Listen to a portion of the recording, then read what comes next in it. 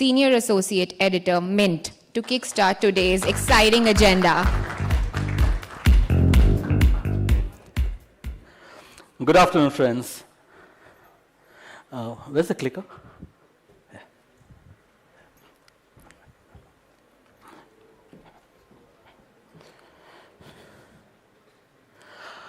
So once again, on behalf of Mint, a very hearty welcome to each one of you all. This is 4th edition of the Mint Digital Innovation Summit. Now, if you remember, about 12 to 13 years back, we used to talk about this acronym called SMAC. How many of you remember this? Absolutely. I can see a few hands raised, but I think most of people in the audience are familiar with this, the social mobility analytics and cloud. And then we added a small little I to that, which is the Internet of Things. Then around 2016, we had machine learning. Everybody tried to, started getting intrigued with this word machine learning and the potential. And then that was the time when we started wrapping our heads around what was artificial intelligence. And of course, over the last 7-8 years, you have many use cases of AI. It's become almost ubiquitous in our lives. AI now certainly is a mature concept. And there are many reasons for that. I have just listed 6 reasons: sophisticated algorithms, large data sets. The large data set, the humongous amount of data sets are exactly what LLMs are all about, but we'll come to that in a bit. Massive increasing in computing power, whether it is not only the increase in the power of CPUs, but also GPUs, NPUs, TPUs. I can go on. Funding from venture capitalists.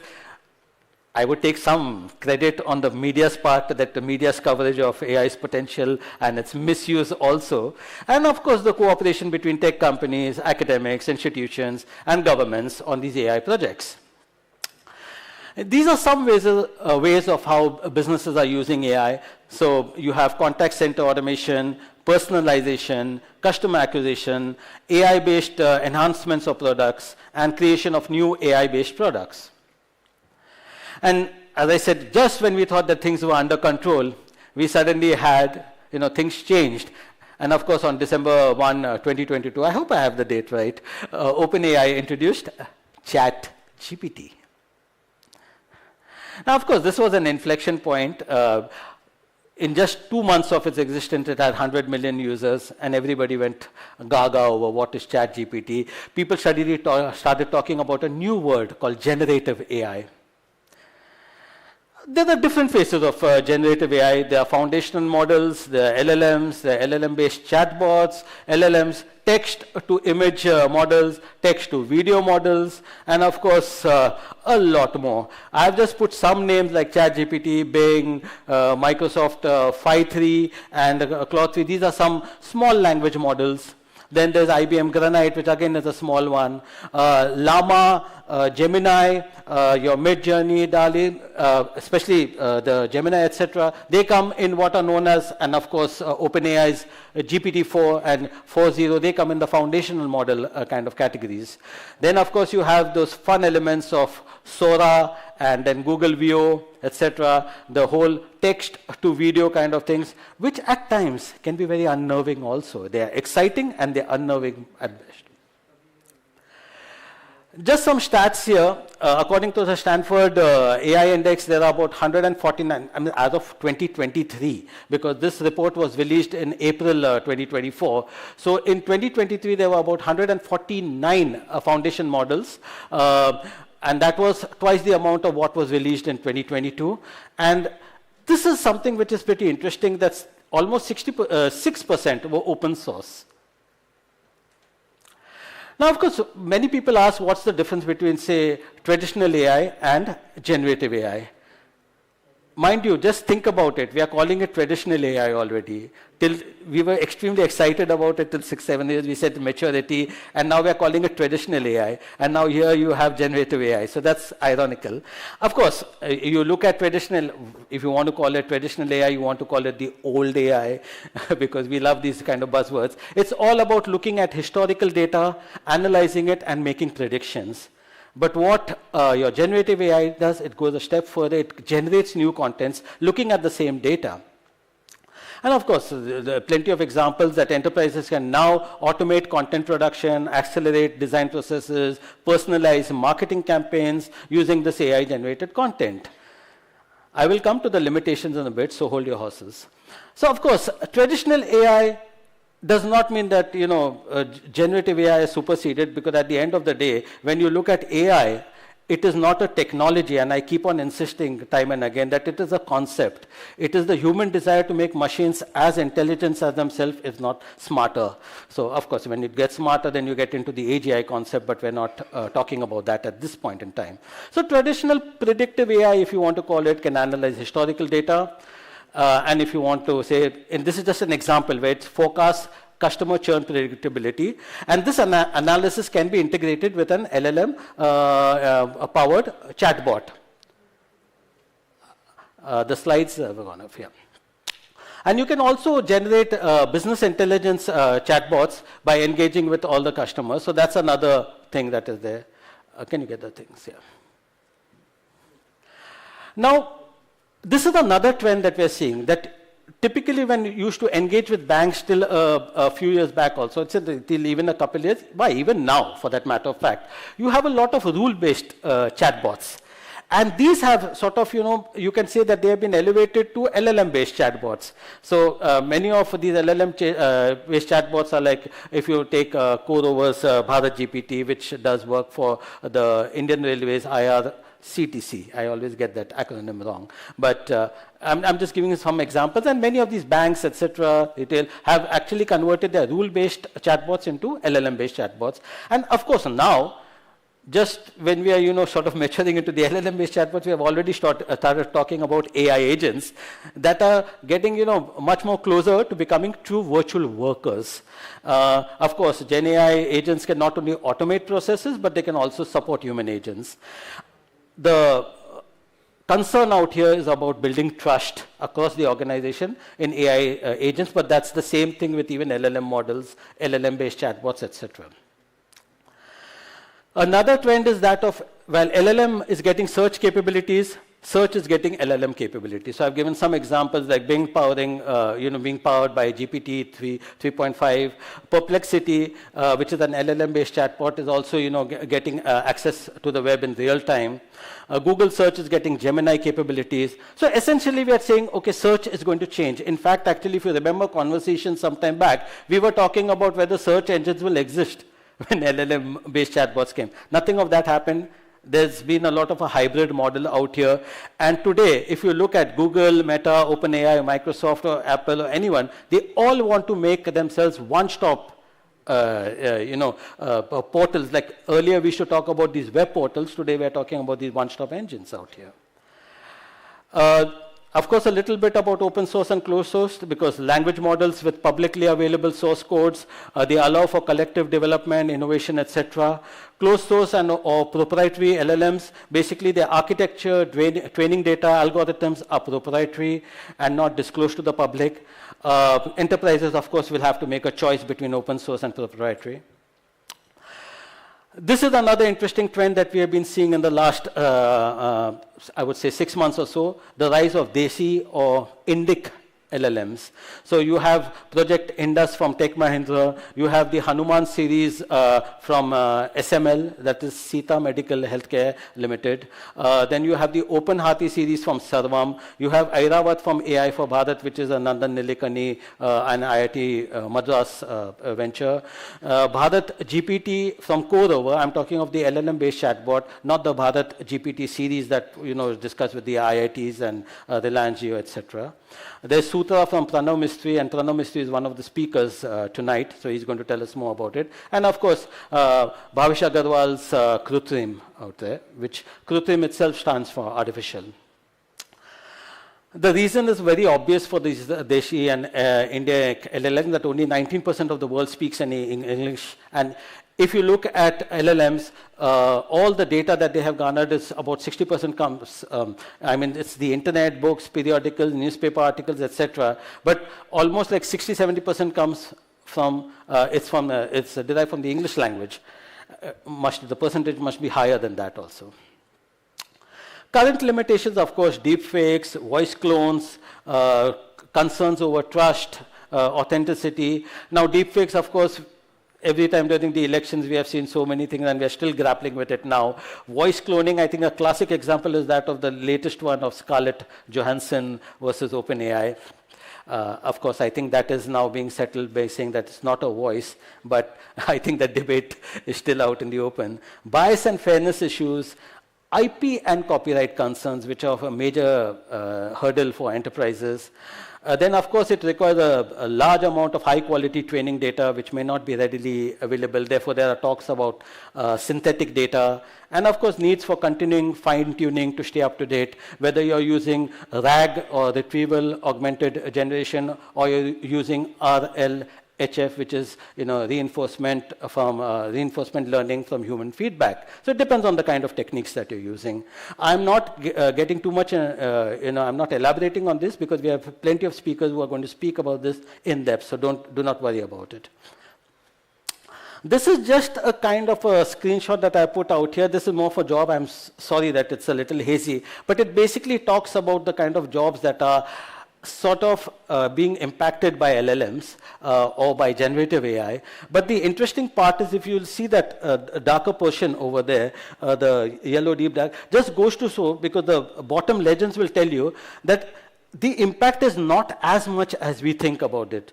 This is a World Economic Forum report, but even in the kind of professions that it is talking about, whether it is all about your writing skills, or whether it's referring to the clergy also, for that matter of fact, paralegal work, etc. They're saying that certain functions, or 70 to 80%, is not being impacted. It is a little debatable at this point in time, but we'll get to that in a bit.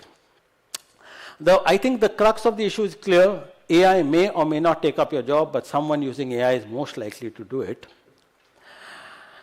Some more trends, very quickly, that GenAI is being driven mostly by millennials, Gen Z, Alpha. We all know that by now. BYOD, bring your own device, is being replaced by BYOAI, bring your own AI tool. Very interesting kind of things, and of course, driven again by millennials, Gen Z, Alpha mostly. Traditional PCs and smartphones are being replaced by AI PCs and GenAI smartphones. So AI PC traditionally would have a CPU. These have a combination of a CPU, GPU, which is the graphics processing unit, and an NPU, which is a neural processing unit. And of course, this is because they can accelerate the pace at which we run the models on the ring. So these are the interesting parts of it. And of course, companies are now recruiting chief AI officers. This is a little of a contentious point, whether this is going to be a temporary role or whether this is going to be a longish role. We will discuss more about it, because you already have a CIO, you have a CTO, you have a chief digital officer, you have a chief data officer, you have a chief marketing officer, and the functions sort of overlap. So is there a real need for the chief AI officer? But yes, we can question those things. Just a slide on AGI, because everybody keeps on talking about it. I personally do not like to be distracted by AGI, because as Marvin Minsky was one of the founders of AI, so there were three kind of main founders that we typically talk about other than Alan Turing. It's Marvin Minsky, Claude Shannon, and Nathaniel. So Marvin Minsky says that no computer has ever been designed that is ever aware of what it is doing, but most of the time we humans aren't either. So I mean, that's the irony of it.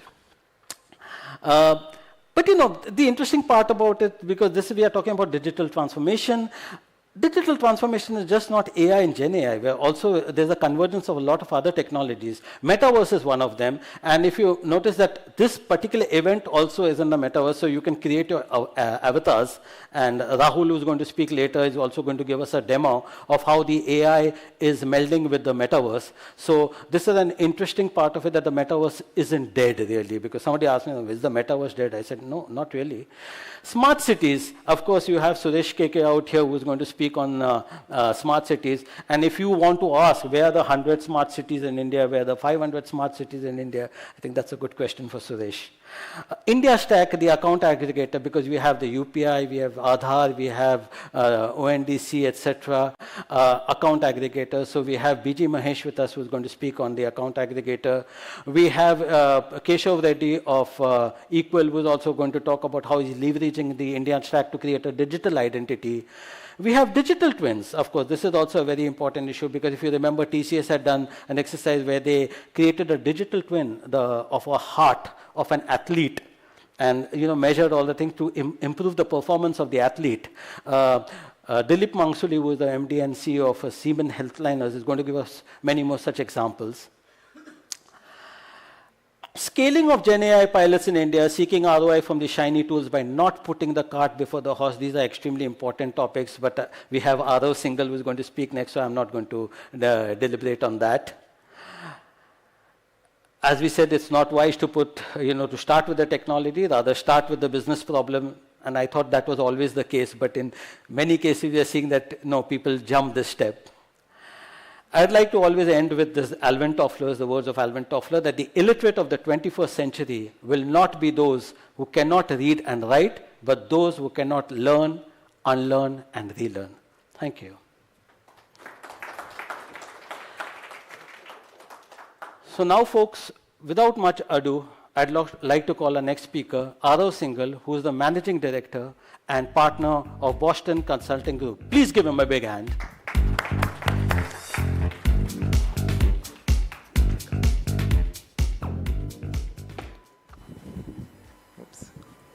Good afternoon, everyone. Pleasure to speak to this esteemed group. As Leslie introduced and spoke about, I think many of you are now aware of what AI, GenAI are. Many of the companies have been experimenting in some shape and form, big, small, multiple experiments, few experiments. But I think as we speak to CEOs, and I'll share some anecdotes, we speak to CEOs, we survey them, what we are finding is that GenAI, along with AI, is priority for 2024 for almost 90% of the CEOs. And they want to put money behind it. 90%. But it needs to be read with the second statement, that about 70% of them feel that we aren't doing enough and they don't know how to go about it. So there is intent, there is money, but how do we get there and how do we scale? That's the key issue to be solved. And there are certain challenges around talent, there are certain challenges around where do we invest, what sort of strategy we need to follow. And that's what I want to speak about today. How do we scale GenAI to actually deliver value and go from experiment and POC to a full-scale implementation where the organization derives the benefits of GenAI in the way they envisage. We see three different ways in which GenAI can create value. And what we call it is deploy, reshape, and invent. Deploy. Simple things, GenAI in everyday tasks. You are looking for marginal productivity gains. Plug and play solutions is what you can imagine here. So a co-pilot in Outlook, writing better emails, meeting summarization on Zoom, that's all deploy. It's very straightforward. Reshape. Reshape is taking critical functions and really reimagining how that function is run. So Leslie again spoke about there being applications in call centers. But call centers, as we imagine it, a person using a dialer and calling up, that's a thing of the past. You can completely reimagine and define the call center as a way to reach a customer with voice. It need not be an agent. It need not be pre-scripted. It may be a bot. It could even have a video. So that's how you take a process which is critical like a call center and you reshape. And that's the second bit. And then the third bit is invent, where you can think of it as being able to do a business which you were not able to do in the past entirely. So think of being able to sell to SMEs as a small enterprise, but with every SME having an RM-like interaction. As a small company without a large field force, you cannot even do it at this point. So it opens completely new business and value pools for companies. But why is this important in the scale-up? Because each of these three kinds of use cases have very different challenges against them. So if you think about deploy, it's very simple to think through what the use case needs to be, how we need to go about it. But the question is, how do we find value in it? How do we measure the value which it creates? And how do we make sure that there is a prioritization in the right places to get you maximum value? So that's the challenge there. If you think about reshape, the challenge becomes, how do I completely reimagine the process, the workflow, and how do I integrate it with many other existing places where it works together with? So again, if I imagine the call center comes in when somebody drops off from a journey or a customer wants something from, say, a bank or an e-commerce platform. But you need to integrate the app where the customer can reach out with this experience being rendered. So all of those data flows, all of the integration with the legacy system, along with making sure that you have thought through the process end to end and all the people changes around it, that's the challenge on reshape. So very different from deploy. And when you think about invent, I would say invent is like creating a new company. It's like a startup. You have to start with product market fit. You have to then go to saying what's the unit economics, and then think about, okay, how do we scale it? And how do we get issues along with scaling which come into the picture? So as you even think about pilot going to scale up, depending on the type of use case, your challenge is going to be very different, and hence your strategy for scale up has to be adapted to it and be different, right? And there are some common things, of course. There'll be, how do I get more talent? How do I make sure that there is ethical AI which is playing through? How do I build a tech architecture which works? The first two enhance value, and the last one is mitigating the risk. All of this we need to look at comprehensively, and that's how we approach it. And as we work, we are currently working about, as BCG, about 400 live GenAI programs, GenAI plus AI, out of which about 200 are in the scale-up phase. So there's a fairly large set of people who have moved on from pilots. And from there, the way we envisage and the way we are working with clients and evolving, there is a 10, 20, and 70 of how do you derive value from this. 10%, 20%, 70%. 10% comes from actually the algorithm, the intelligence which you are building out. You will get 0 if you don't have the algorithm. So it's not that without the algo you can get 90, you will get 0. But with only the algorithm, you'll only get 10 because it won't have adoption. It will just work in pockets, right? The 20, which is the tech or the IT part of it. How do I integrate it with my regular business and systems? How do I make sure that the data flows? How do I make sure that the architecture is designed in a way that it can scale, it doesn't just get reduced in pockets, and it can work across use cases? And then the 70, and the 70 by itself, I can imagine you guys are thinking is important because 70% of the value is captured there. That's the business and people transformation which has to happen for the adoption to work. And I'll illustrate that with a simple example. If a use case is tech first, where we found a technology and we want to deploy it and we didn't speak to the business owner, I can guarantee you will not get value. Just because the business owner will never prioritize that as an effort of his team. But at the same time, if you started with a business problem saying, I want to increase efficiency of the call center by 50%. I want to increase the efficiency of the call center by 50%. Then you find a solution and redefine the workflow. He will push his team hard to make sure they are using the tool and actually deriving that value. So we need to think of the 10, 20, 70 in the form of a business transformation. One bit on tech, and I think this part is important, and this will probably also help us as we contextualize with many of the other speakers coming through. As we think of GenAI, there are actually only 6 different kinds of capabilities you need to have in an organization, which is the technical capability or the algorithm. And pretty much all use cases are combinations of these being called upon by the AI agent or the workflow manager. So you have conversational interface, whether it's an internal interaction, whether it's an external interaction, you just need that interface capability with the ability to converse. You have knowledge generation, where you can give prompts and it generates code, it generates long form content, etc. Content summarization, taking unstructured information, text, images, videos, and being able to make sense of it. Data analytics and visualization, of course, that's more intuitive. Personalized content generator, again to what Leslie spoke. GenAI is very, very creative. It can adapt to different prompts you give, and hence you can do personalization at a massive scale, especially critical for marketing, especially critical for any Customer reach out. So banks are using it for collections, for reaching out to new customers, right? And then of course synthetic data, because you want to train models. Many cases you won't have historical data, so you want to do that. But if you take these 6 capabilities, you can do any use case. And why is this again important? Because you need to think of building these capabilities in the organization in a manner that they get developed in one place but can get applied everywhere. You don't want 5 different pilots to have 5 different tech developments where you have things in pockets but they can't work with each other.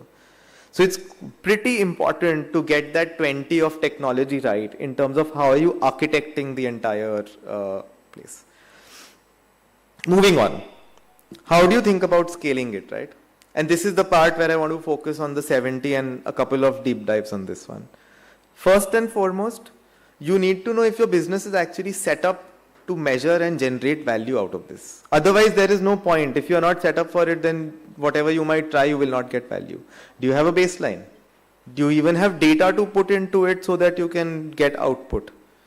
Do you have the process and the workflows to be able to integrate into so that you can get value? Second, you need to define the preferred reality. But the preferred reality is not of the technology. The preferred reality is of how your business operates.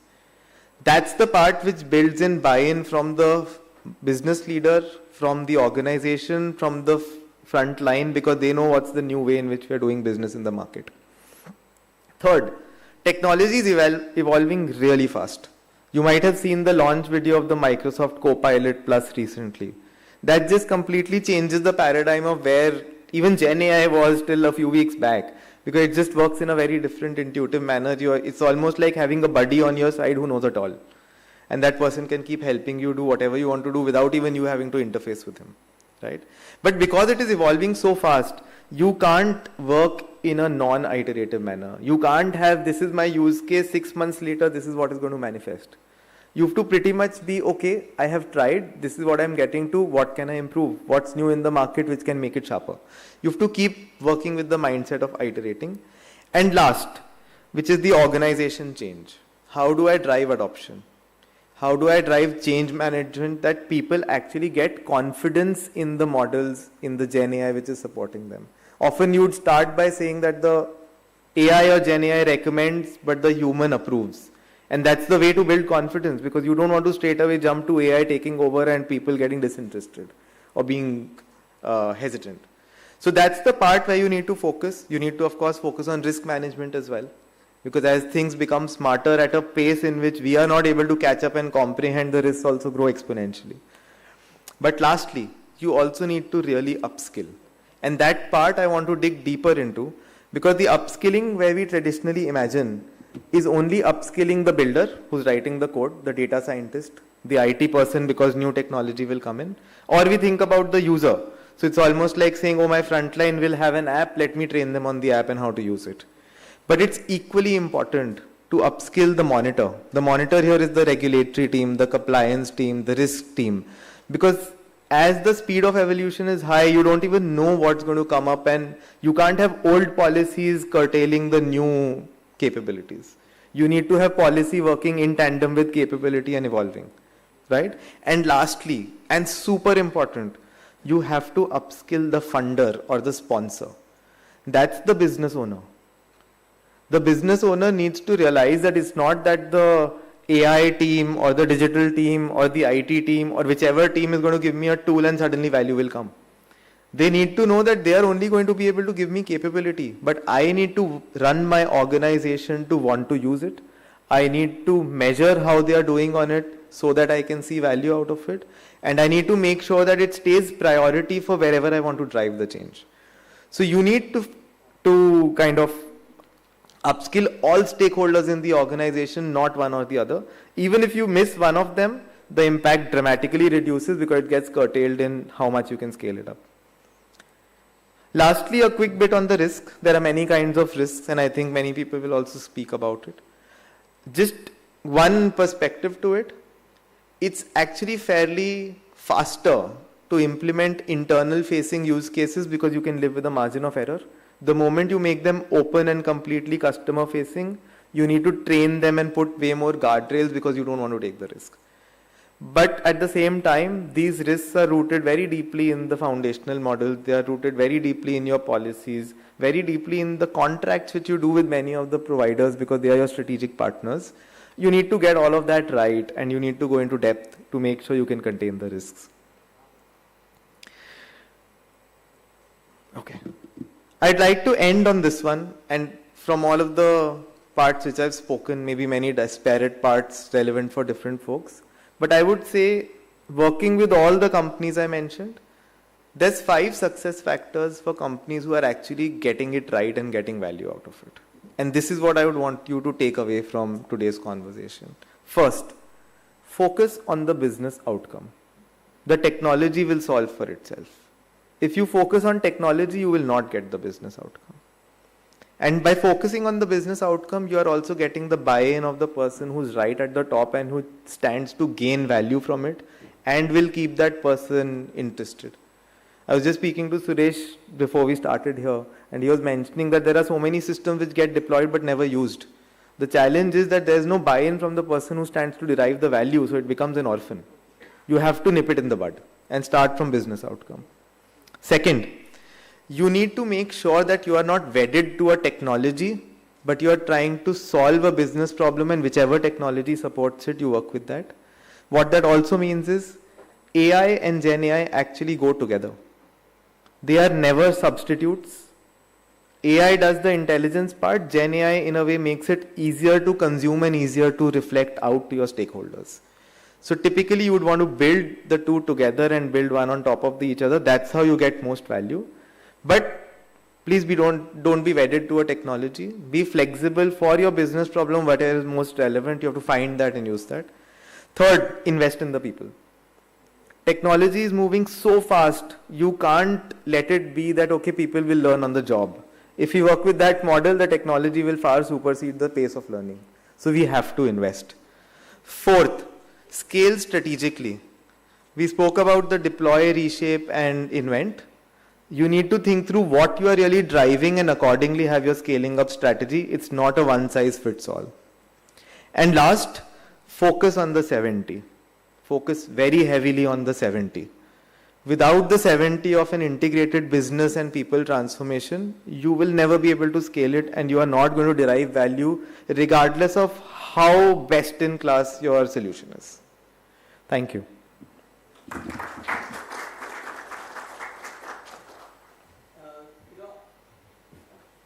Is the mic on? Yeah. Typically when I hold these events, I've been accused of not giving the speakers enough time for questions, and that was Sudesh actually who accused me of it. But I can take one question or a couple of questions at most, if there are.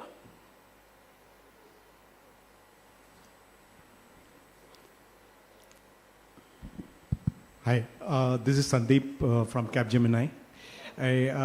So one question, like one area where you see any potential, like particularly in the sustainability side, where most of the organizations are like having aspirations to optimize their energy consumption, energy optimization and all.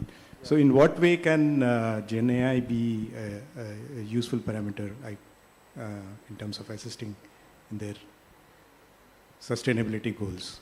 See, there's multiple elements to sustain. I hope I'm audible. Oh, thank you. There's multiple elements to sustainability, right? There can be elements on the side of procurement, what you're doing. There can be elements on the side of how your end users or the user functions are defining the requirements and actually acting on those.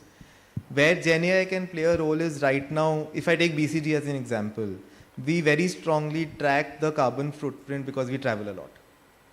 And we are just taking many, many flights and so on and so forth. And we want to optimize that so that we can meet our net zero ambition as well. Where GenAI is playing a role, internally every person gets their own scorecard and recommendation of how can you do better on this front. It analyzes the calendar, looks at what you could have done virtually, where you traveled only for one meeting, etc., etc., etc., and gives tips. So that's one kind of an example of saying, holistically in my ESG strategy, I want to reduce my carbon footprint, which means potentially can I reduce flights, which means potentially can I get the users to be aware of when they could have avoided and when they can avoid. So that's how the business problem of saying I want to be on the ESG target, carbon emission, flight, translates to a use case which nudges the user. And hence there can be many, many more, depending on what are the priorities for the organization. Actually, Arav is with us for some time. Yes, I can take so questions you can then later. pick his brains. Thank so you. Please give him a big hand. You know, sir, they say that there's nothing more practical than a good theory, because we have been having a lot of theory at this point, and it was Kurt Lewin who said it. But there's also another saying that, you know, the proof of the pudding lies in the eating. So for that, I'm going to call on stage now Utkarsh Desai, who is the corporate center head of L&T Construction. Please give him a big hand.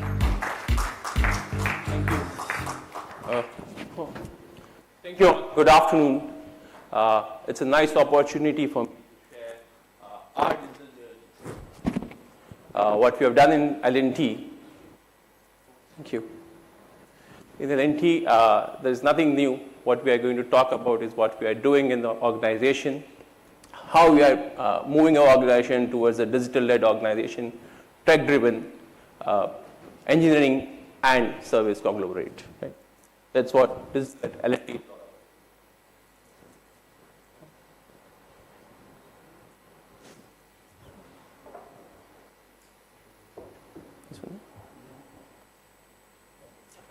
Sorry for that.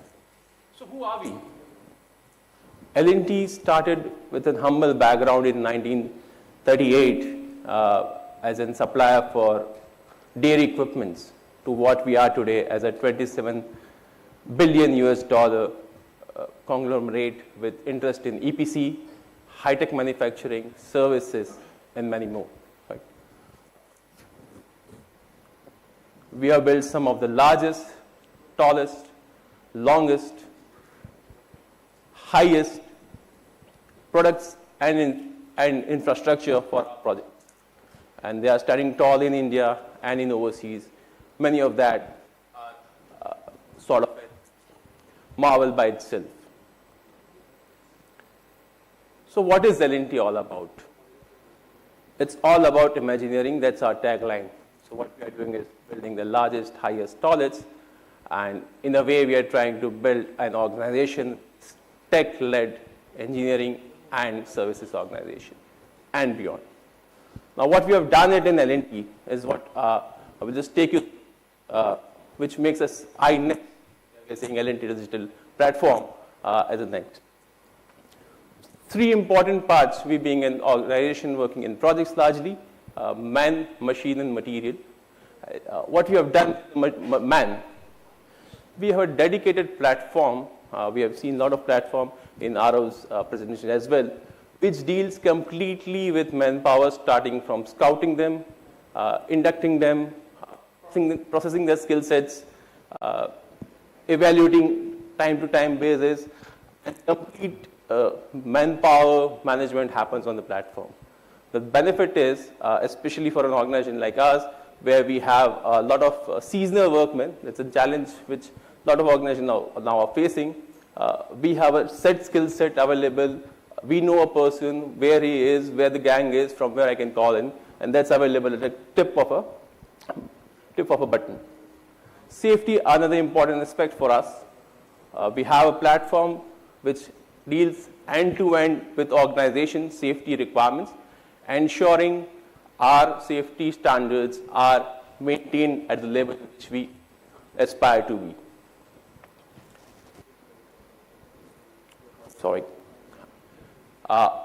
Machines.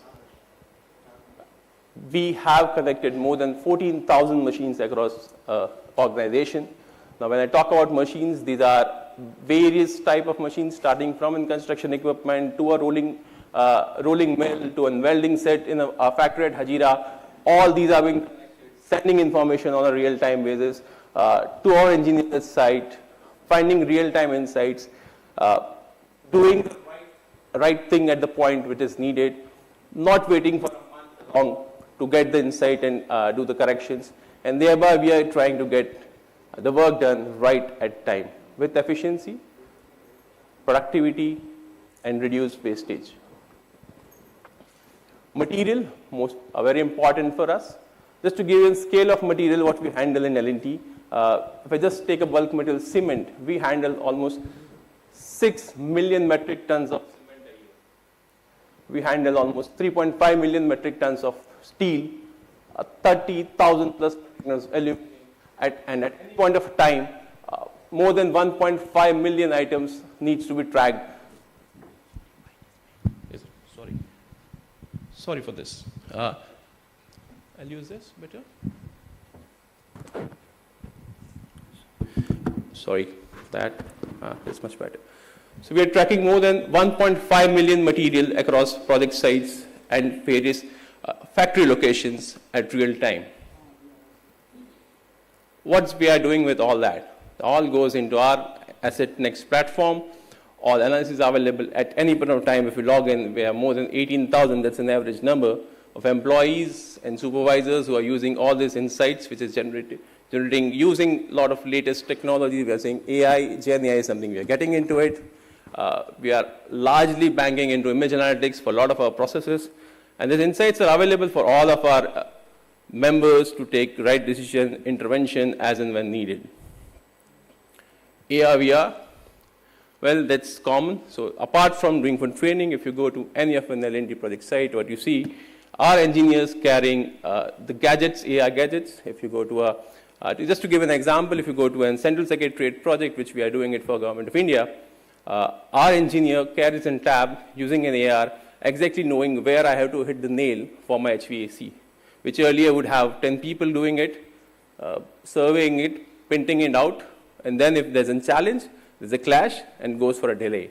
If you go to an airport project site, my engineer know exactly which airfield ground light has to be placed just with a click of a button on his tab. Right.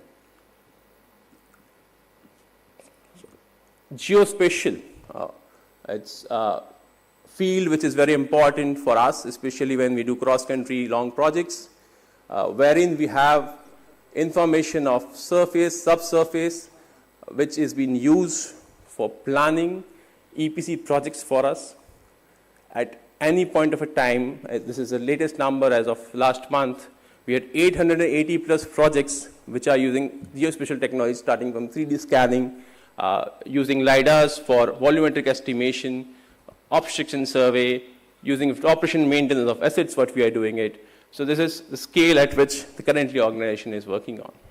And this all data is important because, as I was talking about, unless we have good data, there's no point having AI, ML on it. Of course, we can have synthetic data, but as good organic data what we have, that would be a better thing to do. And we, being L&T in this service for 85 years, we have a wealth of information which we actually want to leverage for improving our profitability, improving our scale, improving our timely completion targets. Well, all that's important. Organization, which is the key to all what we are doing in L&T.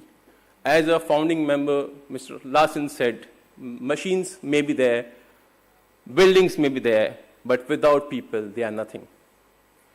People are our real assets. The digital transformation in L&T is led by our chairman, who lead by an example.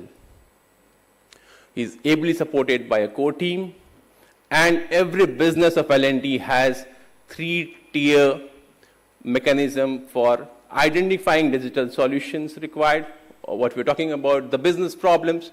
So the technology is there, we have technologists, and these all evangelists what I'm talking about, or catalysts, or the ambassador, these are all my work front people, starting from my business heads, mid-level management, to my service engineer, to my frontline engineer, to a supervisor. So these are my ambassadors, these are my evangelists, these are my catalysts who are driving digital in L&D. And the data what I showed earlier is all because of all this. So we are all facilitators and the users at the same time. Just to bring context to what we are doing now and what we are looking for in future, there are two things which human has not created till date, which is time and money, time and energy. Of course, money, we are creating a lot of wealth. Sorry for that. all our efforts in digital is to ensure how can we improve on these two aspects, because we can neither create time, we can neither create energy. Along with the L&T's ambitious goal to be carbon neutral by 2040 and water neutral by 2035, all our initiatives are focusing towards improving on these two targets. Just to give an example, we are working on value chains.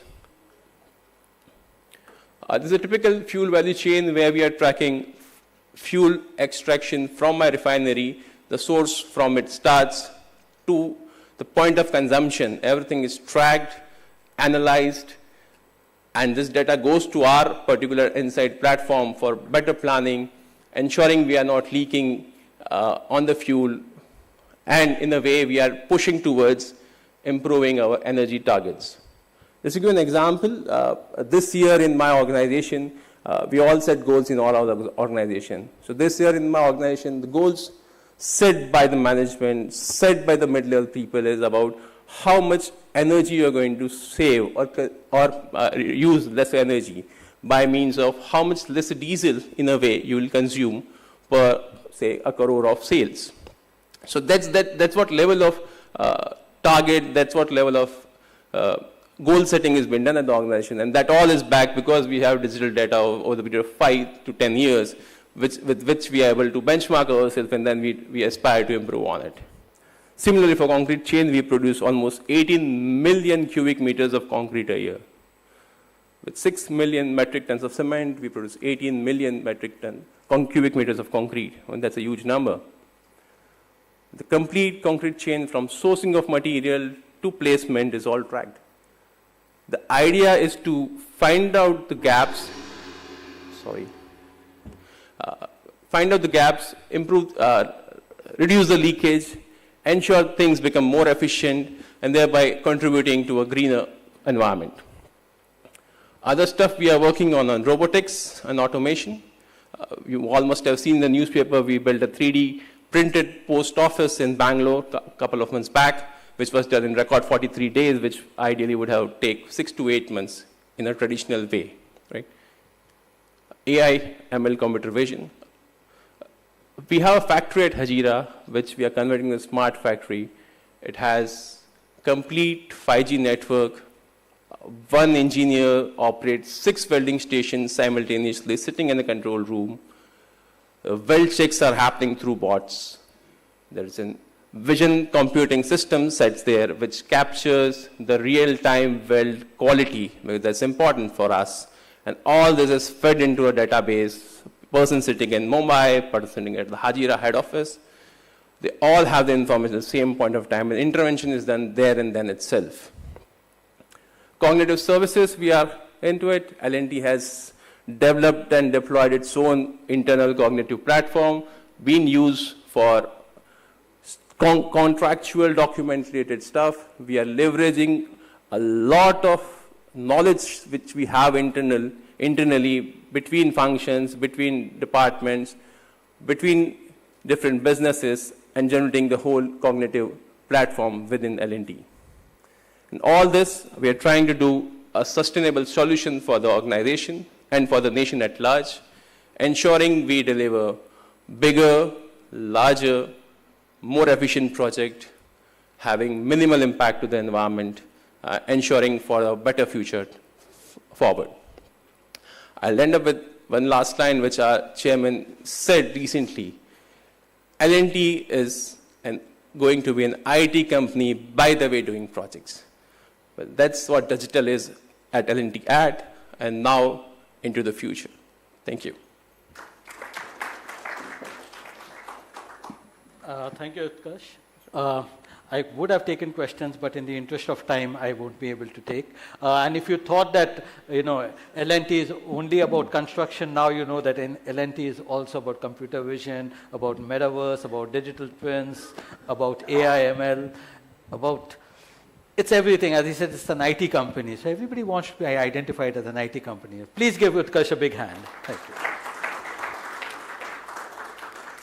Now I would like to call on stage Dilip Mangsuli. He's the Executive Director and Head of Development Center, Siemens Healthineers. This is like engineers, right? Oh, it's a lovely question. Please give Dilip a big hand.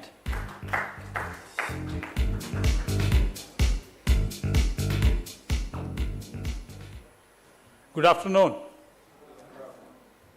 Well, today morning when I took a flight to Mumbai, I was reading a newspaper, and one of the articles that caught my eye, it was talking about health is wealth. It's not a new statement, but there was a very large article on health is wealth, and it talked about food habits, how they are changing, and how people are looking at genomics, using genomics and to build their better food habits that will build a better health for them. And with that in mind, I was having a discussion with Pranav just some time back, and we were talking about how genomics is trying to change the practices in terms of building health. And today I want to talk about, from Siemens Healthineers point of view, what we are trying to do. We pioneer breakthroughs in healthcare for everyone, everywhere, sustainably. I mean, that's a purpose that we set for ourselves. And we are a company which is focused on building solutions on imaging, diagnostics, and therapies. And what we have been doing for the last few years is building solutions worldwide and trying to really address the markets in access to care as well. A few things that are actually changing in the world. If you look at it, the world population has gone up. We touched 8 billion people, and we're going to touch, in another 7 years, we'll be touching 9 billion people. And the number of deaths that are occurring because of non-communicable diseases like cancer, stroke, cardiovascular diseases, has gone up to about 73% of the deaths are due to that. And this is really throwing a huge challenge to the world. And how do you manage health? Last year, I lost 2 of my friends. One friend, very young, he slept in the previous night, morning he did not wake up. And another friend had a nagging cough for almost 6 to 7 months, and he was trying to manage it by taking Benadryl. He was living in a village, and he was always told, you have cough, take Benadryl and you will be okay. So it will give him a soothing effect, and he was feeling okay. But after 6 months, when he got himself tested, it was too late. It was an advanced case of cancer, and he passed away. Now, both cases talk about, was that avoidable? Was that something that could have been managed better as a human health? We always try to look at it. Think about it, what's happening, pre-COVID. Pre-COVID, I think the entire world thought we were in a better, healthy situation globally. And it brought us back to earth, giving us a reality check that health is still a huge challenge. In 1978, when World Health Organization declared health for all by year 2000, everyone thought that was a dream that could be achieved very easily.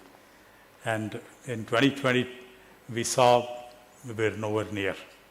And this is a huge challenge. And with the increasing population, and add to that, the number of people that are needed to manage health infrastructure as well as providing health to the mankind is decreasing. We'll be having nearly 10 million shortage of healthcare workers by the year 2030. That's going to really put a huge burden. There are only 2 good news there. One, computational power. That's growing exponentially.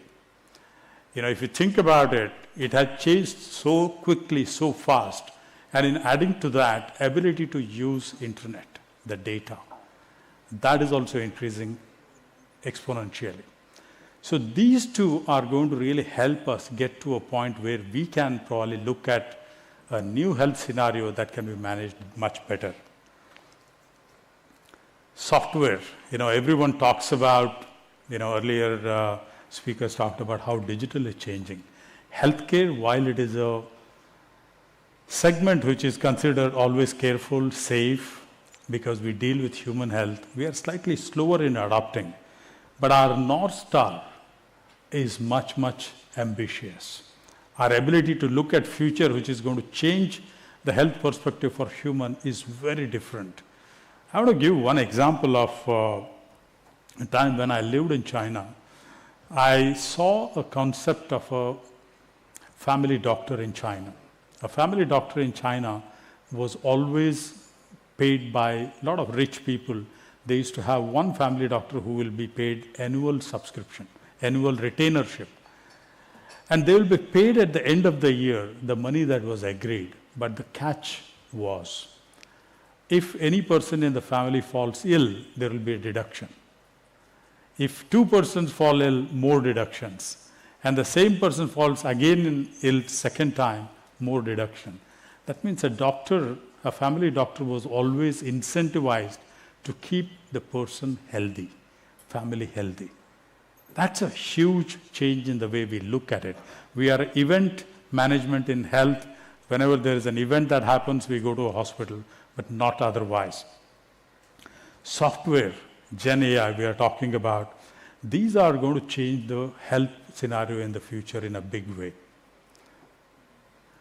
We are talking about ability to create, ability to understand human health better. Can we look at creating or mimicking my own health for the future?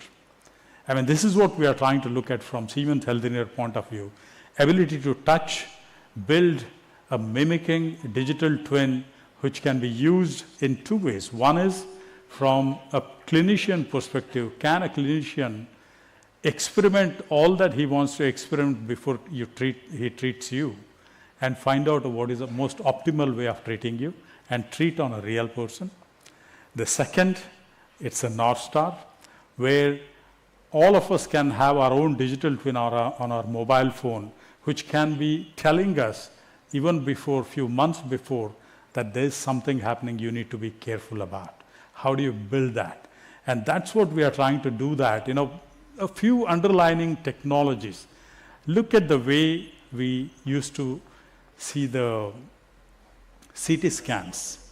CT scans in the year 1970s, when it got introduced, they were as blurry as that. And today's CT scans, on the right side, what you can see is as clear as this. This is the latest technology on photon counting, which measures the number of photons crossing the human body. These are giving us intricate details of human health in one or other way. I'm just giving this as an example, but there are many other examples of human understanding, body understanding, the health understanding, disease understanding. Maybe it is your watch. Maybe the new rings which are coming out now, Indian company has come up with a new ring which can actually measure your health in a lot better way. All these inputs that are coming from multiple sources, your food habits, your records that are coming from all the medical check. Talk about NDHM, National Digital Health Mission. What we are trying to look at in the verticalization of data of a patient. All the data that is coming will give a historic understanding of how a person is doing in health. Now, this can be captured, and that can become a basis for building a human digital twin. And that can actually be a future game changer from moving of disease management to a health management or a wellness management of humans in the future. And that's what we are excited about. And what I want to start with is this image, one small video which talks about what the future of healthcare on digital twin looks like. In the decades ahead, healthcare will undergo dramatic transformations. Medicine will become more precise. Value will shape care delivery. Patients will become empowered consumers. And digitalization will transform every facet of healthcare. Patients will have a digital twin, a customized computational model of themselves, enabling Dr. Clive to anticipate illness, guide therapy options, and predict outcomes of procedures.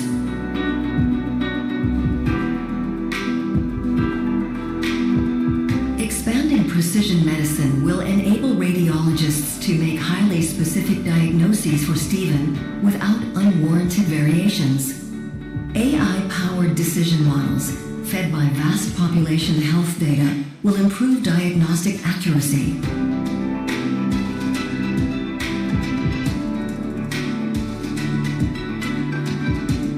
Healthcare will become anticipatory, organized around Paula's medical conditions, and available around the clock, transforming care delivery. Multidisciplinary, highly productive care teams structured around patients and their needs will collaboratively deliver the full cycle of care. All interactions with John will become convenient, personalized, and compassionate, improving patient experience. Supported by real-time monitoring and guidance, John will become more empowered and have physical and virtual access to care when and where he needs it. At Siemens Health & Years, our mission is clear. We pioneer breakthroughs in healthcare for everyone, everywhere.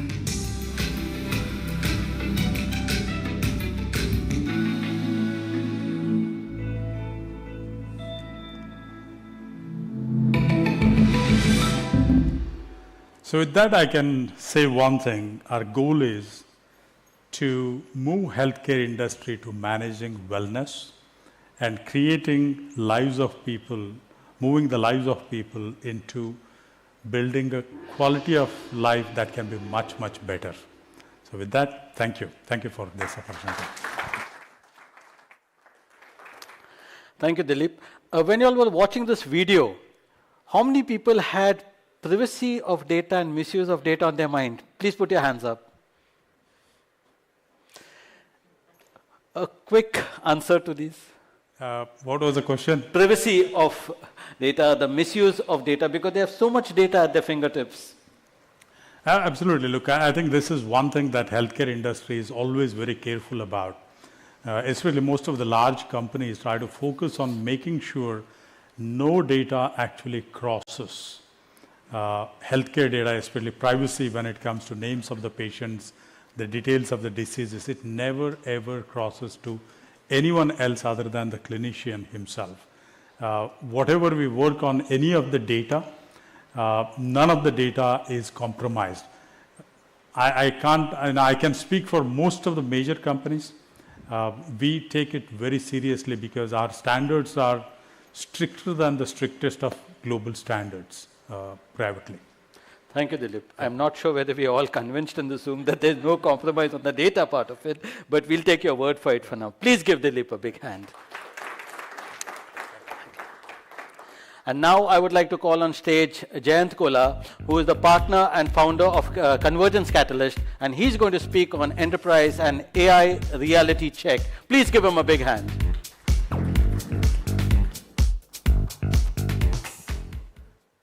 Thank you. Before I begin, I just want to say physically and mentally I'm here, but my heart is a few hundred kilometers away with my daughter. She's playing a state ranking badminton tournament. I jumped into the car, drove around 300 kilometers, reached home at 1, woke up at 5:30 in the morning, took a flight. And she's 14 years old, and she still doesn't know to a significant extent what I do. So, if you guys can indulge me and humor me a little, I'd like to, I've been doing this ever since she's been born, connecting, speaking at events, a part of what I do. But I'd like to just take a, selfie with all of you to tell Siona what is it that I do. Thank you. All right. Enterprise AI, the reality check. Arav and the gentleman from L&T, they spoke at length, what's happening on the ground. But, let me, from our point of view, let me, give a view of what enterprises are thinking. So I have about 25, slides and about 500 seconds to go. Let's hit the road running. Should enterprises invest in AI? What a silly question, right? I mean, all of you can yell yes. Leslie can kick me out of the stage and we can go home, we can save a lot of time and energy. But I'm here over the next 8.5 minutes, want to answer why, how, and where should enterprises invest in AI, right? Coming to why, okay, what are enterprises going through? Why even this basic fundamental question, right? Why should enterprises invest in AI? The reason that question comes up is, Arav talked about it, it's also becoming increasingly difficult to keep a track of what's happening in the AI space. These are some of the developments that happened in the last 3 weeks, right? Meta launched Llama 3, Microsoft launched Phi 3 Mini. Both of them can run on PC machines without GPUs, so the need for GPUs is reducing. The same month, NVIDIA lost its market cap by 15%. Okay, so the hyperscaler model is actually under threat. A week later, Sundar Pichai announced that in the last year, Google reduced 80% of AI infrastructure need for their GenAI queries. And last week, Meta announced a multi-token prediction model. Okay, and a few days back, was it Anthropic, Leslie? Anthropic came up with an explanation of a research paper on understanding hidden layers. All these are, groundbreaking innovations, and I am not even talking about the ChatGPT 4o that OpenAI launched, Google I/O announcements, and the Microsoft announcements 2 days back, which made the headlines. The point is, the pace of innovations in the AI space are, going extremely fast for anyone to keep a track of, right? So, and enterprises definitely are struggling to keep a track of this. Again, why do we ask these fundamental questions? This is BCG's numbers as of December 10. Less than 10% GenAI pilots are actually going into production, and a lot of them are ending up in sandbox. So enterprises are still questioning themselves, if that is the case, why do we have to invest in AI, right? And what's happening? The talent is getting scarce and costlier. These are some of the salaries, for AI engineers. Some of them are double the market standards, okay? And most of the enterprises don't have in-house talent. Looking at ROI, enterprises are also struggling to define ROI when it comes to GenAI, right? I mean, most of the companies, this is A16Z's enterprise survey data, close to 60% of the companies are positive about ROI but not measuring it. About 1/3 of them are talking about, measuring ROI in terms of cost savings. About 9% think that ROI will come from new revenue opportunities. In my mind, this is actually going to be where a huge chunk of ROI is going to come. So ROI in the enterprise AI space is still a function of art and science. And now the enterprise budgets are moving from, AI budgets are moving from innovation and R&D to actually software upgrade budgets, which in my personal opinion is actually a huge mistake. Companies should actually increase innovation and R&D budgets and not move, AI into different software upgradation OpEx budgets, right? And also, close to half of most of the, AI, or especially GenAI implementations are just chatbots, okay? Beyond that, nothing is coming out of enterprises. So, considering all of these questions, enterprises are, and the decision makers are thinking, should they even invest in AI? So let's quickly see, in a minute, where are enterprises stuck? 4 hard facts, Arav talked a lot about this. 90% of enterprise AI is actually in, it's only 10% is AI algo. 90% is in IT infrastructure, management, seamless IT infrastructure management, and change management. Okay, that's where the companies are struggling with, and data engineering, data cleaning, vectorization, and engineering.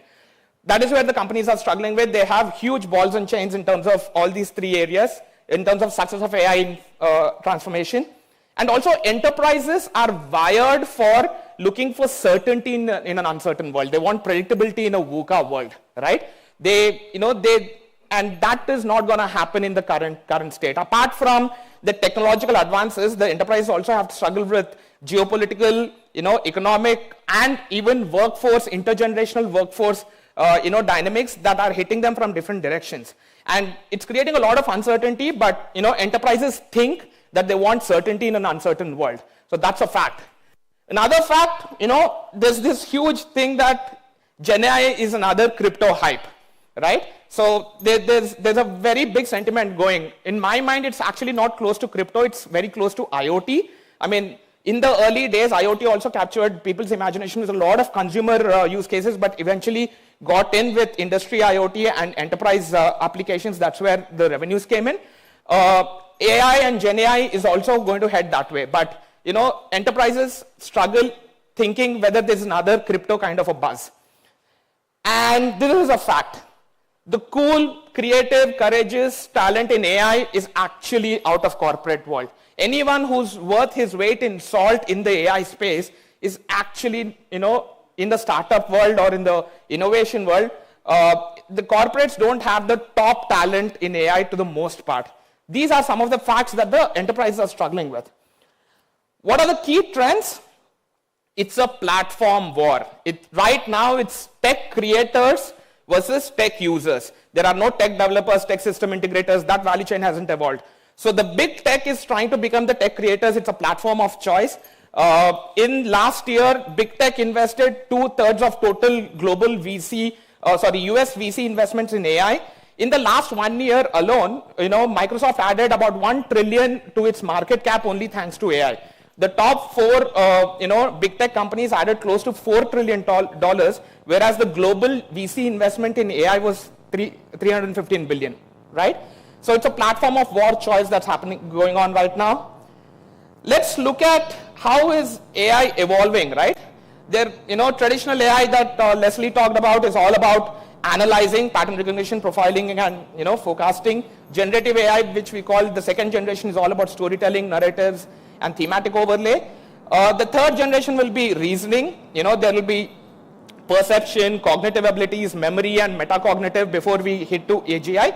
But this is going to be the evolution of AI. So the traditional AI used to analyze, generative AI creates, and the next generation AI will be reasoning. And somewhere in between, we have something called as AI agents which are coming in. Don't worry too much about Agent Smith's photographs. Sometimes you have to, put up an image that evokes an extremely diametrically opposite reaction that you want to make a point. But if anyone's listened to Microsoft Copilot and Copilot Studio and Copilot Plus, AI agents are coming to the workplace to automate workflows, right? Whereas LLMs absorb a lot of complex work, complex knowledge and churn out interactive messaging and communication. AI agents are going to absorb a lot of managerial work, okay? So these are going to come in and take over a lot of tasks and goals, okay? And these are going to be the new segment in the enterprise AI space. We know what porn did to internet. 15 years back when I was in telecom, when we were launching 3G in India, we used to say the 3 Gs which will drive 3G adoption in India or mobile internet adoption in India are going to be God, games, and girls. Something similar is happening in AI as well. AI girlfriends and AI boyfriends are the biggest used app in the consumer segment, okay, compared to anything else. What that means to the enterprise segment is the contact center and the call center ecosystem and that business model is going to be, taken over by GenAI space. Okay, 2 minutes. Where should companies invest? An industry colleague and a good friend, Sangeet Paul Chaudhary, came up with a good enterprise AI framework, on a blog called Platform Thinking. You guys should check it out. And he says that in an enterprise, the objectives or the roles are broken down into goals, and then goals are broken down into tasks. Individual tasks will first be done by machines, and then eventually goals and then roles themselves, right? It's about unbundling and rebundling, automating and rebundling of this one. So this is going to be the framework. I urge you guys to go check out that framework. 3 practical steps, of how companies should invest depending on where they are on the, adoption curve or investment curve. Okay. You guys can, if they're right at the beginning, they should actually invest in, automating simple and high failure tolerant tasks. Going on the other extreme, if they're advanced in their budgets and they're with huge, talent, they should actually invest in advanced innovations, okay? And most importantly, companies should invest in, corporate accelerator, corporate startup incubator, and entrepreneur in residence programs, because this is where a lot of AI and GenAI innovation and useful innovation is going to come into in enterprises. And Leslie talked about Chief AI Officer. I think companies should not hire Chief AI Officers. Companies should build AI success offices, a cross-functional team led by business specialists. Okay, think of these as special task force. Okay, within a company whose primary objective is to ensure that AI adoption is successful across, across functions and is in line with the company's, vision, strategy, and potential new opportunities as well. I personally believe that the big innovation in the AI and the Gen AI space is actually going to come in revenue models and the business models, okay, as opposed to anything else. But we need to have a cross-functional team whose job is to ensure that AI is successful, in the companies and their adoption. Companies right now are asking a lot of how should we invest? But the companies and the enterprises the question that they should be asking is why? Why should they invest in AI? And the answer to that why is going to be different for every company, and that's going to lead to the success of adoption and evolution of AI within enterprises. So coming back to the original question, should enterprises invest in AI? 20 years back, I was in Motorola. I was launching, the product marketing guy launching Motorola, Moto Razors, Moto Rockers. The company invented cell phones. Then back then, Nokia was the global leader, and also in India, it was the 85% market share holder. Motorola was focusing on hardware, making sexy, slim phones. Nokia moved to software with Symbian OS, and pumped in a lot of features and functionalities into their phones. And Nokia was the big, market leader. I was a product manager with Nokia as well. I launched their first Express Music device, touchscreen device. But Nokia lost the race to Apple, which brought in a very capable device, but intuitive user interface and user interface to people's hand tips, right? So we have these two huge 75-year-old multi-billion-dollar companies, okay, which missed technology tectonic shifts, okay, and and are not in the business anymore. And with AI, okay, we are there again, okay. So I strongly believe that the company should invest. We are a part of an innovation cycle right now, not an operation cycle, okay, and that's my point. Not to become obsolete, companies should definitely invest huge and innovatively into AI. My name is Jayant Kola. I'm partner with Convergence Catalyst. I help companies win with AI. Thank you for your time. Really appreciate it.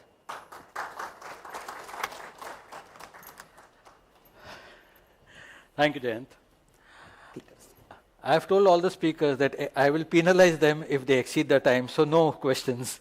But anyway, Jayant is around on a lighter base. So Suresh, while deferring to your wishes on questions, they cannot exceed the time, so please. Our next, in fact, actually, as you see, just as we're trying to wrap our heads around AI, GenAI, LLMs, etc., our next speaker, Gagandeep Rihal, who's going to come in virtually, he's going to talk about what next after LLMs. You'll say, God help me after this now. I mean, we are just trying to get our heads around LLMs. But then also remember that he's the founder of the driverless car platforms in India. So I'm sure he'll have a lot of it. But before we come to Gagandeep, is Gagandeep ready? He's there, right? Okay, but before we get him online, I have 3 quiz questions for you guys. And there's a small little gift. No, it's nothing to do with AI, so don't worry about it. So the questions are very simple. Please spot the winners, folks, because whoever gives the answer will have to shriek and shout the loudest. Simple questions. Scarlett Johansson voiced an AI assistant in Academy Awards nominated movie Her. Scarlett is in the news. What was the assistant's name? Oh my God, wait. Angelina, Eliza, Samantha, Cheryl. Cheryl. Who said Samantha? Please spot. So Samantha is the answer. Yes, please give him a big hand. And also the gift, please. In 2016, Microsoft demonstrated a technology that showcased holograms talking to each other, almost like Star Wars. What was the technology's name? Teleportation, Zune, holoportation, apparition. Who is the one who said it first? Holoportation is the answer. Please give him a big hand. The third quiz. Don't worry, there are lots of quiz questions, but this is just the third for this space. OpenAI co-founder Ila Sutskever recently stepped down from his role. We all know, I mean, one can speculate about the reasons, but that's not the quiz question. What role did he play there? Chief Operating Officer, Chief Scientist, Chief Engineer, Head of Data Science. Okay. Too many answers. Who's the one who said it first? Please give to everyone or use AI to decide. You get the gifts, we'll give it. I'm sure you have your gifts. So Kumar is the founder of Neuraleap, and he's got a very interesting demo later, but I'm sure he'll pass on some extra gifts to all the other winners. Please spot the winners and please give them a big hand. So now I'd like to call, I cannot call him on stage, but I'm going to call him online, Gagandeep Rehal, founder -0. Yeah, am I audible?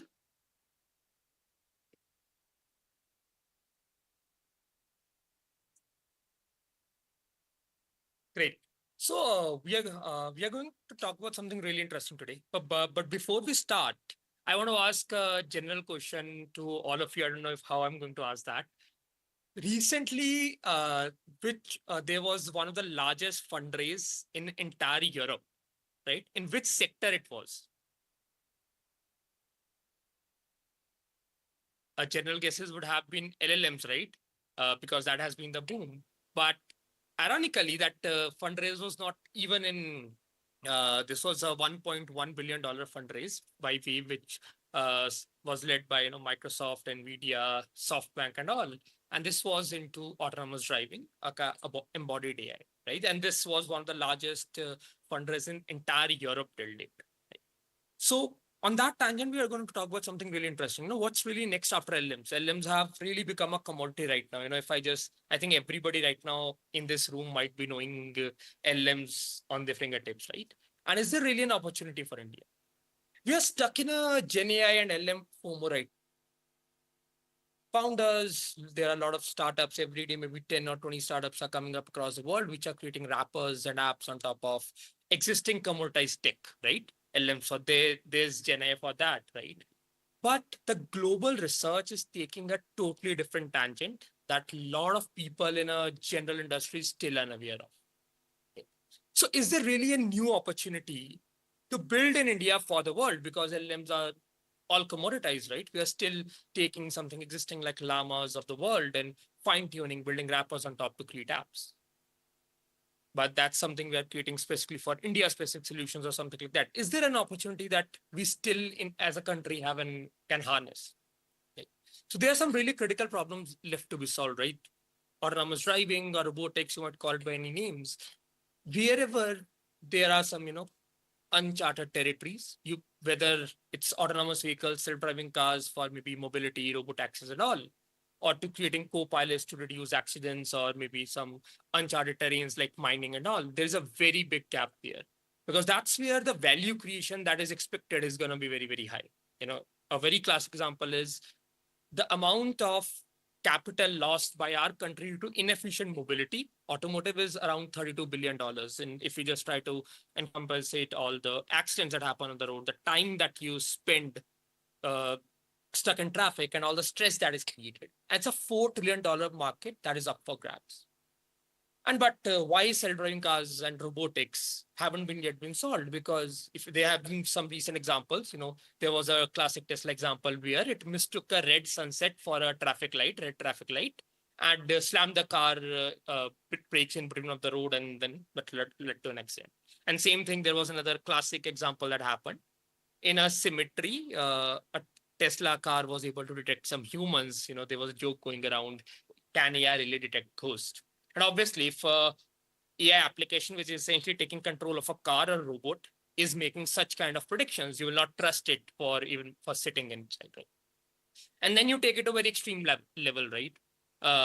Take a simple example, like the image that is shown on the screen. Now, it's very easy for AI to get confused, right? Is it a human? Is it a vehicle, or it's just a billboard, right? And interpreting it in a wrong way might lead to something very, very abnormal action. So what makes still a human or even a cat or a cockroach is still a better driver, right? Even a basic organism can navigate any environment, whether it's roads, it's a room, or it's maybe mines, still way better than most best AI algorithms on the planet. The reason is AI is not really intelligent, and this is not something that we are saying. This is some of the finest folks out there from the likes of people sitting in open AIs of the world have been focusing on. AI doesn't really reason. It doesn't really have common sense. It is able to cram so much of data that's found abundantly on internet that it is able to imitate a lot of patterns, right? So we have with LLMs, we have achieved pattern matching at such a scale that correlation is equal to causation is holding true. They have become masters at imitating human language. We are delusioned by their fluency, right? Good for a lot of actions, but still they do not understand a lot of stuff. You take a classic Midjourney example, it still kind of doesn't know how many fingers. You ask it to generate a handshake, it will just fumble with the fingers, right? Are there 4 fingers or 5 fingers, how a hand is created? Because it doesn't lack that reasoning. Even there have been classic example how people have been able to confuse LLMs. Now, but at the same time, if I just, you see this, maybe, some crappy text on the screen, but I think every one of you, if you start reading, you will be able to read all that is written here, because as a human, you do not try to even read a language. Even if the first and last letter of the word are in place, whatever is inside in the between jumbled, you are still able to comprehend, what is written. It doesn't matter in what order the letters in the word are. Or the only important thing is that the first and the last letter are in the right place. That's because we are able to reason, right? So right now, all the best AI systems on the planet can generate some super cool text, image. Now, hallucinations are manageable in vision and language, but it's poisonous for robotics decision. Whenever you have to trust, let's say, some robot with some kind of decision-making task, hallucination can make the thing go haywire. You obviously cannot let as simple as a driverless car hallucinate. A simple misinterpretation can lead to a very major road accident. And that is where there has been a recent trend in research towards new generation of foundation models, right? If you had heard those infamous news of OpenAI's Q-Star, or you see what Jan LeCun, the chief scientist of Meta AI, has been focusing on, which he says, we have to move beyond LLMs. They have been focusing on new foundational models, which can make reliable real-world decisions, which really understand the physics of the world, how things behave, inspired from a human brain. And that is where a major trend of research is happening, from the likes of some of the pioneering companies in AV space, Wabi, Wave, right? From some of the best researchers on the planet. If you just see, there has been, from the likes of a lot of MI scientists started a new companies to do this research. Meta has been focusing a lot on that recently, with the OpenAI, what they proposed, what Sora, the recent model, really understands. There is a new tangent that is going away from LLMs, while in our country, we are, still stuck in this LLM FOMO, right? Let's build a lot of wrappers. And that is where a real opportunity is. This new trend of foundation models, they are known by 2 major names worldwide. One is, let's call this word called embodied AI. And the other is world models, a model that really are able to understand how the world behaves, what really constitutes the world, understand the physics and the rules of the real world, and then are able to use that to make different decisions, whether it's for self-driving car, or it's maybe playing some kind of a real life, maybe some game, or interacting with a human in most realistic manner, or maybe is able to make decisions like, okay, you should invest in a stock, which stock you should invest. Is it able to really understand finances even to that level? And that's where, while the LLMs are becoming a commodity, the next opportunity is into the embodied AI, building foundational models for robotics and autonomy. Not just self-driving cars, but across, general robotics, maybe, for drone delivery, very simple. If right now the delivery is a very difficult model to crack.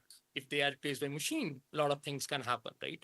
There are a lot of these dangerous territories, undersea exploration, mining and all, where everything can be replaced by a robot, which is able to do a lot of these things, where a human life is very precious and you do not really want to risk them. And that's where the entire global industry is going towards. And this is a huge opportunity for our country, because this is not something that has been cracked yet. Open that LM boom we all miss, right? We are have been following up to create, let's say, wrappers on top of it, but the core tech has become commoditized to a large extent. Now, there's a new opportunity that we can build in India for the world. And this is where, that's where a real trend is happening. Recently, Wave announced, $1 billion fundraise by SoftBank. There is another, I think this OpenAI partnered with this company called Figure AI, which has been doing something similar. You might have seen some really cool demos on YouTube, which they have news they have been got quite viral. And even here in our country, we at -0 have been doing exactly that. How we can build a very foundational tech in the country, not for India, but for the world, for general robotics, for that $4 trillion automotive and robotics market, which is still left to be penetrated. And recently we announced partnership with Ashok Leyland to power their autonomous trucks in different, right? From the likes of maybe military patrolling to the likes of, in airports and public road trucks. And also we are working with the two major global automakers from day one. And this is something I really want to leave out with a lot of these stakeholders, right? This is something that as a country, we already have been playing a catching up game. We missed a lot of booms, right? From semicon, from, even LLMs, right? And this is a very important opportunity for the country if we start investing in really foundational research from day one, which takes a significant amount of capital, but the kind of results that you can deliver post that will be very significant. And this is something I urge a lot of these stakeholders in our country, a lot of people who might be sitting today, whether they are investors or you are, let's say, some kind of, some of the smartest AI folks on the planet. This is something we really need to push forward in our country if we really want to be a AI superpower globally. Happy to have any questions and all. Coffee, yes.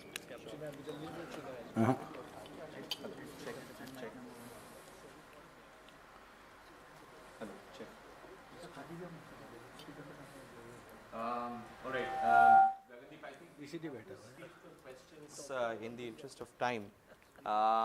But thank you so much for that. I think this is one of those discussions which we need to increasingly have in terms of not just building for conversational AI platforms, but AI on an all-encompassing note. But on that note, thank you, Gagandeep. Thank you for that presentation. And it was, of course, quite interesting to hear the work that's happening in India for the rest of the world. Segueing from Gagandeep, I'd like to move to a demonstration and an explanation of the Metaverse. Now, everybody's been speaking about, has the Metaverse died? Has the Metaverse boom and the phase sort of passed away from its limelight? We have Rahul here, Rahul Sethi. He's the founder of Metaverse 911, who is here to prove that that's not really the case and that the Metaverse has a very good prospect for enterprises as well as consumers. Rahul? Thank you. Thank you. Thank you. Next clap. Get some energy. Thank you. Thank you. Yeah, Metaverse hype is over. 100% confirmed.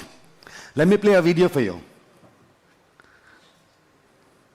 The HTML Digital Innovation Summit 2024, live stream in the Metaverse. Experience one of India's greatest media events in an immersive, cutting-edge Metaverse environment. Explore the immersive tech booths, talk to AI avatars, ask questions about technology and latest innovations in immersive tech space. Join us in the Metaverse as industry experts delve into the incredible advancements of technology. Discover how these innovations can meet your business needs and drive social impact. The Metaverse Summit opens doors to endless possibilities for collaboration, creativity, and growth. Engage with professionals from around the globe, share insights, and forge valuable connections. Witness groundbreaking keynote speeches and celebrate the achievements of visionaries who are shaping the future.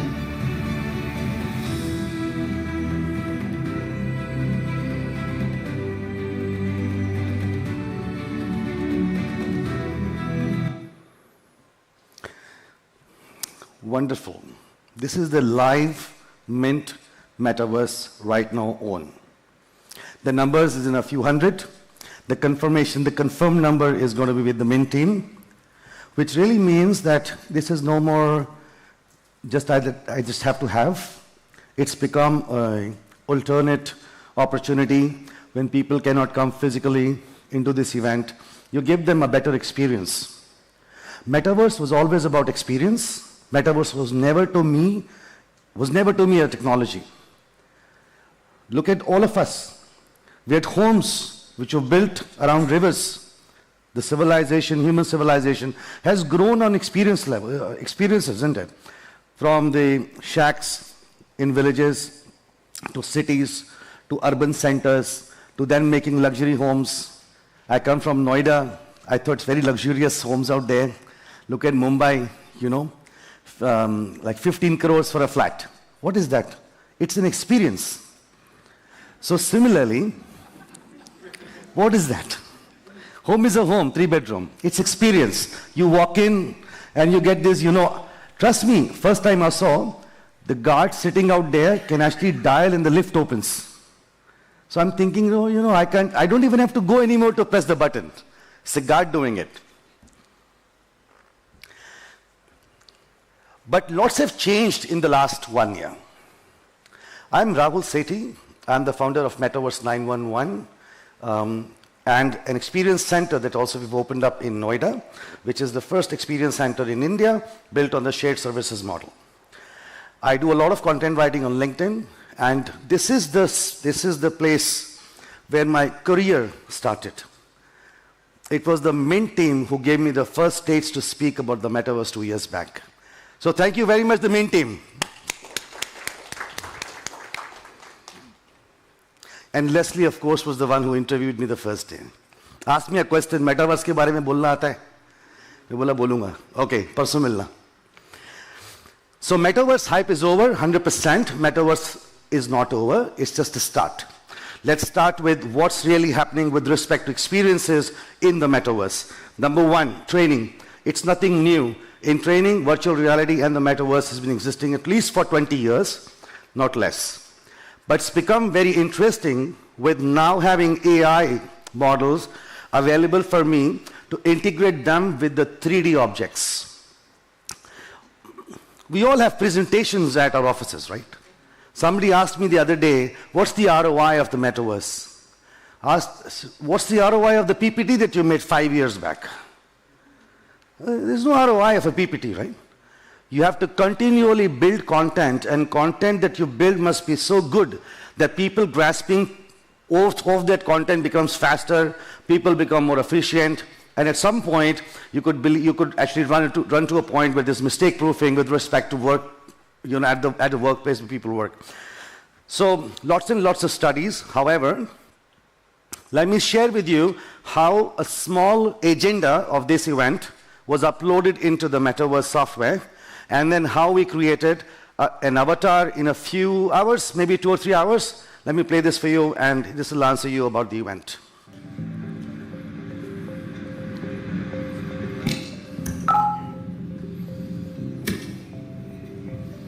Hi there, how are you doing today?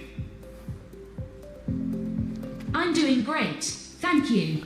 Excited to be a part of the Mint Digital Innovation Summit 2024. How can I assist you today? Well, I just wanted to check, when does this event start? The event starts on May 24th, 2024 at 12:30 p.m. Registration and lunch will be available from 12:30 p.m. onwards. Is there anything else you would like to know about the event? Yeah, sure. Can you tell me what can I expect from this event today? Absolutely. At the Mint Digital Innovation Summit today, you can expect to explore the power of digital transformation and its impact on various industries. The agenda includes sessions on how companies are digitally transforming themselves in an AI-driven age, showcasing the power of AI and GenAI, the role of IoT and 5G in creating smarter cities, and much more. You'll also gain insights into cyber laws, the rise of language models, and the ethical considerations of AI. It's a fantastic opportunity to learn about the latest trends and strategies for 2 to 3 hours. Anyone who's gotten content, upload that into a software. Don't look at the LLM on a chat anymore. You've got an avatar. What if that avatar can be trained with gestures? What if it could be utilized in industry? Let's look at a couple of things that are happening in the generative AI market. The numbers are like millions and millions. I don't really worry about numbers. What I really worry about is how open is the world in utilizing and integrating technologies for better human connections, for better learning, and so on and so forth. So, gamified experiences, further to that, lots and lots of hardware acceleration. What's really happening with this software is while you can always think of creating a great content and great experiences in 3D, you got to also have devices. So I've gotten my, I call them XR industry trailblazer. So we've got Rohit here, Rohit for everybody, and Abhay from Ingram Micro. I've got Akhil as well, Saurabh from Custom Tech with Sagar and Deb, and Nikhil, of course, from Marginal Lens. Excuse me for the spelling. I just wrote them right a few minutes back. All of you are here, and we have a booth out here. So I mean, whenever you get time, a few minutes, please go over there and experience all of these techs that I've shown you on a VR headgear and otherwise other technologies as well. Let's now go ahead and show you what we do to create impact in the industry. What we realize is that we are not a soft services industry. I personally believe we are a very brick and mortar company or a brick and mortar industry. Why? I have to give you the headgear, you have to wear it. It's a touch. So I know how we are a soft services. So every month, a couple of times in a quarter, about 7 to 8 times, we call upon people at our Metaverse Experience Center and showcase to them the power of this content and tech, including hardware, and how is it that that can change the way they work, and the way they can deliver solutions to their clients. I'll play that video for you very quickly. After that, we'll take a few questions while my time is just a few minutes. First of all, I want to congratulate Metaverse Experience Center team, because that is the kind of initiative which they are doing. That is really, really wonderful, and it is a kind of a big game changer for the industry, especially the pharma and the healthcare industry. Since we have lots of demands in terms of the healthcare, and then we have a shortage of the doctors, shortage of the nurses all the time. So in a country like India, such kind of tools, such kind of technologies can play a vital role, to fulfill that gap. Myself, Dr. Gurvinder Kaur from. So in totality, what we're really doing is to making sure that XR technology doesn't just remain to be within a desktop. We kind of bring that into life, and I welcome you all to please come over to the booth, listen to us, listen in terms of what's really happening in the XR industry, and you're also most welcome to visit India's first Metaverse Experience Center in Noida. Thank you very much. Any questions are welcome. See, I've got 20 seconds less. I think we'll have to skip on the questions bit for now, but thank you, Rahul. That was Metaverse for you, ladies and gentlemen. Thank you. Right, so from the Metaverse, we now move on to innovation in the financial services domain. Now, we of course know that financial services is one of those beats which has been an early adopter of technology in many ways for the right reasons, because you've got a lot of financial fraud happening, you need real-time transactions, you need to cut down on latency, so on and so forth. And but how does digital innovation in the modern day define new generation products in financial services? We've got a budding startup to speak about their journey. They're called Pocket ATM, and we've got Mihir Mehta and Sushil Kuri, who are co-founders and CEO and CTO of Pocket ATM. Mihir, Sushil.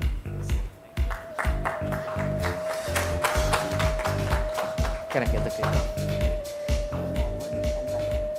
Forward and backward. Hey, hi guys. Am I audible? Okay, yeah, I am. So I call ourselves the yin yang of Pocket ATM, and thank you Rahul for the Metaverse experience. He leaves us big shoes to fill in. So I'll get right to the topic, financial inclusion via digital innovation. Why do we call ourselves, and why did we pick this up, right? So whenever you talk of financial inclusion, one of the things we always heard from banks was, let's put up a branch, let's put up an ATM, and so on and so forth. So there's always physical infrastructure involved when we talk of financial inclusion. While India has gone digital, some very quick numbers, we today in India have about 2.5 lakh ATMs, where every month there are about 56 to 57 crore transactions happening, and even micro ATMs, we have close to about 20 lakh micro ATMs, where every month there are about 12 to 13 crore transactions happening. However, the whole ecosystem is very cost heavy, and there's unorganized cash management ecosystem, which is what we are trying to solve with Pocket ATM. We all know about UPI and how UPI has been an all-pervasive force for digital innovation, digital ecosystem. So what we are doing with Pocket ATM is, how can we reduce physical infrastructure of ATMs while innovating digitally to ensure there is financial inclusion, not just in tier 1, but going beyond tier 1 to Bharat of today. So we are simply a platform where what we have done is we've taken the supply of local neighborhood stores. So we are over a 2 crore neighborhood store economy. And on the demand side, we have the customer. We lie right in between the customer and the neighborhood store, where what we've done is taken their cash registers or trying to convert them into a banking unit, but all over UPI, all using your smartphone. So simply matchmaking between the customer and the merchant. So the product for the customers, it's a single app which a customer can use for digital payments, cash withdrawals, any other banking service, all over UPI, completely plastic free. So no debit cards, no Aadhaar required, all happening on your smartphone. What have we enabled with our tech? I'll let Sushil take that. To build this combination where merchant can enable himself to dispense the cash, what we have done is we have built very niche scenarios where we have built multiple logics. Okay, I'll explain step by step. So one is we have used geolocation capabilities in depth, where a merchant can enable himself from his shop to dispense the cash along with the geo tagging. So that it means if merchant is away from a shop, he won't be able to dispense anything. Probably he will be off the grid. So merchant can set the limits. What is the amount he wants to dispense every day? Merchant is categorized in distance, time, and power pricing as well. Second is with this logics, we have built 35 scenarios. To build those 35 scenarios, we have built 75 plus situational logics that helps us to keep our failure transactions rate below 1%. And also, I'll come to the last point is, so with this scenario, what we have also understood that we can build multiple products around this, which is like, cash withdrawals, cash pickup, and check pickup drop also. The feature is known as Ghar Pay. So exactly, we have always heard about phone pay, there's post pay, and there's bulk pay. What we are calling ourselves a product from Pocket ATM, Ghar Pay. So essentially, yeah. Yeah, so 5 quick things that will solve at merchant's place is minimizing paper trail, multilingual platform, and enhancing financial inclusion digitally, enhancing upselling for merchants, and seamless digital journey for customers and merchants. So essentially what we have done and why we, is that called? Is this better? Yeah. Great. So what we have done, and this is what we call ourselves, we are building doorstep banking at Pocket ATM via supply from neighborhood stores instead of bank ATMs and branches. So essentially we are elevating convenience by delivering doorstep services. Today obviously it's limited to senior citizens or disabled citizens, but we are bringing this service to the entire ecosystem, wherein these stores who already have cash liquidity, who are vying for additional customers. So we're the only, I would say, and I would take that claim, that we're the only company which is getting organic sales funnel for the merchant who in an online world has for some reason, the sales potential has narrowed. So that is what we are bringing to the merchant. Next. So essentially, first time ever banking services Ghar Pe, where a customer can call for cash withdrawal, cash pickup, and so on and so forth using his smartphone and on the Pocket ATM application. And we are digitizing the cash register for the merchant with negative CAC. So he's getting additional customers at absolutely zero cost. So when we started piloting this, we got over 300 leads in Navi Mumbai. And very interestingly, a lot of people came to us saying that it's so convenient. There was a case where we had to deliver cash within a hospital, and he was in an emergency and he could not move to an ATM. And it was very interesting because that guy basically told us that it is very good because now I can get banking service at home. I don't need to go to the branch. And obviously, that's how we are enabling financial inclusion. So remote locations all using Pocket ATM by taking a network of small shops and tying them together. Go next. One of the use cases, sorry, previous one. The previous one. Yeah, one of the use cases we are working with, sorry, I'm being mindful of the time as well. But one of the use cases we are working with is foreign tourists. So we're the only platform which is enabling cash withdrawals for foreigners in collaboration with Czech. And interestingly, they found the service very useful and cut down their visits to an ATM. So we're using the existing merchant network. So we've already gone partnered live where we are giving a blended solution to Jana Small Finance Bank. Yeah, we'll just end with this. Yeah, so these are certain features we have built as a foundation for a merchant, like multi-user login, multi-language screens, offline functionality, connect any Bluetooth speaker to make sure that transaction speaks, announces, audio notifications, on-prem deployment, complete transaction history, conducting promotions easily, enabling biometrics if needed, and customizable QR standees. So yeah, we can use the phone to play advertisements for banking partners. I'm well in time, Leslie. Thank you so much, everyone. Any questions, we are around. Thank you. Thank you so much. Like the applause given to these young entrepreneurs. And yes, there's a hand raised. A quick question. Please give that lady a mic. I've grabbed the mic. Hi, can you hear? Yeah. I'd like to know how is this governed or regulated? How is this governed or regulated? So currently there is a circular issued by NPCI, which is OC 83, under which this is governed, cash withdrawals over UPI. We're working with RBI's Fintech department as well to solve for doorstep banking. So hence we have partnered with banking entities and we are going via that route. Perfect. Okay, so please give Mihir and Sushin a big... Thank you. We are hanging around. Thank you. Thank you. So, you used to say, look ma, no wires. That was a lovely headline that even Prakash might remember. Right, Prakash? Some of us used to use that when you used to write article. Look ma, no wires. So this is like, look ma, an ATM in my pocket. So, interesting things that are happening. And now we have another interesting session, because the idea of having sessions like this is also to show you that digital transformation is so much about other technologies and the convergence of all these technologies with AI and ML, because we get carried away with this whole generative AI kind of, the buzzwords and the barrage of GenAI tools that are there. So now I'm going to bring on stage another speaker who's going to speak on AI and genomics. Yeah, hold your breath. Very interesting stuff. And I'm going to call on stage Pranav Anam, who is the founder and CEO of GeneBox. Please give him a big hand.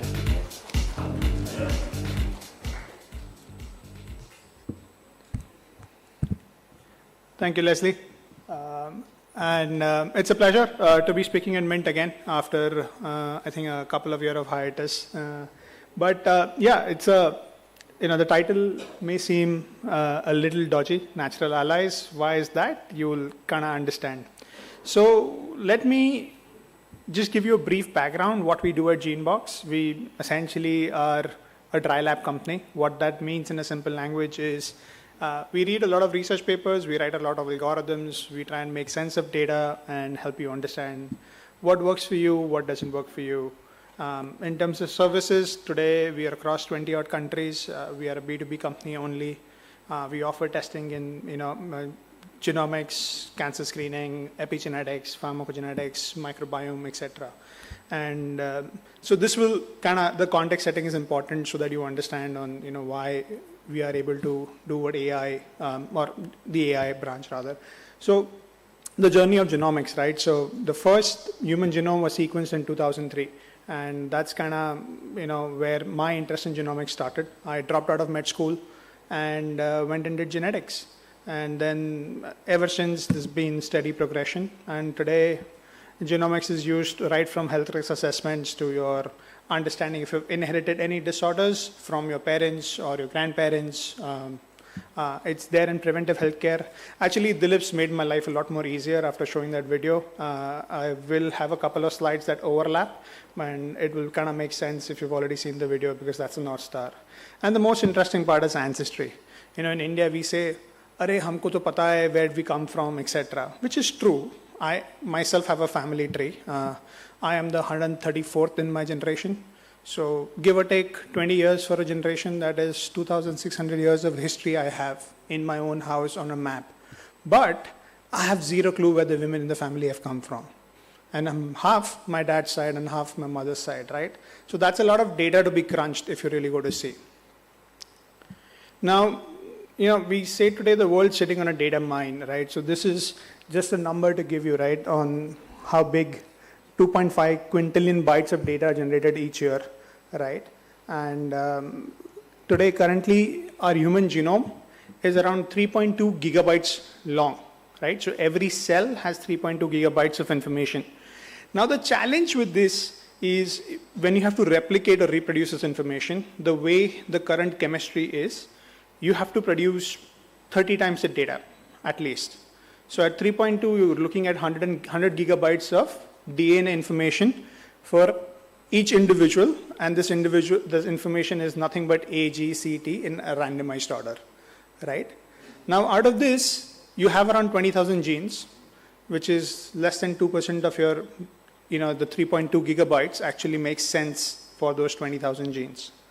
And within this, you have close to 4 million variants in each individual. And Leslie and I share one where we've lost hair. There are others which will help you determine what medicines you can take. I am gluten intolerant in a way that means I don't metabolize it very well. I don't get an anaphylactic shock. I'm not allergic. Similarly, these are multiple findings. We have almost up to 400 findings that we are able to present. Along with that, I did mention the buzzword gut microbiome. The gut microbiome is essentially your second genome. And there are close to 2,000 identified bacteria that we find in a human gut today. And in any one of us, if you have a very healthy gut, you will have 120 odd species. And if you've got a bad gut, it's closer to 60 to 80. But we can't live without them, right? Now, why is this a big data problem, right? So give you a simple scale.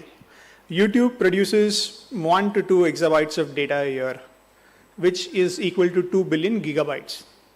Now, if a few people were to get their whole genome done, by 2025, the estimated number of exabytes that were required was 40 exabytes of just genomic data. So the journey of genomics has gone from having great chemistry, great labs, to now data centers and trying to figure out hardware costs, storage costs. So to produce 1 GB of DNA data, it used to cost $20 when I came into the industry. Today the cost is down to a $2 cost. So something that you would have paid for 1.5 lakh rupees 5 years ago, today by the end of this year, early next year, you will pay approximately 15,000 rupees for. And that is the economies of scale that's going to disrupt. In Europe, there is something called as a DNA passport that has been started in Netherlands. Now, a DNA passport is nothing but a document which helps you understand how many drugs can you metabolize effectively. Today, we help understand 142 drugs that you could or could not consume based on your DNA. And this is where the big data problems essentially start. Now, let's look at it as, an investigative journalist, right? So what we use a little bit of AI for is we collect a lot of information. We identify clues that's there. There are structural variants. Sometimes there are deletions in your DNA. There's a section which is missing. Then we kind of build a model on top of it, and then we kind of create an user input. And the North Star, which Dilip showed on his video, is something that we're very close to doing, at least on nutrition today. We work with close to 200 nutritionists today, where from a DNA report and their basic analysis, we're able to give them a tailor-made diet plan, which usually would have taken them 6 to 8 hours to build one with all the inputs that we currently provide them. So this is the case that Dilip kind of showed, where a person was getting scanned, and they had certain ailments, certain decisions had to be made. This is the blueprint for that, right? So if you see, this lady is a carrier for cystic fibrosis. She's got an adverse drug reaction to warfarin. Warfarin is a blood thinner, which is one of the most commonly prescribed medications. The ancestry composition is very important because they have more African DNA. Essentially, that means they cannot metabolize warfarin very well, and that can lead to a mortality issue, right? And then you have personally diet requirements on what's working, what's not, poor sleep pattern as per the genetics, and then you have early potential signs of cardiovascular disorder, right? So imagine this is the layer, which is the base on which then Dilip what showed is what the rest of the world's kind of working on, and that's why genomics is a big deal. Now, similarly, gut microbiome and AI is where the whole, you will have 1 trillion bacteria in your gut across 120 odd species. How they are pooled together, what will they produce, etc., is another problem to solve. And let me kind of just make it a little bit more engaging for you guys and make it easier. So if you see, these are some superhero genes and microbes that we have. We have the sprint gene. I'm sure Usain Bolt has this. Otherwise, you're not able to run at that pace. You have a cholesterol fighter where no matter, you've seen your friend, he's eating bhajia all day long, but cholesterol hi nahi badhta hai. It's because of that gene. And similarly, you have some great bacteria as well in your gut, which prevent inflammation, help you with longevity, and weight management as well, right? So these are the technologies that GeneBox works on, right? We use extensively, we use machine learning. Within machine learning, we use a little bit of deep learning. We use predictive analytics. We also use a lot of NLP. I was talking to Dilip that an average researcher in my team used to read 100 papers a day, 100 abstracts, then read 20 full papers and shortlist 5 papers. Our NLP today helps us kind of get to that number faster. So if you're in my team today, these are the target 20 papers you're reading, and instead of selecting 5 papers a day, you're selecting 18 to 19 that are useful. So that's how we are leveraging AI to kind of make sense out of this. And this is slide in continuation to what actually Dilip showed is on a video, is on a slide here, that how using AI, wearable, and genomics, you're going to get hyper-personalized inputs, understand whether you can, what kind of workout should you do, what kind of cardio you should be doing, whether it is steady state, whether high intense, whether it's HIIT training, or low intense steady state, right? These are all the inputs you're going to be able to get out of a DNA test. But just to leave you with that, right, how big a problem on data is 40 exabytes of data by 2025. So if 1 billion people out of the 8 decided to do the genetic test, there is not enough storage on planet Earth, right? And that's why we say genomics and AI are natural allies. And with that, kind of like to end that. Thank you so much. Any questions? Happy to. Couple of questions. AI in your DNA, AI and DNA. What is the cost of this? Cost. Great question, right? So there are multiple products today that you're able to do. If you are doing a simple screening test for your wellness, your provider should be able to give it for 10,000. But if you're doing like a whole genome today, which is the gold standard which I was talking is going to be at, used to be at ₹1,00,000, probably by the end of this year, early next year, you will get an offering for 35,000 rupees. But that's a once in a lifetime test. So a lot of insurance companies in the US, a lot of big corporates are already paying for their employees to get this data. My main thing is, if you are above the age of 40 and you're taking a medication today, please go and ask for a pharmacogenetic test. You have no idea how much value is there in that one single product for you or your family. Leave you with one simple analogy is, you've heard about HER2 positive in breast cancer, right? Now, if you don't test that and you take the normal conventional therapy, the mortality is 70 times higher. It's 70% higher, rather, not 70 times, but 70% higher. So this is what pharmacogenetics does. It helps you understand how your body is there, how it's designed, and what kind of drugs it can metabolize and what it can't. And I think it's going to be the gold standard in healthcare moving forward. Please give him a big hand. Sometimes I wish Pranav and I had met earlier. I would have had more hair on my head probably some of these days. So of course we have been talking about these exabytes and petabytes and terabytes of data. Another area where we have these this humongous amount of data is in our cities, and how we're using IoT, AI, ML for smart governance in cities. India spoke about the 100 cities, the 500 cities. Let's hear it from Suresh KK, who is the head platform development and applications, Indian Institute of Science. Please give him a big hand.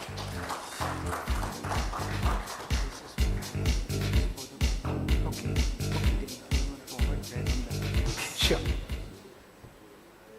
Thank you so much. I think it's a great privilege to talk to you great people who are in very vantage positions, and also can make a huge difference. So my intention is not to tell you something which I know. And many of the things what I'm going to tell is very intuitive, and you know. And my intention is basically to invite you to participate so that we can make a difference together. So I think Leslie asked this question, is the 100 smart cities, is it done?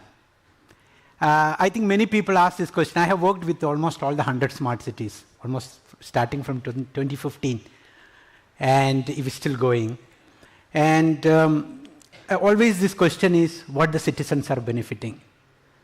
So if we expect that, okay, by basic digitization, which we have done in the first 100 smart cities program, is going to churn out great results. I think we never expected to do that. Government also was very clear, and the people like us who had been participating also was very clear. So the intention was to digitize it, so that once it is digitized and once we have the data available, we will do Smart City 2.0. And of course, we never anticipated that AI, ML, and then data analytics will come this far by this time. Because 5 years back, what we have been struggling with the data, today it is at our fingertips. So we never imagined that, but fortunately that also happened. So IoT, I think a couple of years back we had been talking about IoT. It's a great thing. Of course, we had connected devices long back.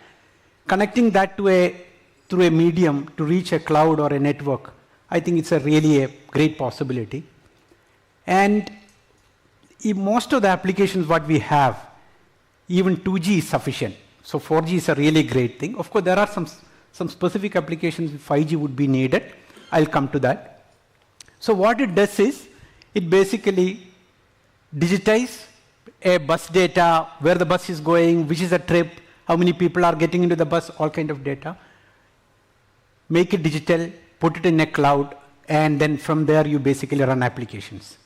One of the things during that time people were complaining was, hey, these applications are in silos, they are not talking. They are supposed to be in silos. Applications are not supposed to talk to each other. You cannot keep the integrity of an application if they are starting to talk to each other. So there is a firewall between every application. They are not supposed to go anywhere else. So then we were talking, then how do we basically share this data and create AI/ML applications? That is why we have built the data exchange. It is exactly like Bombay Stock Exchange. If you have the data, bring it onto the data exchange, keep it there. It will work like Amazon.in. Anybody can discover the data, come to you. The only difference is you are not obliged to sell. If you feel like sharing, you can share it, but because it is your data. So there are two people, data consumers and data providers. So whatever the data Smart City 1.0 is producing in 100 smart cities, it will come onto the data exchange. We call it India Urban Data Exchange. Purely funded by Ministry of Housing and Urban Affairs. It is similar to Aadhaar. Similar platform where Aadhaar is for your personal data, this is for all data in the country. This is a national data platform. So now once the data is there are two types of data. It is easy to get Google and Facebook and Amazon data for you. You pay, you get the data. And they will get this data for you every minute. When you are searching for something, they will share the data to you. And they can make money out of that. But public data, how do you get? How is the Mumbai traffic? How many traffic challans are there in Mumbai? With this junction cost, how many traffic challans? 8 o'clock, how many it creates? You don't get this data. So that is why public data will come directly from the government servers to the data exchange. Google and Facebook, if they want to share the data through us, it is perfectly fine, but otherwise no need actually, because huge amount of data, you can actually take it directly from them as congestion APIs and all. Once the data is there, you combine them and create applications. So this question of what happened is 100 smart cities. 2016, when we wanted to simulate this data in the cities and in applications, there was not even 1 byte of data available in this country. I was taking 1 byte of data about transport, actually from London Transport Connectory and from Singapore Transport. There was 1 byte. There were some video cameras and some videos available. Today, if you walk into any city, you will see traffic data, transport data, women security, women and children security data, number of police cases, number of panic cases, number of attacks, chain snatching, all kind of data. So that is what happened in smart cities. So now, if you look at what kind of problems we are solving, right? We are not going to solve I would say going to space and then having a T kind of a problem. Okay? Simple problems which 90% of the people, not 90, 92% of the, 98% of the people are facing. Look at the green corridor application. Automatic green for ambulances, okay? Such a simple application. I had been participating in task forces for green corridor for many cities from 2016. Transmitter in the ambulance, and then receiver at the junction, V2I, V2X, nothing happened. Not even one Indian city has a green corridor implemented. Such a simple solution. Take the ambulance location, pass it on to the ATCS, or adaptive traffic signal, and they can switch the lights on. There is a facility called Hurry Call. You switch it on. But which application, which API, how do you take this data? How do you securely transfer it to the ATCS? Not possible. So we have the IUDX in the middle of that, which will take the ambulance data at every 5 seconds, and ATCS controller will take it and then switch it on. Implemented in many cities, and our idea is to implement across whole of India, so that you can move an organ from Mumbai all the way to Ahmedabad. Because you don't need green corridor when you are on highway. You need green corridor when you are in cities. Once you get out of it, even though there is no green corridor, it's still okay.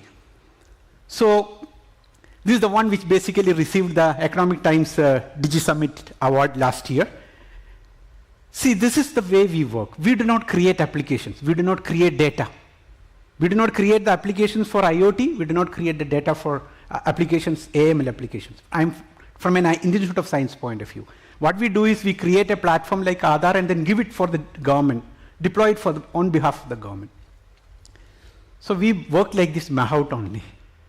That elephant basically knows where to climb, and the lorry can handle it. Only thing is he just put a hand there so that it climbs up. He cannot do anything.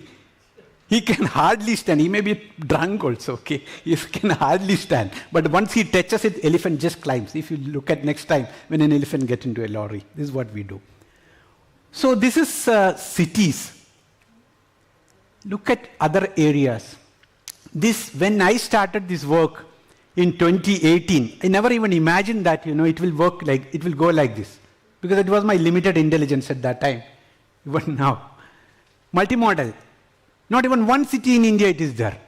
Take the bike data, take the metro data, take the bus data, and tell me exactly that my bus is coming so and so time, and by that time there is a shared car available, metro will drop me, auto will pick me up. Very important for women and children. It does not exist. Fleet optimization. Bangalore, 7,000 buses, 60,000 trips in a day. We digitized in the first phase, but you need to optimize. You don't need 60,000 trips. You don't need 7,000 buses for Bangalore to transport the people in Bangalore. So you can optimize it further.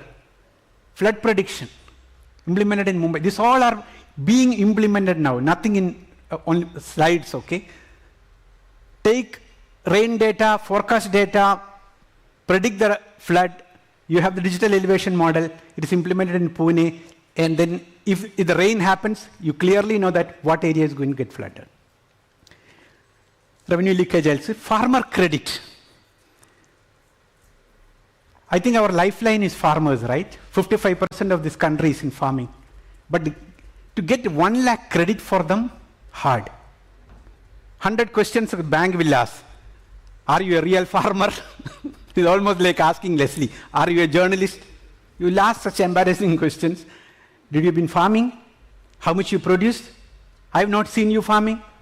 So now what we do is take all the data, what his farm records, what he had been producing, what is the yield, what is the soil health of his particular land, what is the forecasted monsoon, what will be his yield next year. You get a loan.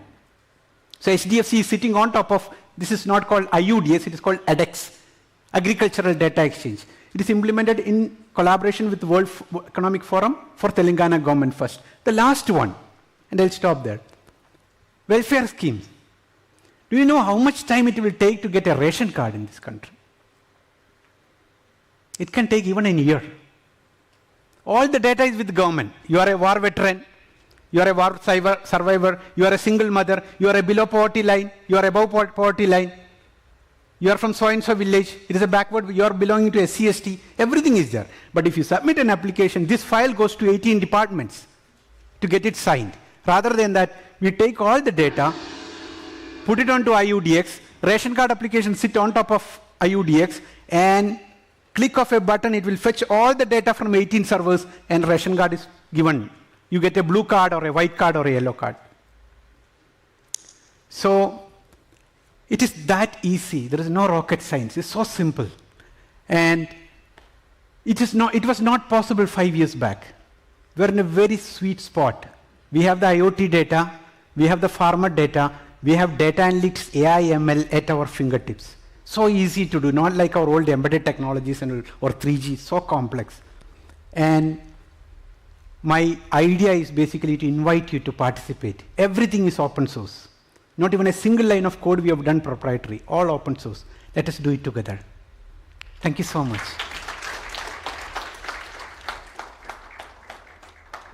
I had promised Suresh that we would ask him, I would give him some time for questions, a couple of questions. Any questions? I think people are convinced, so I think they're going to participate. So please give him a big hand. Yeah, thank you so much. But I guess Suresh is with us anyway throughout the day, so you can ask him more questions. Before I get on to the next speaker on stage, I would like to call Shavik back. Shavik has some interesting questions for you. So listen carefully. There are gifts for these questions. Spot on. Please keep an eye for the winners. Check. Yeah. So this is quiz part 2, and we've got. This one is a very easy question actually. If you guys watch movies, this should be pretty easy. So the Fast and Furious series showed an all-powerful global surveillance system. The simple question is, what was it called? Your options are Sniper, Third Eye, Spider's Web, and God's Eye. He's got it. No, who was? Did he get the right name? Yeah, he said God's Eye. Okay, so Pranav. Yes. So please give him a big hand. The next question also should be. Fastest voice first. Yes. So be on the buzzer, everyone. The next question also should be easy. Tata Consultancy Services is India's biggest IT services company and is one of the biggest digital transformation service providers in India and globally. Who was its first ever chief executive? Who said that? I'm sorry. Yeah, there you go. And we've got one more question for this round. And well, this is interesting to see if you all get this right. Jacobus Jaap Hartsen is a renowned Dutch engineer. What is he famously accredited for? Just a hint that the thing that he's accredited for is a very vital piece of digital technology that has transformed our life. And the options are that he created the world's first consumer and Wi-Fi router. He built torrent as a technology. He made the world's first antivirus software, or he's been accredited with inventing Bluetooth. He's right. Bluetooth it is. Right, so we'll be back with round 3 of the quiz sometime later, but Leslie, until then, over to you.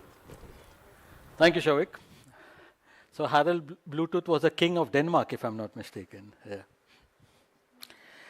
So now we are going to call on stage Deepak Sharma, who has been in plenty of leadership positions in banks, and now he's not only a tech entrepreneur, but also the CXO advisor, independent director at Suryodaya Small Finance Bank, and I think you have taken up another position also. I'm finding it hard to keep up with the positions that are there. But please give Deepak a big hand. He's going to speak on how AI, ML, and can be implemented responsibly in banks. Hi, thanks Leslie for inviting me over. Unlike all previous presenters, you won't see some wonderful slides. You have to only look at my face for next 10 minutes. So I think bringing in more of a human aspect. Yes, so I think my intro, what Leslie had put, I just thought I needed to build a little bit more credibility to be speaking on AI. So I just recently, a few days back, took on an global advisory board role for AI company based out of Silicon Valley. It's called InstaBase. They work right from NSA, CIAs to a lot of global firms, and they are looking at building their business out in Asia, including India. So I thought in whatever little capacity that I can be of help, both the financial service domain understanding, being at Kotak for 16 odd years, and my passion for technology. So yeah, I think that's a bit of an expanded intro to what Leslie had just presented. I do a bunch of interesting things in this new avatar. One includes on the cybersecurity front, obviously AI and GenAI, and pretty much the financial service SaaS stuff. So today's topic is more on AI, and basis my experience both now as a board member for a bank, where I'm on the board as an independent director and bunch of things. Just want to share a few learning that I had and see if you resonate with your industries, what you guys do. I think one thing we all agree, and we saw plenty of it today, is that we have moved beyond the hype cycle as far as AI is concerned. I think there is no debate in the room, or there is no convincing required at all about. I think the challenge has always been, what are the right use cases, where do you deploy, and what are the kind of the risk and the guardrails that one needs to build as you are looking at this as an enterprise grade solution. No industry probably is as concerned about adoption as financial services, for a very simple reason that there is a regulator out there, there are millions of customers out there, there has to be all the guardrails from risk, regulation, compliance, security, all of that needs to be thought through before one even embarks on. And a lot of my friends who are CIOs of different banks in India and in other parts of the world, one of the things I always keep seeing, because in my previous role as a chief digital officer at Kotak, when we embarked on any new innovation, I kept saying that it's like accelerating a car. If you don't know how good your brakes are, you can never accelerate. And same thing is about adoption of AI, and more so the Gen AI. in financial service and in large enterprises. So there are 5 or 6 key themes that I just want to draw attention, especially when one is looking at enterprise-grade mass adoption. And I'm not going to talk about use cases because I'm sure every organization will figure out where is the right value. Especially if you are generating a lot of data and you want to create actionable and meaningful insights, you already have the first box ticked. Question is the data voluminous enough? Are those insights valuable enough? Are you going to create overall value both for the organization and for the business or customers that you run?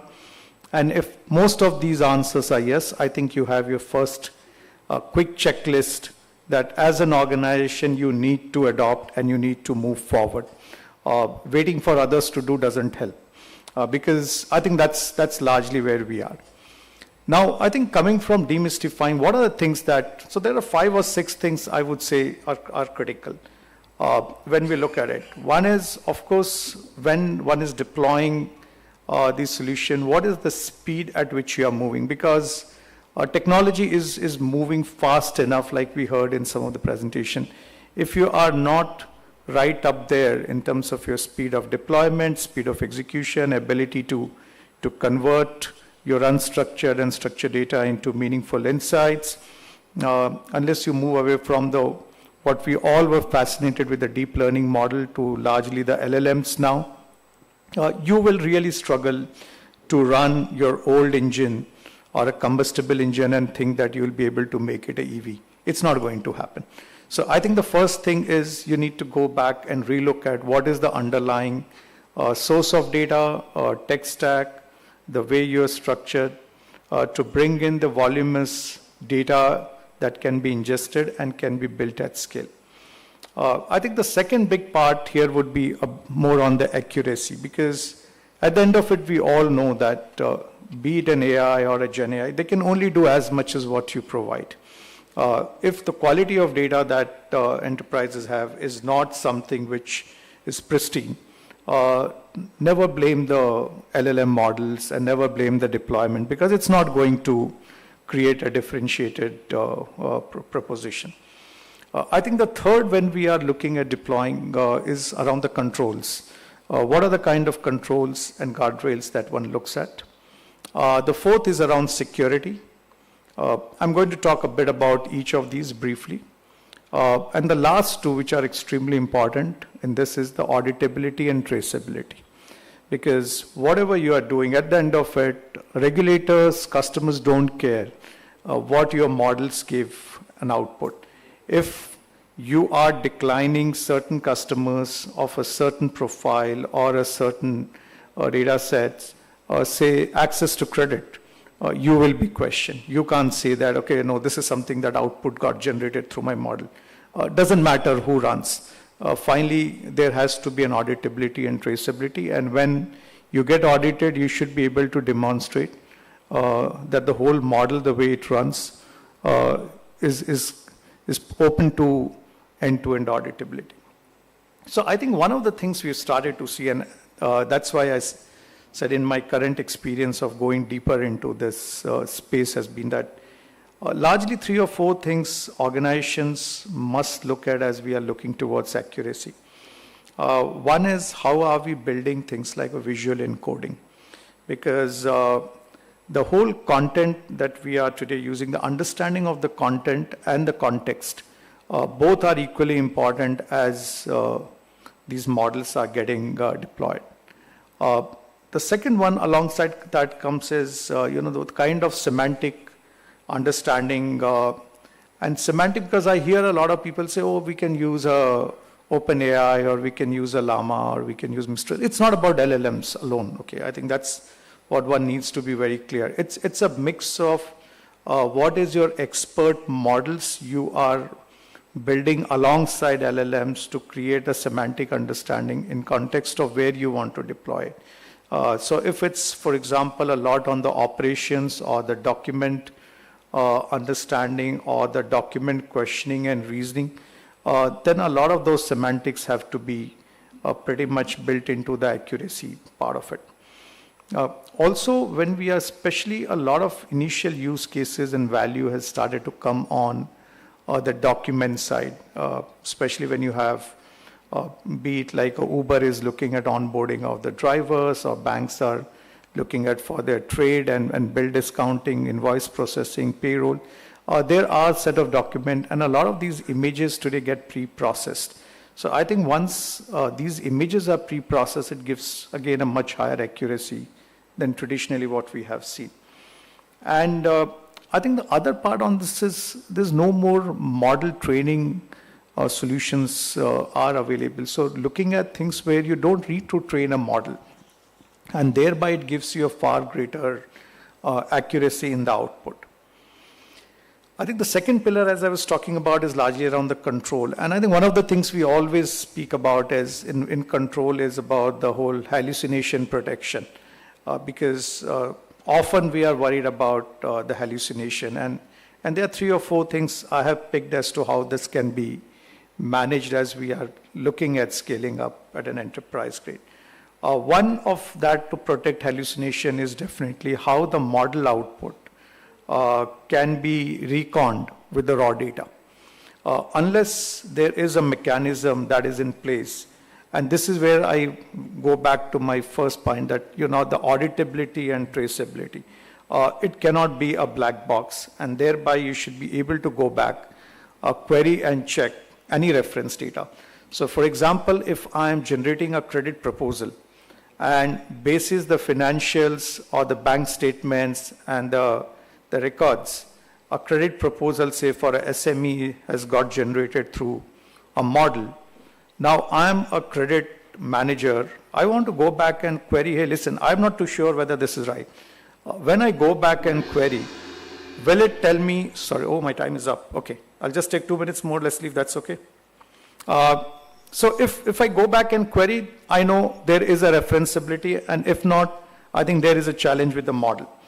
Okay, I think the last part, so referencing of data, definitely for hallucination. There's other thing is the confidence scoring. So at each level, you are scoring whether the data that you are bringing in the model, what is the level of confidence that we bring in. And at the end of it, there's no substitute to human review. So I think whatever is being done, it has to be reviewed. The last part, quickly, since my time is up, is on the security. I think we are all worried in financial service about what is the security impact. One is, I think any model today or the partner that you're looking at it, ensure there's no data retention, either by the vendor or an AI hub or OpenAI. Second is, I think we spoke about the end-to-end security, which is both data in transit and data at rest. How are they encrypted? And how are the access restricted behind the enterprise SSO? So I think building these solutions which are enterprise-grade security, there are a few players globally who build it, but I think one needs to be really looking around who are the partners who can give you full control and access, but at the same time make you move fast. So I think these are my few takes on how enterprise should adopt. Thanks.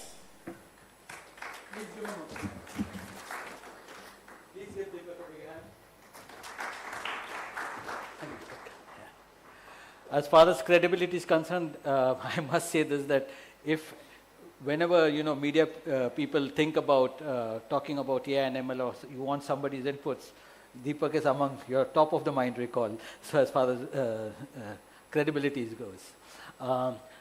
Now I would like to call on stage BG Mahesh, who is the CEO of Digi Sahmati Foundation. And he's going to speak about how the account aggregator is helping India's digital mission. Please give BG a big hand. So thank you, Leslie. Good evening, everybody. So you heard in the previous sessions about the privacy. I think it was from Siemens, and also you heard from Deepak about the accuracy of the data. So the account aggregator ecosystem is about to share your consented data with any regulated entity who's able to provide you a service. So the actual thing is, we all have seen when you use the internet, everybody is selling something to you because they know your browsing habits. But over here in Account Aggregator, what we are doing is we are allowing each individual and an MSME to use their own data, okay, to access a service which they are interested in. So, the entire thing is the user, the data principle is in the center of this entire thing, and it is up to them with whom they want to share the data. So this is the crux of the flow, like, how you all are, very familiar with the UPI apps, your UPI app, on your UPI app, you give your consent to make a payment and the money goes from bank 1 to bank 2. So Account Aggregator is actually the same. You will be going to give the consent on an Account Aggregator app, which are RBI regulated entities, the Account Aggregators, to share your financial data. In UPI, it happens only from one bank to another bank, but in Account Aggregator, you have, all kinds of financial data. It's only from the regulated entities, the banks, your insurance, your capital market, GST, and all of that. And it will be shared with one entity, okay, where you are giving the consent. So if you're applying for a bank loan, you can say that from which bank, your capital market, your portfolio, you are able to share. And over here, what happens is all the data which goes, to the financial information user, it is actually going directly from FIP. It has a digital signature, so there is no chance of fraud at all. Nobody is able to tamper the information at all, and all the information which is going to the FIU is in machine readable format. So the FIU, either it is a bank, NBFC, and insurance is able to digest the data and inform you in real time that if you qualify, for this or not. So what does it actually provides? Because, in the offline world, as you know, the cost of, processing a file is extremely high. It is as high as, say, about 700 rupees. In Account Aggregator, to do that, the same thing will be about 70 to 100 rupees. Also, it will be in real time and there is absolutely no fraud. And the most important thing is all information is shared only with your consent. Also, the Account Aggregator framework has already having the principles of what you call the DPDP, your Digital Personal Data Protection Bill. So all information which is shared is with your consent, and the one seeking your information has to declare what is the purpose for which they are asking your data and for how long, okay, they will be, you're processing the data. So all those principles are already there. And, here if you see that, if you see the way it is in the end, the fourth pillar, and if you see the way it is being done, now, like when you give your scanned documents, you can see the accuracy and the trust and the cost is all high. But if you use the Account Aggregator, framework, you see only the pros. So where are we now? Because everything I explained isn't actually theory. We have already about 500 to 600 entities which are already live on this ecosystem. And as of March 2024, about 43,000 crores of loans were given out using this framework. And about 2.015 billion accounts are already having the facility of AA. So, okay, I will skip the FIP.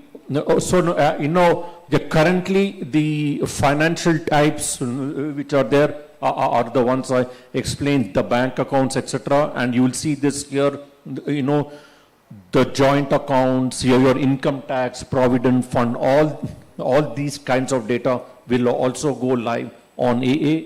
And after that, we want to see that if you are able to share your, your property or records, etc. also on this. framework.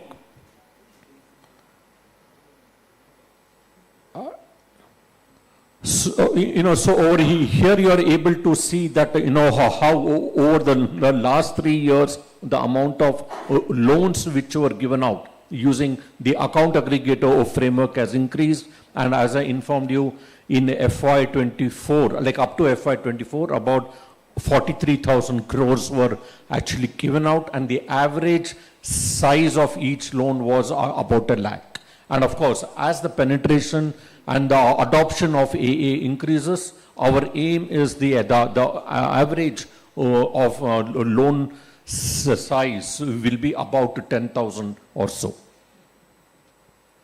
So why should the entities actually use AA? See, it becomes very important. You all have heard about companies having actually a balance sheet, but I think it becomes important that an individual and MSME, should also have a balance sheet. So, and the only way you are able to generate actually the balance sheet on the fly is if you are having access to, all kinds of, your financial information. Now, if you want access to your information, you have to download all that, and you need to do it. So manually, already now, you do have few apps which are using account aggregator by which you are able to generate your balance sheet. And if the account aggregator is implemented by your public sector banks across all their products, they'll be able to see an increase of profit of about 2.5 lakh crores, over the 3 years. And for the private banks, their profits would increase by 3.5 lakh crore. So with our account aggregator, they're able to scale up. They're able to serve. All those who were not having the access to all these services, and because it's a pure digital the thing, even when they were going to increase the user base, there is no need to increase the staff. So Samati is actually a not-for-profit body, Section 8, and so we on our own are not an account aggregator, and we have been implementing, this AA framework, which is from Reserve Bank of India, by working with all the entities over the last 5 years, and we are ensuring that each use case at all these banks and BFCs are using the framework by which the entity and the customer are actually benefiting. So I'll skip this. So that's it, Agatha. Okay, thank you.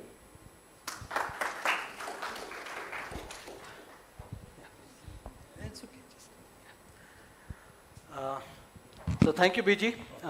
It's quite illuminating. I mean, when we are talking about digital transformation, it is not just about companies. We are also talking about India's digital transformation, and account aggregator is part of the entire India stack that we are talking about. Aadhaar, UPI, ONDC, account aggregator, and many more such, the health stack, and many more such initiatives that are here to transform India. I know, folks, you're a little tired. The topics get a little dense. Please bear with me. We'll be breaking shortly for tea. But before that, we have a very crucial talk now by Pawan Duggal, who is a Supreme Court lawyer. And he's going to talk about AI and the law. Because whenever we are trying to implement AI, GenAI, digital transformation, we understand the laws behind it. So I'd like to call online, because he was supposed to come in physically. He's already here. Pawan, can you hear us? We can't hear you, Pawan. Hi, Leslie, I can hear you loud and clear. Okay, you can see us. We can see you. Stage is all yours. Thank you, Leslie, for giving me this opportunity. Good evening, ladies and gentlemen.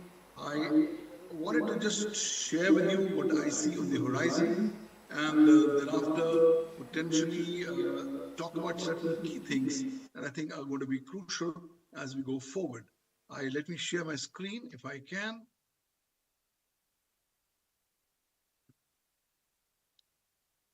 I think there is some kind of a Anubha, can we have the slides from that side because the slides are not showing off here?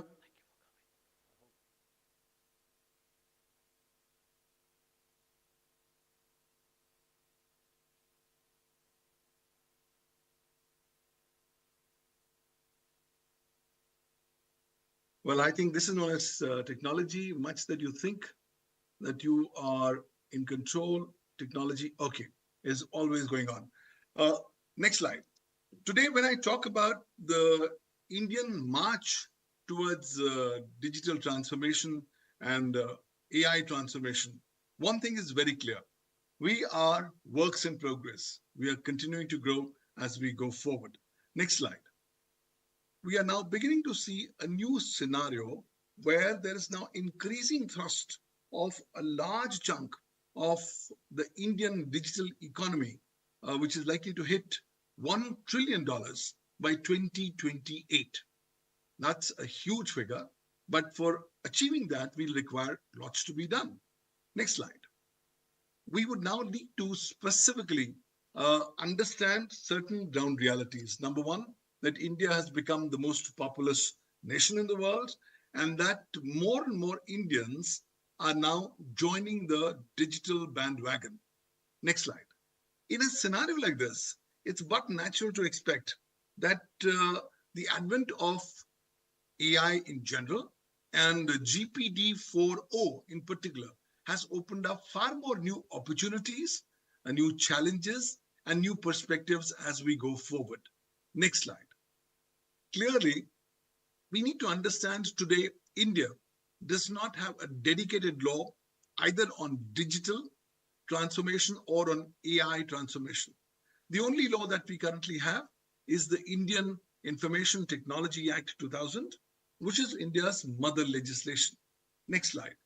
Anything to do with the electronic format in India is governed by this particular law. So in India, if you use computers, computer systems, computer networks, computer resources, communication devices, as also data and information in the electronic form, you get covered under this law. But this law is a 24-year-old legislation and is not really well equipped to deal with either complete digital transformation or AI transformation. Next slide. No wonder, I find that it's not just this law, it's been various secondary legislations that India has also adopted for moving forward towards digital transformation. You had the IT rules 2011, then you have the IT rules 2021, and now you also have the IT directions 2022 with requisite updations that are impacting digital transformation. Now, these rules have sought to make the cyber ecosystem far more secure and robust by insisting on reasonable security practices and procedures, including following ISO 27001. Next slide. We also need to understand that today India doesn't have a dedicated law on cybersecurity. India also doesn't have a dedicated law on AI. The cybersecurity aspects India is currently addressing through the IT Directions 2022, which are mandating that you will have to report a cybersecurity breach within 6 hours of coming to know about it, else be prepared to go to jail for imprisonment and fine. Next slide. In this ecosystem, we basically sought to secure the cyber ecosystem so that that secure ecosystem can contribute towards digital and AI transformation. Next slide. But as we move forward, we realize that on 11th of August 2023, the government of India has passed and notified in the Gazette the Digital Personal Data Protection Act 2023. But then this is a law which has been passed but not yet implemented because the government is working with new rules to come up under this new DPDP Act. Next slide. Clearly, this is going to be a game-changing legislation. Why? Because you can be fined up to 250 crore rupees in case you do not ensure compliance with the provisions of this law. Next slide. Therefore, I think this unprecedented fines are going to be a catalyst force, which is going to contribute towards Indians pushing on towards digital and AI transformation, because all data stakeholders who will be dealing with personal data in the digital form will have to be more diligent, transparent, and responsible in the entire issue of collection, processing, and retention of data. And that could help in digital transformation as we move forward. Next slide. Needless to say, currently we are undergoing two major revolutions in India. The first revolution is the Great Indian Vomiting Revolution, where Indians are vomiting data about their personal, professional, social lives on the internet without thinking about the legal ramifications for the same. And the second revolution is the Great Indian Recording Revolution, where Indians are recording data about everything that they can see on their devices without being careful about the legal nuances. Next slide. No wonder we are now going to be sitting on humongous volumes of data. Why? Because 140 crores Indians and counting, and we are constantly generating data on a 24/7 basis. Problem is, traditionally, we have never considered data to be valuable. And that is a mindset that will have to be broken consistently and consciously in order to work towards digital transformation. Next slide. Now, with the advent of generative AI, you actually find that the Great Indian Vomiting Revolution has now got a new fillip, because Indians have started sharing a lot of their personal data with the generative AI, only to find that their personal privacy and data privacy are being eroded. Next slide. We also find that currently India is a wait and watch approach.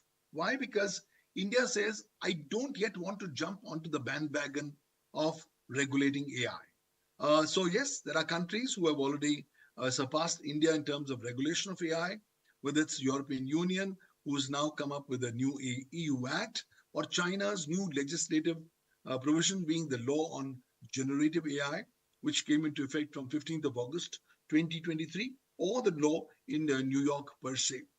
I think currently in India, we are in a wait and watch approach. Next slide.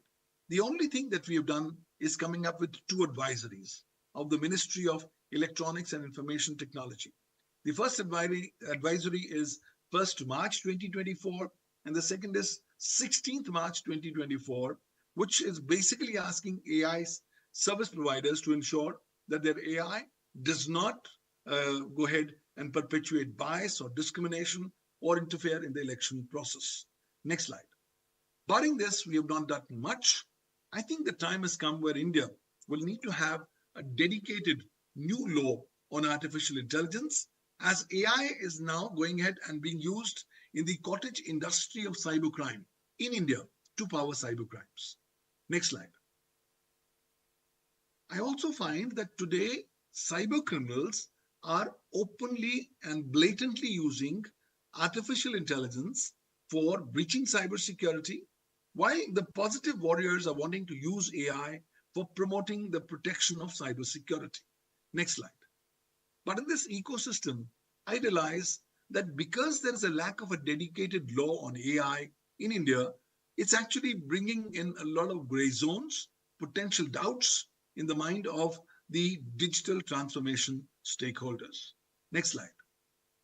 I find that India needs to very quickly deal with the legal, policy, and regulatory aspects of artificial intelligence in order to take thought leadership, but also to give appropriate clarity to the AI ecosystem developers. And now with GPT-4o being the most advanced and the latest model being launched on 13th of May 2024, it's now a game-changing moment. We've already entered into a new era, and therefore we need to wake up from our slumber. Next slide.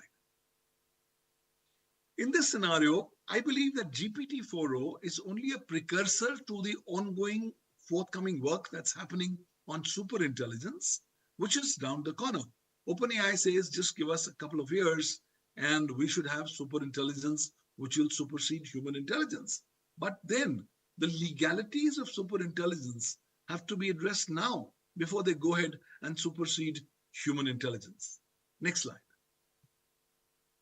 In this scenario, therefore, if India really wants to really move in a concrete, ethical manner towards digital and AI transformation, it cannot close its eyes to the big elephant in the room. The need for addressing the legal, policy, and regulatory as also ethical nuances of AI is the most predominant need of today's times. Next slide. I also find that in India, deepfakes have suddenly gained a lot of currency. Today, in the Indian election process, deepfakes have been one of the most unique factors in this year's elections as compared to previous years. Mind you, India still doesn't have dedicated legal provisions on deepfakes. Next slide. In this scenario, therefore, proactively, we'll have to go and change our mindsets if we want to evolve towards digital and AI transformation. The mindset will be to respect data. Mindset will be to go ahead and respect people's rights to privacy as we move forward towards digital transformation. Next slide. Now, today in India, we have the great Indian Jugaad School of Management, which Indian companies subscribe to. They believe that they can do any jugaad and then get away with compliances. But I think now companies need to wake up from their slumber. Sorry, the Indian Jugaad School of Management is not working in the context of electronic compliances. Next slide. In this case, I think you have to realize that if you are going to be straddled with 250 crore rupees fine for non-compliance with the DPDP Act, or if you are going to be sent to jail because of your non-reporting of a cybersecurity breach, then I'm sure the Indian Jugaad School of Management will not really be of much help. Next slide. Therefore, very quickly, the writing is on the wall that companies will have to ensure proactive compliance with current provisions of law. Otherwise, you face civil, legal consequences, criminal consequences, and of course, your reputational losses, which is going to be extremely hard to really quantify in any real terms. Next slide. In this scenario, I think India needs to strengthen its crown jewels in terms of protecting its critical information infrastructure from unauthorized attacks and breaches that are continuing to target the Indian CII. Next slide. Therefore, I believe we also have to deal with this huge problem of ransomware, which has become the #1 challenge for Indian companies. We don't have dedicated law on ransomware, and the inability of law enforcement agencies to deal with ransomware in terms of detection, investigation, and prosecution leaves a huge gap, a vacuum in this entire ecosystem, which I think will have to be addressed. Next slide. We will also have to be careful that while the government has done a lot of work on electronic governance, still there are gray zones on electronic governance and electronic commerce, which will have to be addressed for a full transformation in the digital realm. Next slide. This is becoming more complicated because emerging technologies are coming onto the bandwagon, whether it's artificial intelligence, whether it's blockchain, whether it's Internet of Things. And therefore, all these emerging technologies have to be kept into consideration as we move towards digital and AI transformation. Next slide. We also need to be careful of the fact. Pawan, we have exceeded time, so you'll just have to conclude immediately, please. Yeah, thank you. Okay, so I will just pause here by saying that we have gone ahead and done a lot of good work, but we can't sit down on our laurels. You will have to come up with amended laws. The Information Technology Act and the relevant secondary legislations will have to be amended. The Digital Personal Data Protection Act is going to be extensively required to be enforced to give a deterrent. Similarly, we'll require dedicated laws on cyber crime and cyber security, as also artificial intelligence. We cannot afford to just be in the catch-up mode, because India is one country where a lot of the world is looking up to in terms of thought leadership. So everything will really be dependent on how the political will moves in this direction. Fortunately, the government has been committed towards digital transformation, but it's not just one step. you'll have to take numerous steps from all quarters if you really want to go into for complete digital transformation and AI transformation. But let's begin with our basic homework in terms of enhancing more capacities, in terms of making sure that every stakeholder contributes in this digital transformation process. Otherwise, we are going to be much behind the curve and we will not be able to really achieve the entire, $5 trillion economy size that we are wanting to achieve. So I think everybody has to contribute as we move towards a very exciting journey. Yeah, Pawan, we've got our hands full. I mean, yes, and point taken. So thank you very much for your time. Please give him a big hand. Thank you. Okay. So folks, I hope you've had an interesting time. We have a lot more sessions, but let's have a tea break, please. Thank you.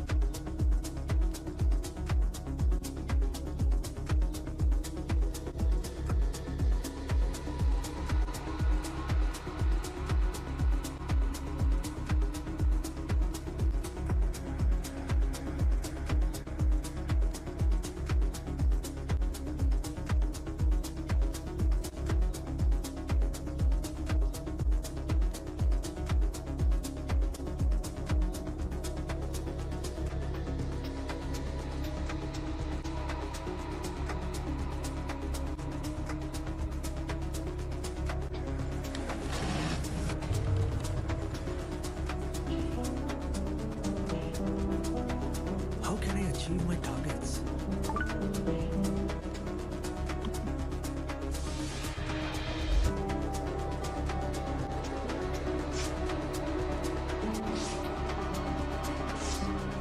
How can I target the remotest markets?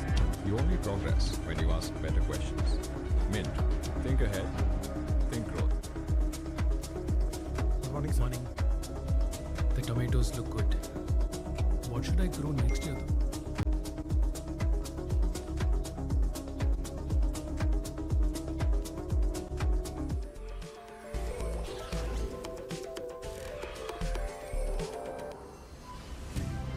How can my farm adapt to climate change? You only progress when you ask better questions. Mint. Think ahead. Think growth.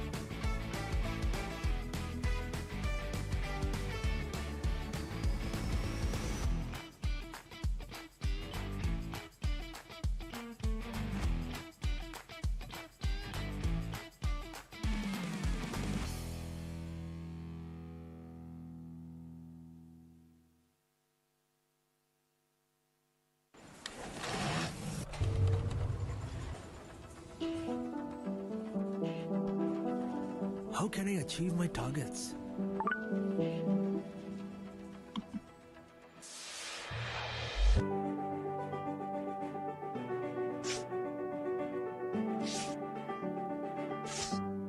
How can I target the remotest markets? You only progress when you ask better questions. Mint. Think ahead. Think growth. Good morning, sir. Morning. The tomatoes look good. What should I grow next year, though?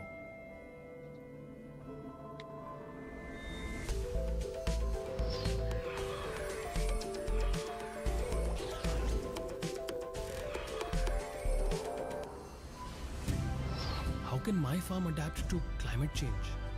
You only progress when you ask better questions. Mint.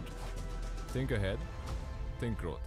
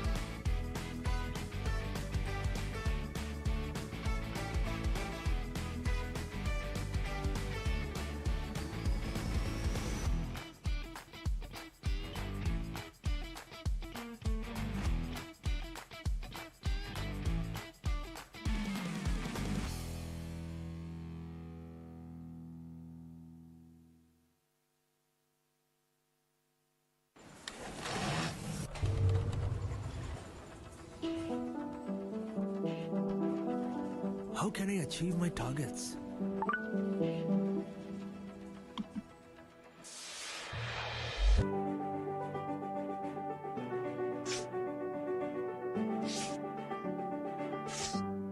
How can I target the remotest markets?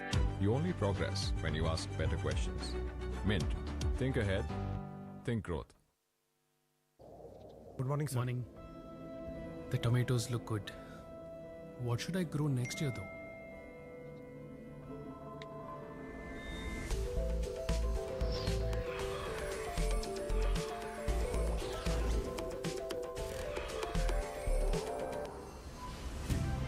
How can my farm adapt to climate change?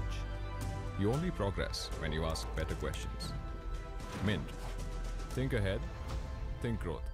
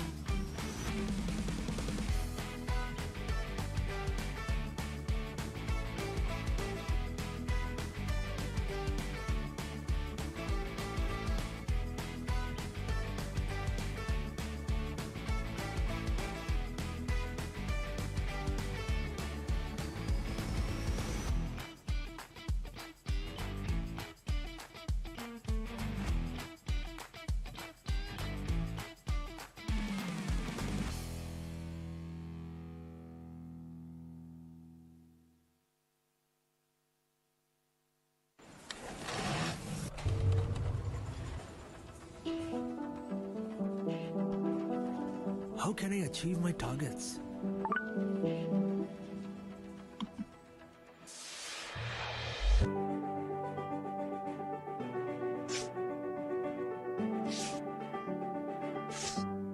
How can I target the remotest markets?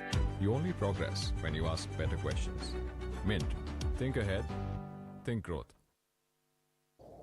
Good morning, sir. Morning. The tomatoes look good. What should I grow next year though?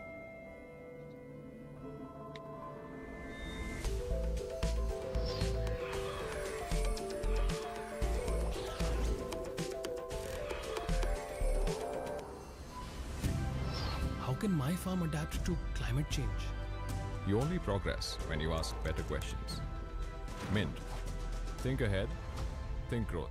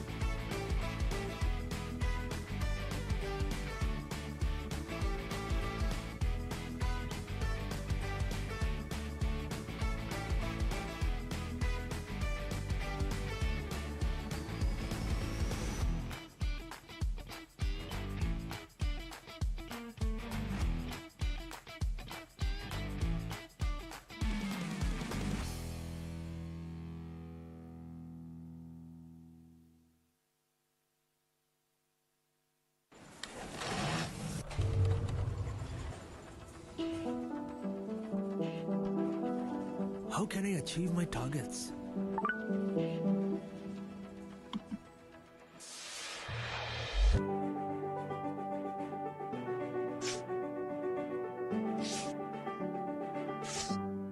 How can I target the remotest markets?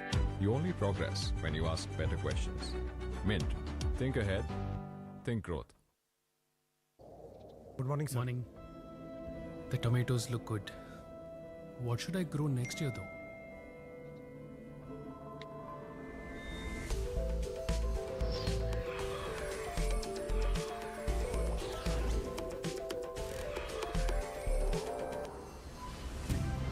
How can my farm adapt to climate change? You only progress when you ask better questions. Mint. Think ahead. Think growth.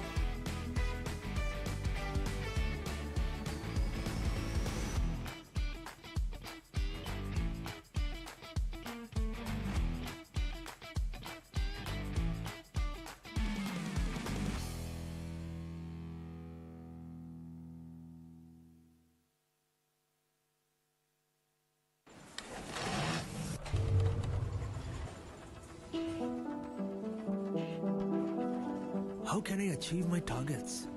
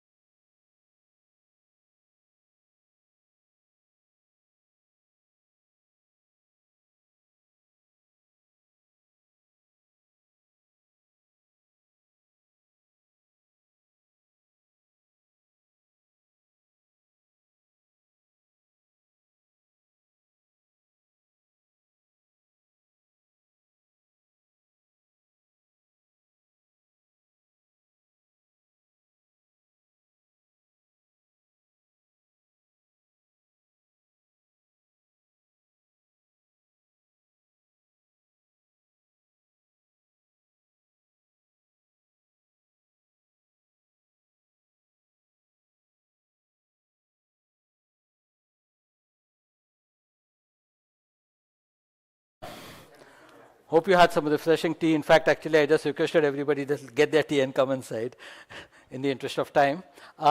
We have a very interesting speaker now. In fact, actually, I had requested, it's Professor Satyanarayanan Chakravarti, who is the founder and director of the E-Plane company.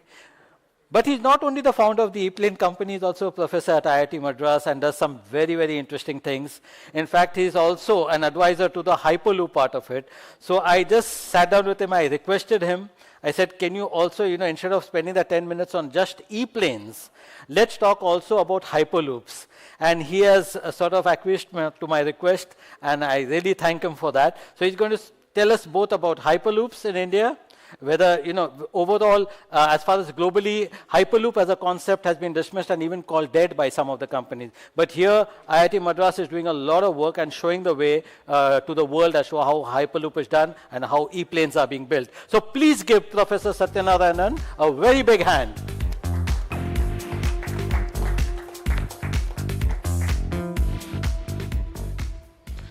Good. I'm hoping, yeah, okay, fine, we have the slides. So I think the team essentially wanted me to talk about E-planes, but I think Leslie had actually written a wonderful article about Hyperloop just about a couple of weeks ago, and I thanked him for that right outside the hall. And he said, hey, is it possible for you to talk about Hyperloop? And I'm like, yeah, sure, I can do whatever you want.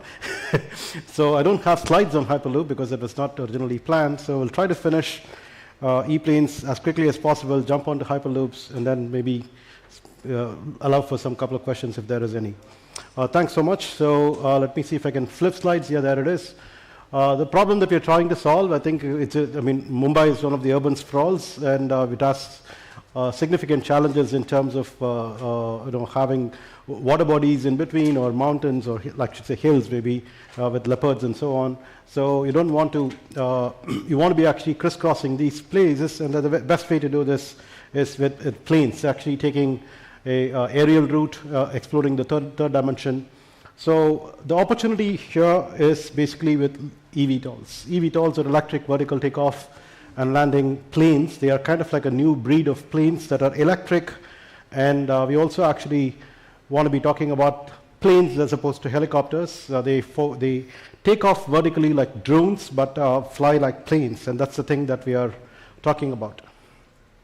So what are the features that we are essentially looking for and looking at? And India is actually in the bandwagon. Sorry, made a mistake. India is in the bandwagon of doing this advanced air mobility. And the E-plane company is essentially aiming to actually be a global company out of India. We are essentially thinking about a range of about 200 kilometers with about 3 passengers. And when we say best asset utilization with minimal capex, what we essentially mean is we can potentially do about 50 trips of about 20 to 30 kilometers each across the city on a daily basis. We have a very compact, we actually pride ourselves to say that we are the most compact electric VTOL in the world, and that means that we need much smaller infrastructure, or can be using existing infrastructure like rooftops of malls or parking decks and other such public spaces, as well as ultimately getting to rooftops of apartment buildings and so on. And we have only about a 3-seater with two passengers, 1 pilot, therefore less weight, and because of the way we have this IP set up, we can actually do multiple short trips in a single charge, and therefore there is less wait time for charging on the whole, and we have a less occupancy problem, so you don't really have much of a waiting time for people to get in. The seats get filled up, and then we keep moving. And we can also actually make a 2-seater version if we have only 1 passenger, and so on. We are the only indigenous player mainly, I would say, at the moment. We are actually looking at cargos, air ambulance, and air taxis, just in case somebody asked a question, why not doing those, and economical price points for Indian customers, and sales and service operations is the whole idea. So we did a study with Frost & Sullivan last year, where we actually explored the Indian market with about 12 cities worth of primary research, all the way down to tier 3 cities. And based on this, we actually built an India TAM and integrated with the global TAM outlook in 2040, where I think Morgan Stanley had put out like a $1+ trillion by 2040, and I think Frost & Sullivan sort of corroborated that for the global TAM, and India TAM was actually specifically like about 200 billion, about a 20%, and I think the global split by 2040 would be about 26% with China, 23% with the US, and 20% with India. That's kind of outlook we expect, and the rest of the world would be the remaining, primarily Europe. The rest is going to be most of the rest of the world. So we have a fairly wide range of stuff that we do, starting from 2019 when we started the company. We have been into agri-tech, then medical cargo with smaller planes that actually can carry 2 to 6 kgs, all the way to about 50 to 100 kgs kind of drones that are much larger in size that will fit this entire stage or even bigger. And then going all the way to air ambulances and air taxis going forward. Yeah, I think those are the pictures over there. So we had the agri drone, we have the 2 to 6 kgs version here that's about a 1.7 meter tabletop variety, going fairly long distances, like about 50, 60 kilometers in a single charge, and similar one about 30 to 50 kgs version over here, and a 100 kg version. So right now where we are today is actually all of these are flying machines at the moment. They're proven. 100 kg is actually at the conceptual level we will want to do once we actually see a customer uptake with 50. But we are on the way to actually making that taxi, which is the E200X. We expect to actually be doing the first prototype before the end of this year, and a couple of other prototypes through the next year, and putting it through certification and commercialization by 2026. That's the outlook that we have about that. There is a very specific IP that we have that I just mentioned in the previous slides, which is to say we will actually have slow flights, and it's very compact. That's an academic challenge. So we have a IP that's filed in about 30 countries that conserves this particular kind of flight. I'm not going to go into the tech details. Although I'm a professor, this is not the classroom that I want to be in. And there is a bunch of avionics, So we actually do a bunch of things like avionics and sensor stack, carbon composite body, advanced rotors, battery and power, and significant amount of software development that goes along with it. We do the entire aircraft design and aerostructures, propeller systems, battery packs. Of course, there is an emission story over here. We are not actually looking at electric aviation in the sense of actually replacing aviation emissions. We are actually trying to target road emissions, which is actually the significant chunk of emissions today in transportation. We are essentially trying to take a slice of road, passenger, and freight emissions, and that's what we effectively expect to do with our taxis in the future. And this actually shows the roadmap that we were talking about, where we have a commercialization pathway for the drones in the first place, and then the E200X prototyping, and then the cargo and other drones internationalization, and then commercialization of the air taxi, the air ambulance, and all of those things, the passenger one. Well, let's actually look at, I think we have 3 minutes, so let's just look at India as at the cutting edge of urban air mobility along with the rest of the world, and there is a likelihood of getting there to operations even slightly ahead of others. So this kind of could be like a hare and tortoise story, and we may think of ourselves as tortoises, which means that we are expecting to win the race. Finally, that's what matters to us, regardless of whether we are the hare or the tortoise. And multiple aspects need to be considered beside the aircraft: air traffic, landing sites, pilot training. So we actually work on all of these aspects as well. Indian government agencies are seized with the matter and have already set up working groups and committees that go into all these aspects, and we are plugged into these committees for modulating the regulations surrounding the air traffic, the landing sites, and so on. And we plan to operate a sandbox very soon to demonstrate the viability of urban air mobility in India. This probably should come up in the next few months in the radar, and probably will actually get underway through 2025. I think that's my slides. Thank you so much as far as the slides is concerned. And I think Leslie wanted me to talk about Hyperloop. Yeah, so from 2017 onwards, we have India's oldest student Hyperloop team called the Avishkar Hyperloop team, and they have been consistently performing in international arena and competitions, and I have been actually the oldest member of that team, not by age but by being consistently through this entire period. Other team members keep going because they're students; they have to graduate and move on. So we have the ability now to craft the full Hyperloop stack of levitation, contactless braking, contactless electromagnetic propulsion, the anti-vacuum tube, So a Hyperloop is nothing but maglev in a vacuum tube. And what we have at IIT Madras now, I think in the next couple of months, this is going to become extremely apparent. We will be inaugurating this with enough fanfare. It's a 450-meter long Hyperloop tube, about a 2-meter diameter. It's still subscale, and run pods in vacuum to demonstrate the full Hyperloop technology stack at subscale, so that we should be in a position to actually claim that we can do full scale of several kilometers, with full scale being like about 4 to 5 meters in diameter for taking pods that would be looking like metro compartments, let's say, for example. And I think in the next 5 years, we should actually be able to demonstrate that somewhere outside of our campus. We don't have like a kilometers long campus over there, so we actually have to do this outside. In about 5 years, we should actually be in a position to say that we are having one of the most inexpensive Hyperloop technologies developed in India, so that we can actually go commercial, going from city to city. Maybe in this part of the world, it could be Ahmedabad, Mumbai, Pune, and so on. And in my part of the world, a Chennai, Bangalore. Chennai, Bangalore in half an hour is actually what we are thinking about to begin with. Ultimately, could be speeded up to 15 minutes. That's essentially the idea there. Yeah, I think I'll stop here. Please give the professor a big hand. So the professor has spoken about Hyperloops, about E-planes. Yes, sir. That's exactly what I would know. What kind of question do you have? Repeat that. The speed of the Hyperloop. Right. So we have a graded approach. So we want to actually start with cargo. And with cargo, we could even do like about a 150 to 250 kilometer per hour. And that would be very nice because today's cargo speeds are much less than that. And that's fairly good enough to begin with. But the trial space that we have, let's say, if you're able to get like about a 5 to 10 kilometer kind of distance where we can do trials, the most economically viable, lowest speed for passenger to beat air traffic is 600 kilometers.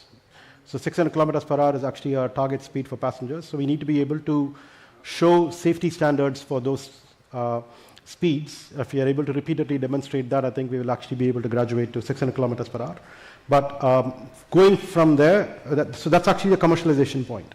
But beyond that, I think the same infrastructure, but with more powerful linear motors and so on, we should be able to actually do 1200 kilometers per hour. That's well past flight speeds. That's where we will actually get the real potential. Chennai, Bangalore, 15 minutes is the promise that holds, but 600 is actually very good because we go from middle of Chennai to middle of Bangalore. If you're actually going to Bangalore by flight, you're actually going to nowhere, as a matter of fact, today. Right? Yeah. Isn't that exciting? Yeah. Any further questions? Okay. Great. So, quick question, please. Hi. As you mentioned that we can achieve a speed of up to 1200 kilometers per hour, what kind of G-force would be affecting on a human being on that? Yeah. Oh, wow, this is not an IIT class. Yeah. So if you were to actually take a lift in a 100-story building, right, and then you're able to actually get from the ground floor to the 100th floor, right? So I don't know if you have experienced it, but you hardly actually get any G-force, right? But the answer is they actually are spring-loaded. So there is inertia, right? So this is a technical class, right? So there is inertia. So we actually will have spring-loaded platforms on which the entire thing will be mounted on all sides. So if you're actually turning and then there is a banking, there is a spring-loaded floorboard on which the entire cabin will be there. So you wouldn't actually feel the G-forces at all. That's number one. Second is the G-forces come only during acceleration and turning and so on. Once you reach the peak speeds, the spring loads actually kind of relax. At full speed and constant speed, there is absolutely no acceleration. Therefore, you don't have any G-forces and so on. Thank you. Yeah. Thank you, Professor. Before we have more Hyperloop 101, please give Professor a big hand. Thank you. Yeah. Thank you, Prof. Yeah. And now, we have a very interesting panel discussion, because all this while we have been talking a lot of theory also. We have had the Larsen and Toubro group talk about digital transformation. We'll soon have the Mahindra group also talk about as a conglomerate. But there are a lot of companies across sectors that are doing some amazing work. And for that, how are they implementing AI and GenAI across their sectors? I would like to call on my colleague, Shavik Das. That's okay. I'd like to call on stage my colleague Shavik Das, who will lead this panel. So Shavik, the stage is all yours. Thank you. Please Thank give you Shavik so a big hand. Thank you. Thank you. Thank you. Am I audible? Hello. Check. Yes. I always like to say check, that way it makes you feel very serious. But anyway, our panel is going to be about discussing how enterprises have gone about in their digital transformation journey. And we've got companies representing the old economy as well as the new economy. We've got sectors from across manufacturing, Sudeep's right here, across pharmaceuticals, across financial services, as well as gaming and fantasy sports. So it's a pretty interesting group that we have, and it's a pretty interesting set of discussions that we expect to have. On that note, I'd like to invite our panelists on stage. Ladies and gentlemen, please welcome Dr. Rupa Basroor from Parexel. I think the post-break sessions are always a little lazy on energy, but Dr. Rupa Basroor is Vice President of Global Safety Medical Writing at Parexel. Abhishek Ravi, Chief Information Officer, Dream Sports. You'd know Dream Sports as Dream 11. Their advertisements are pretty popular everywhere. We've got Sushil Ostwal, Vice President, Project Head, Data Science at Motilal Oswal Financial Services. And Sudeep Mazumdar, Global Chief Digital and Information Officer, PGP Glass Private Limited.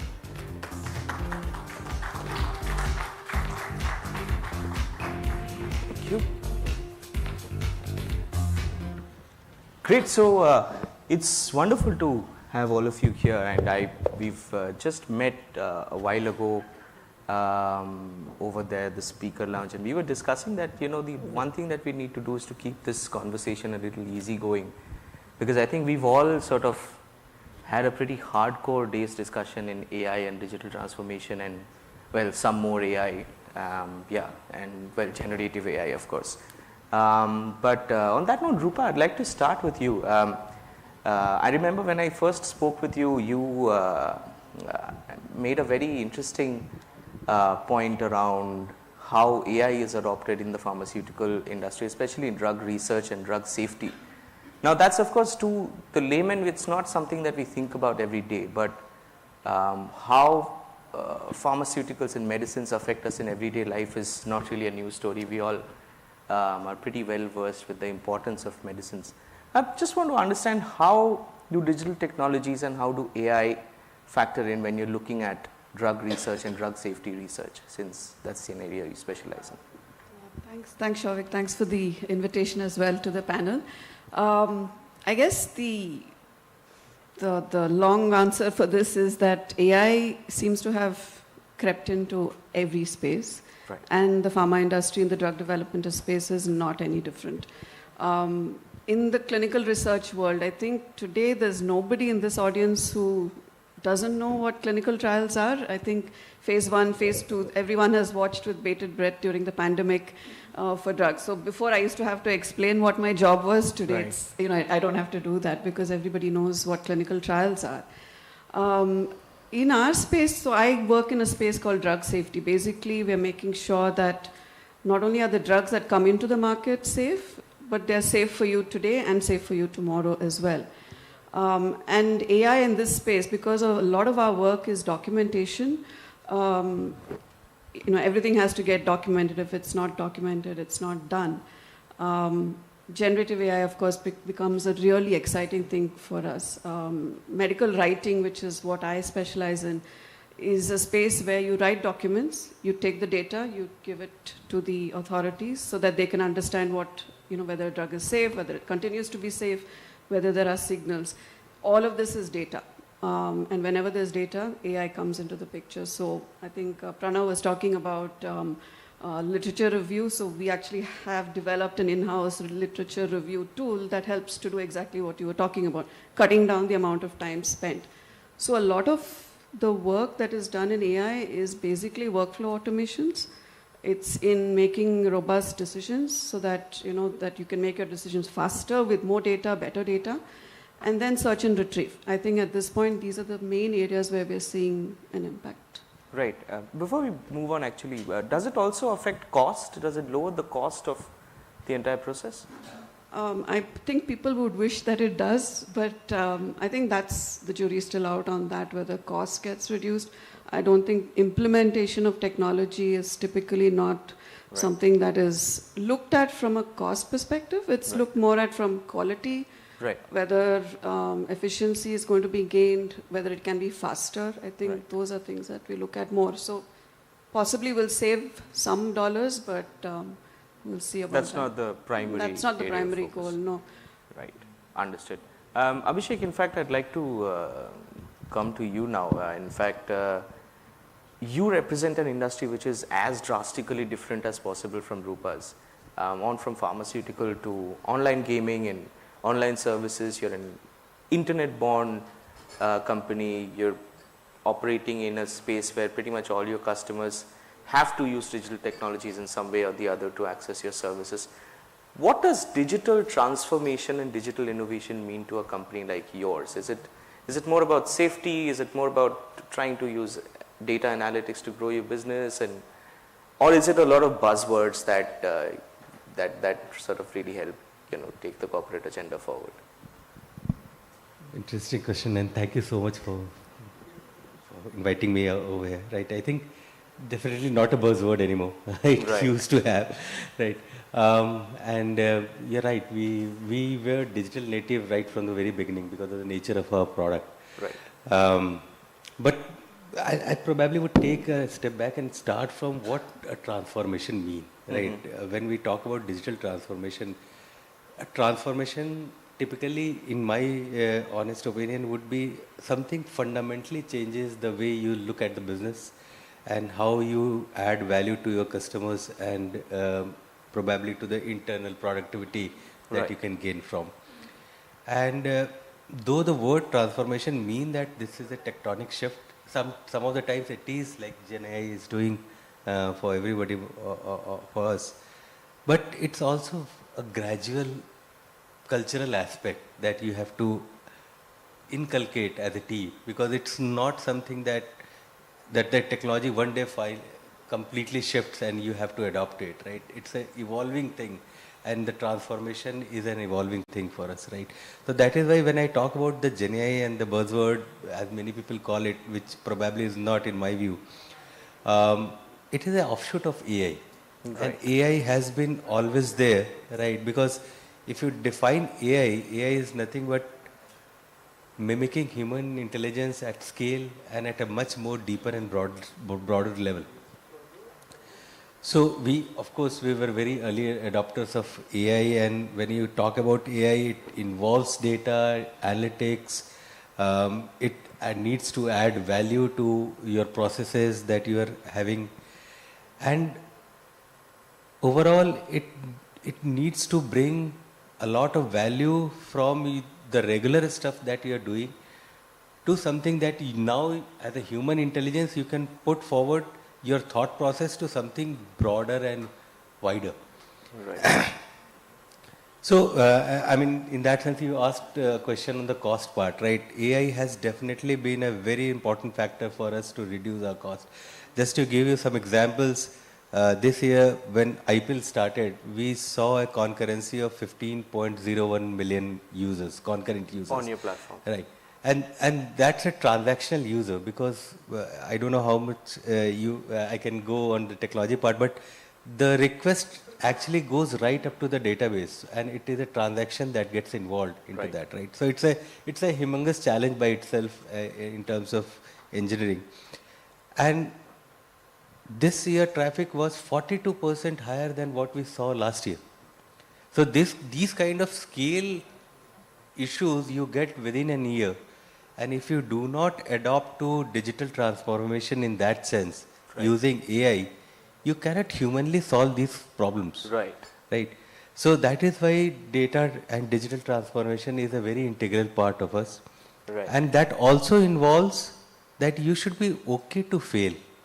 We, at any point of time, we have more than 200 experiments running on our platform. Right. And those all platform experiments are being powered by AI. Right. With different machine learning models, and using those, we have a core principle also, 90% data and 10% gut. Right. So it's not about the highest income person opinion in the room, it's about the data, what really comes out, right? And that's how, if the companies would start to think in that way, right, only then it would be a success. Right. And of late, I think, I'll just summarize some of the things. AI was descriptive, prescriptive, predictive, detective. Right. What generative AI has done, that it has made it to the generation part also. Right. And that's where I think the fundamental tectonic shift we are seeing.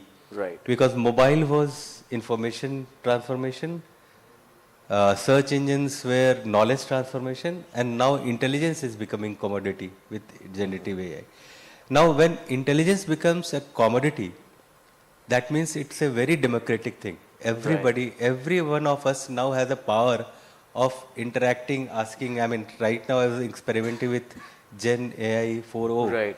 And you can probably virtually ask any question and you can get an answer. So basically on intelligence part, we are now equal. Absolutely. And so basically, you know, when your ad goes and says Dream 11 per team banao and people come and make the team, there's a lot of AI that goes behind curating Absolutely. the I think, and that was my last point, that when it's become a democratic thing, it's no more a tech versus non-tech team. Right. My marketing team is using AI like anything. Right. All those ads that you're seeing, the digital performance ads, most of them are now getting generated using generative AI. Right. Yeah, so it actually has given power back to the users. Definitely. Right. And in fact, I'd like you to hold on to the thought. We'll come back to that soon.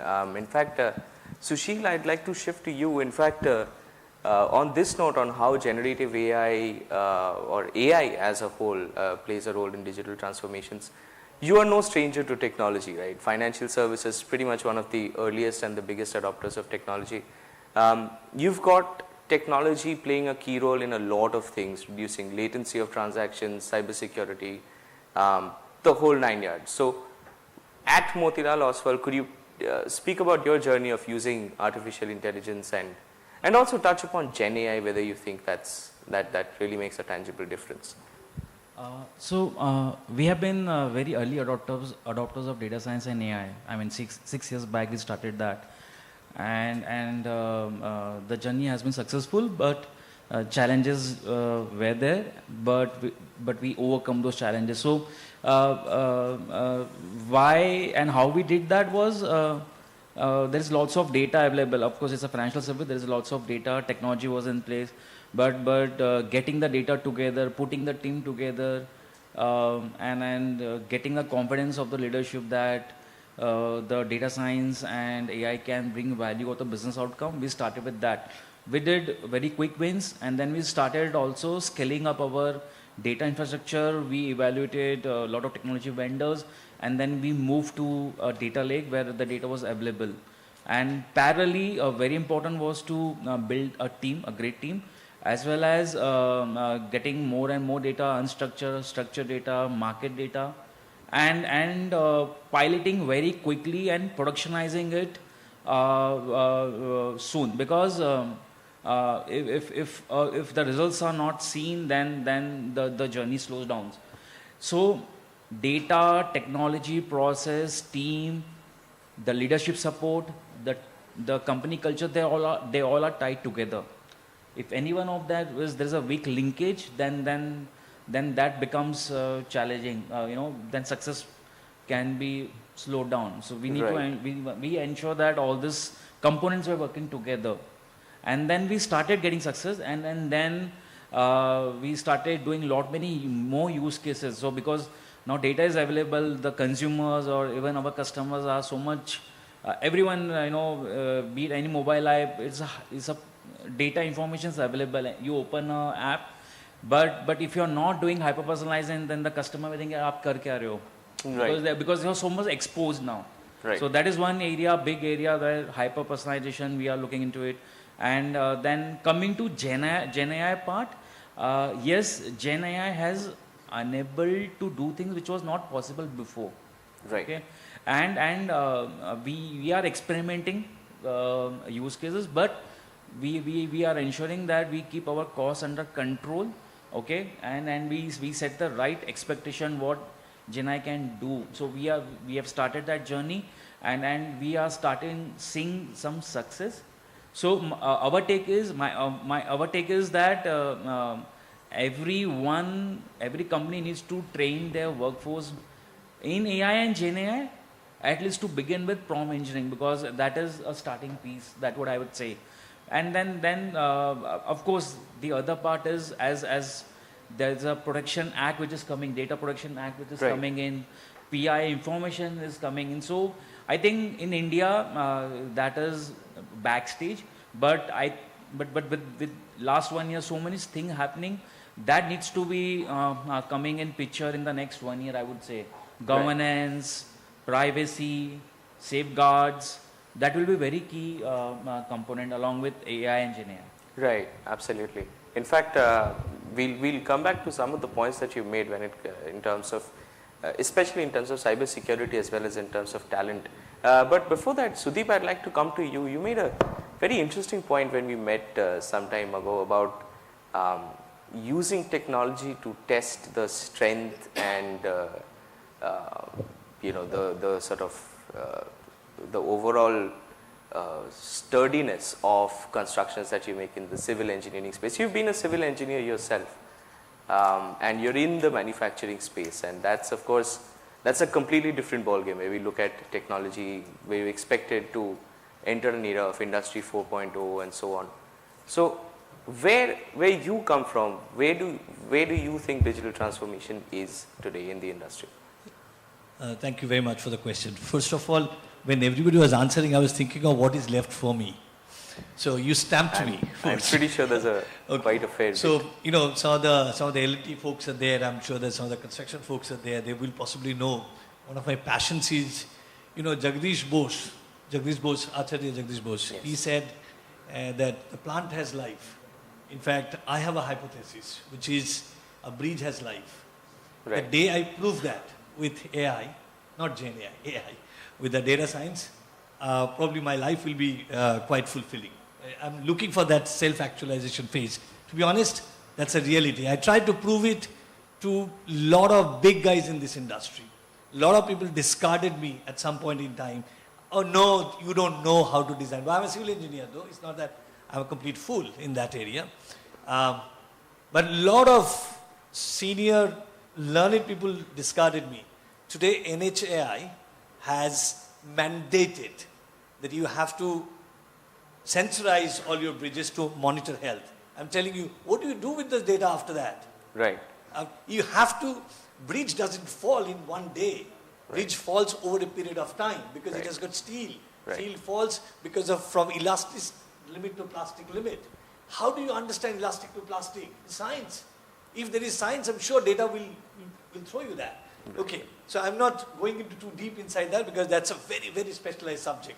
But I thought that, I'll start with a little different. I do have a little bit please, time. Please. I come from manufacturing industry. Now, what I manufacture is glass bottles. If I ask Keshav what perfume you have used last night, well, possibly he'll be saying something very, what is it? Okay, so let's say Davidoff cool water. If I ask Utkarsh what drink you had, he probably will say Grey Goose, somebody will say Bacardi, all are our bottles by the way. Okay, 17 of the total of the top 20 fashion brands. For them, the glass packaging container we make for them, right? So a lot of big names are there. Now, yesterday, I launched a PGP GPT, my company called PGP Glass, which is R12 Piramal Glass, now it's a Blackstone company. Yesterday, I launched internally, I called PGP GPT, based on DALI 3, right? Okay. My idea was to create something out of the air, right, through AI. And the first thing after launching, I asked, and I would have loved to show you to here, get me a design of a bottle which is like a stiletto. Wow. And it threw me a design. That design is in the market. It's Carolina Herrera Good Girls, if you know that. You know, it's a fantastic stiletto shape. It's very difficult to make. Actually, it's made by us. It's very difficult to make, and I saw that AI is showing it up. You know, what actually gave me an idea that somebody who has conceptualized this bottle, I don't know whether he had this engine or not. Right. Amazingly, I saw the same. In fact, just next to that, I did get me a bottle which has a shape of a camel. I would have loved to show you that. Right. I'm saying that generative AI, I'm not getting into the AI part too much on this now because a lot of people will be saying, generative AI is throwing in terms of creation. In terms of creation, not the summarization, not the records, etc. The way it is creating the design concepts, I'm totally amazed. And at my level, I'm talking about. I'm not talking about OpenAI or Microsoft over there or the Gemini what they're doing. That's one. So the creation part is, I think most of the part will be taken care of. Second part is the manufacturing sector. I personally believe these core sectors are at least 20 to 25% less productive than it should be. Right. And I've got data also from my past companies where I can tell you the productivity of the people are 55% in India. Right. Whereas the same industry has a productivity of 75 to 80% outside. Right. Can AI sort of help with that? Of course it can. See, it can actually throw a mirror in front of you by doing the right kind of analytics in front of you. Right. And we did a lot of good work. I don't know whether anybody has presented or not. I was not there, at least Utkarsh's presentation, I would have loved to see that. But there are huge amount of work that we can do actually, the productivity challenge, efficiency challenge we can take up. Right. In the code manufacturing industry where I am today, we have since 2020, 21, 2020, I mean today in last 3 years, we have increased 3.73% more efficiency. Right. 3.73% and totally driven by AI analytics. Right. I'm not doing generative AI, I'm talking about AI analytics, all advanced statistical techniques and AI. Right. It is absolutely possible. In fact, we are so gung-ho on this idea that right now we are talking to one of the top consulting companies to take up one more of that. Right. And we'll have to pay for our nose, but it's okay because we'll get more money than that. Right, right. In fact, that's a fantastic point to sort of segue to the next point that struck me when all of you were speaking, which is that you mentioned creativity through design in manufacturing and also efficiency. Sushil, you spoke about the importance of AI in security and trust. Abhishek, of course, you spoke about how important it is. But I want to understand, probably, Rupa, we can start with you. The common thread that I see in all of this is that you need a lot of trained, skilled engineers, skilled talent when it comes to deployment of AI and the ability to understand AI, understand the technology, and to integrate that technology into a certain field. Do we have, or in your experience, does your field have enough skilled resources to be able to take on such projects? So I think the skill is getting developed. And I think for me at least, how are we skilling our current employees to be able to take on these challenges? I think Sushil touched upon prompt engineering, right? It's really important. People don't know what that is. So we, for instance, we've also launched our own version of GPT. Right. We had 1 million hits on it. So people are using it, they're starting to use it. Right. We also have acquired a company that actually has the AI engineers to help us develop these skills as well. So is it an outsourced activity? No, it's an in-house partnership. Started as a partnership and became an acquisition. So we've actually acquired the AI engineers into our organization. But there are available engineers in the industry. Yes. Yeah. Right. Absolutely. So talent, yes, I think always we look for more and more talent, but it's certainly something. I just wanted to hit on the creativity piece of it. I think creativity is great. I think everyone's talked about hallucinations today, and I think in our space, especially in drug development, where you're talking about patients, at the end of the day, it's really important that that is taken care of. So the concept of human in the loop I think is incredibly important to make sure that stuff is not just going out without that eye on it. So the quality, the carefulness, and the level of attention that you need to pay to it is still, it's still needed by a human. I mean, we have physicians who look at our work. So nothing goes out without that review. So we've seen hallucinations happening of all kinds. There's papers being created and whatnot. So we really have to be careful around that. So cautious optimism, I guess. Right. In fact, I'm glad you mentioned that, because there's a lot of, doomsday predictions where AI rises from the soil and takes over all our jobs, and, we are all unemployed at some point of time in the future. But hopefully that's not going to happen. Hopefully we'll always play a key role. I think the skills that we have will have to be enhanced. I think, like I said, workflow automation, right? That frees up your time to do the things that you want to do, the strategy, the science of the work that you're doing. So I think that's where we'll see more of the impact. And ultimately, hopefully, drugs faster to market. Right, absolutely. Sushil, in fact, I'd like to come to you on that. Alongside speaking about AI talent, cybersecurity as a whole, and senior skilled cybersecurity talent in the financial services sector, we've all sort of read and reported about that there is a paucity of such people. Do you think digital technologies can help in that regard, and do you think there are enough skilled talent who can use those technologies and sort of help your product? So I'm not a cybersecurity expert, but yes, there is significant risk associated with AI, GenAI, and I think companies are putting a lot of investments and team in place to protect the data, to protect the system, breaches, violations, because that can jeopardize a lot of things. So that is very top of the mind of every company, even in my company also. So so that is one aspect I would say is attention needed. Right. But AI, financial services is such a regulated sector. There are, of course, definitions from SEBI in terms of what you can and cannot do in terms of technology. Yeah, so yes, SEBI regulations are in place. We adhere to that very, very strongly. No data sharing, then PI information is restricted, access to the systems, whatever communications, algorithms, models we are building, they are all, there are no biases or there are no discriminations. We need to be ensuring that.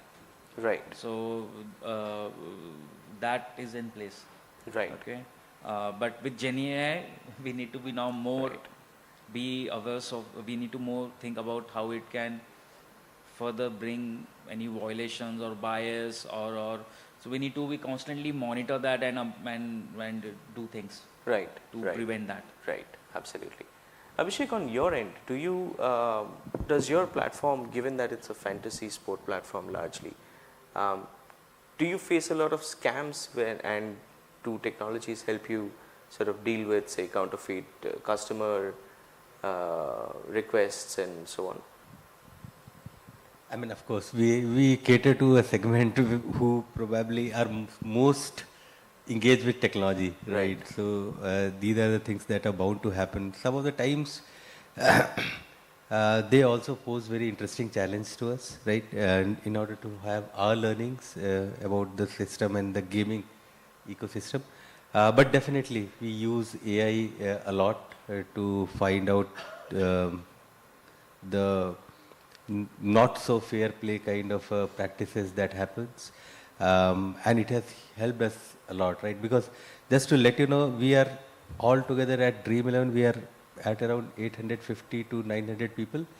And I mean, with the scale that we are seeing, without the use of technology and AI and now with GenAI, it's not just possible to scale to that for this thing and probably nail it to that level that people do have the trust on the platform, right?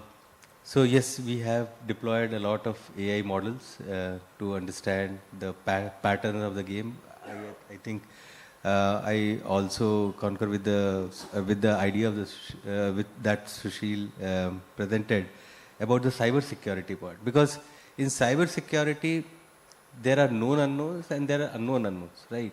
Right. You can, and now AI is helping you to find the patterns, right, that you probably humanly can never figure out. I'll just give an example. You have, say, 100 registrations per minute during the daytime. And on an average, in the night, you have, say, 15 registration or 20 registration. Right. Suddenly, you find out that there is, from a particular IP or particular domain, geographical domain, you are getting 30 registrations on each day. Right. Now that's an anomalous behavior, right? And probably it's perfectly under the radar because you might have set the alert at 50 registration per minute, kind of thing, right? But using AI, you probably can get more anomalous behavior, right? Right. And I'd like to finish one thing about the doomsday thing. Right. I think I was attending one of the AI session, and I think one gentleman said very good quote, is that it's not the humans would be replaced by AI. Right. But humans having access to not AI knowledge of AI and not willing to learn AI and GenAI would definitely be replaced. So that is one thing that each or all of us have to understand, that this is one technology that you cannot run away with. You have to adopt it. Right, absolutely. We have a little bit of a paucity of time, so in interest of that, Sudeep, I'll start with you.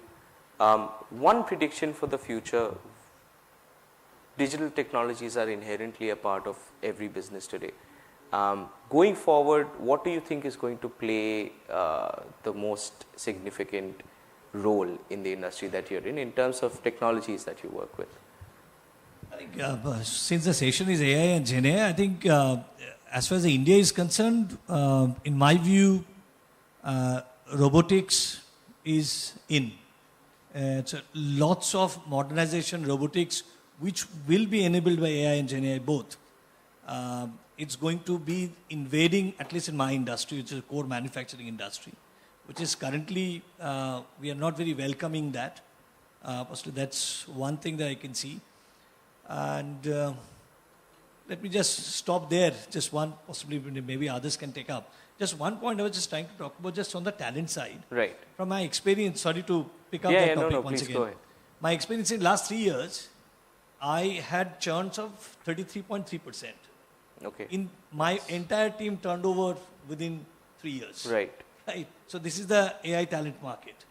And this is the reality today that we are facing, right? Every time I'm coming, every year, I'm having 33% new guys and I have to train them. After 1 year, they're vanished. Right. This is what is happening, the reality, right? So I don't know how it will be solved, but definitely the product companies and a lot of other skill companies, upliftment companies should be coming in to fill this gap. Otherwise, it will be extremely difficult for us, the way the pace is. Right. There's a huge gap. Right. Do they leave for inherently AI companies, AI software development companies? Is that where they sort of see a greater opportunity rather than working? See, the way I think is that, one is the LLM side of it, the other the SLM side of it. Most of the companies will be starting with the SLMs very soon, right? And already they have started, right? So there will be demand for the SLM coders, right? Whatever we say, at the end of the day, they can write a code. Right. But ultimately, human beings will be required at the back end. Otherwise, you'll not be able to decide. The code cannot decide for itself, right? There will be an objective. So I think there will be lots of demand of AI coders. Right. It is, so I know that I have taken a Microsoft Copilot. Extremely expensive, right? You can't just work with a Microsoft Copilot, right? Right. All the time Right. for all Of course. thousands of people. So you have to have some kind of management, which a lot of use cases are there, which can be solved by SLMs only. Right. So you don't need a OpenAI or Microsoft or Azure AI to solve that problem. Right. Understood. Sushil, very quickly to sum up, which digital technology do you think would play the biggest role in your sector? I would say there will be rapid adoption of data science and AI, GenAI all together. In the last 1 year, there is a lot of awareness, and the awareness and the eagerness has reached to the top level, and there will always be investment coming in, and every company will start in that journey. And a company needs to start, otherwise they may fall behind. Right. Rupa, the same question for you. So I think somebody talked about super intelligence today. I think in our space where a lot of the medical decisions and things have to be made, that is probably where this future goes. And if that comes in, then I think we all have to start thinking about what we're doing. But I definitely see. We also heard about the digital twins today. So synthetic control arms. Right. So the data science again. Anything that will help to reduce the burden on the patients, because I think people don't realize the amount of time and effort that goes into a clinical trial by a patient. Right. Anything that reduces that. So decentralized clinical trials, people sitting at home so that the clinic's going to the patient. Right. That kind of technology is going to definitely be the future. It's already there. There's a lot of it already, but it gets more advanced. Right. And on the talent side, I think we're seeing the youngsters who come with both the coding understanding of the technology and the the key science. Those are the guys that are nailing it, and they will be the ones who succeed in the future. Right, absolutely.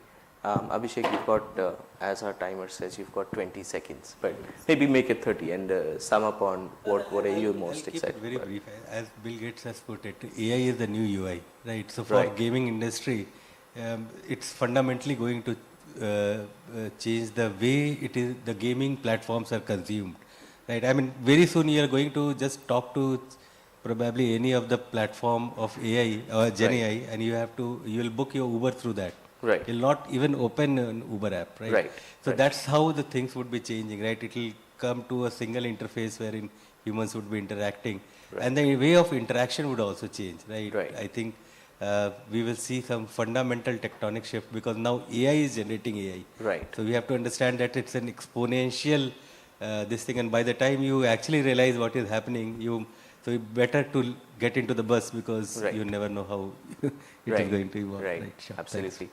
So thank you to all of you for the lovely insights. I think we are a little out of time, so we wouldn't be able to take questions, but our panelists would be here, so feel free to catch up with them. Thank you again. Thank you to everyone, and thank you as well. There are a few small tokens of appreciation from our end.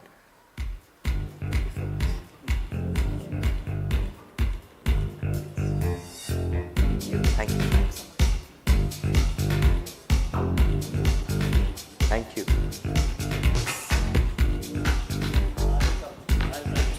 Thank you. Thank you. Great. Awesome.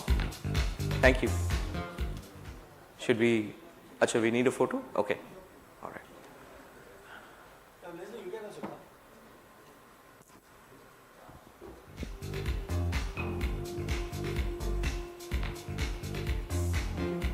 Thank you. Thank you. Thank you. Thank you. Thank you. Thanks, Eric. So, folks, hope that was an interesting panel. Just as they clear their chairs and before I call the next speaker, here are some more interesting questions for you. It's a quiz question, but are there any prizes for guessing? Sanjeev, are you around? Okay. Regardless of whether there are prizes, regardless of whether there are no prizes or prizes for guessing, there are questions for the asking. And one of them is, which pioneering institute built India's first ever computer and when? I'm giving you 4 options. TIFR Mumbai in 1960, IIT Kharagpur in 1959, ISI Calcutta in 1953, and BEL Bangalore in 1958. Wow, that was really fast on the draw. Please give him a big hand. We really have a knowledgeable crowd out here.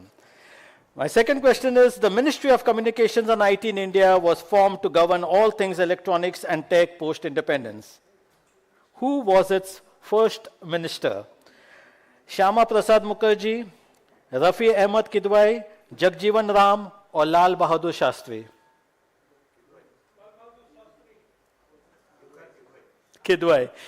Who said it first? Great. Please give him a big hand. The third question, quickly. Jacobus Japp Hartson is a renowned Dutch engineer. Oh, sorry, yeah, you did ask him about the Harold. In 2017, a group of 8 Google-funded researchers published a pioneering paper that gave birth to generative AI today. What was that paper called? A little bit of magic. Let there be light. Oh, somebody already knows the answer. Attention is all you need. And another brick in the wall. Okay, attention is all in the lady, right? Oh, some other hands. Who answered first? I don't know. Okay, please share the credit. Okay. So, folks, we'll have more questions, don't worry. For now, I'd like to call on stage Keshav Reddy, the founder of Equal. He's a person who's leveraging the India stack. Of course, he's much more than that, but I'm sure Keshav Reddy, part of the GVK group, so everybody knows about that. But here he's in the capacity of talking about how he's creating a company called Equal, which is leveraging the India stack to create a digital identity. Please give him a big hand.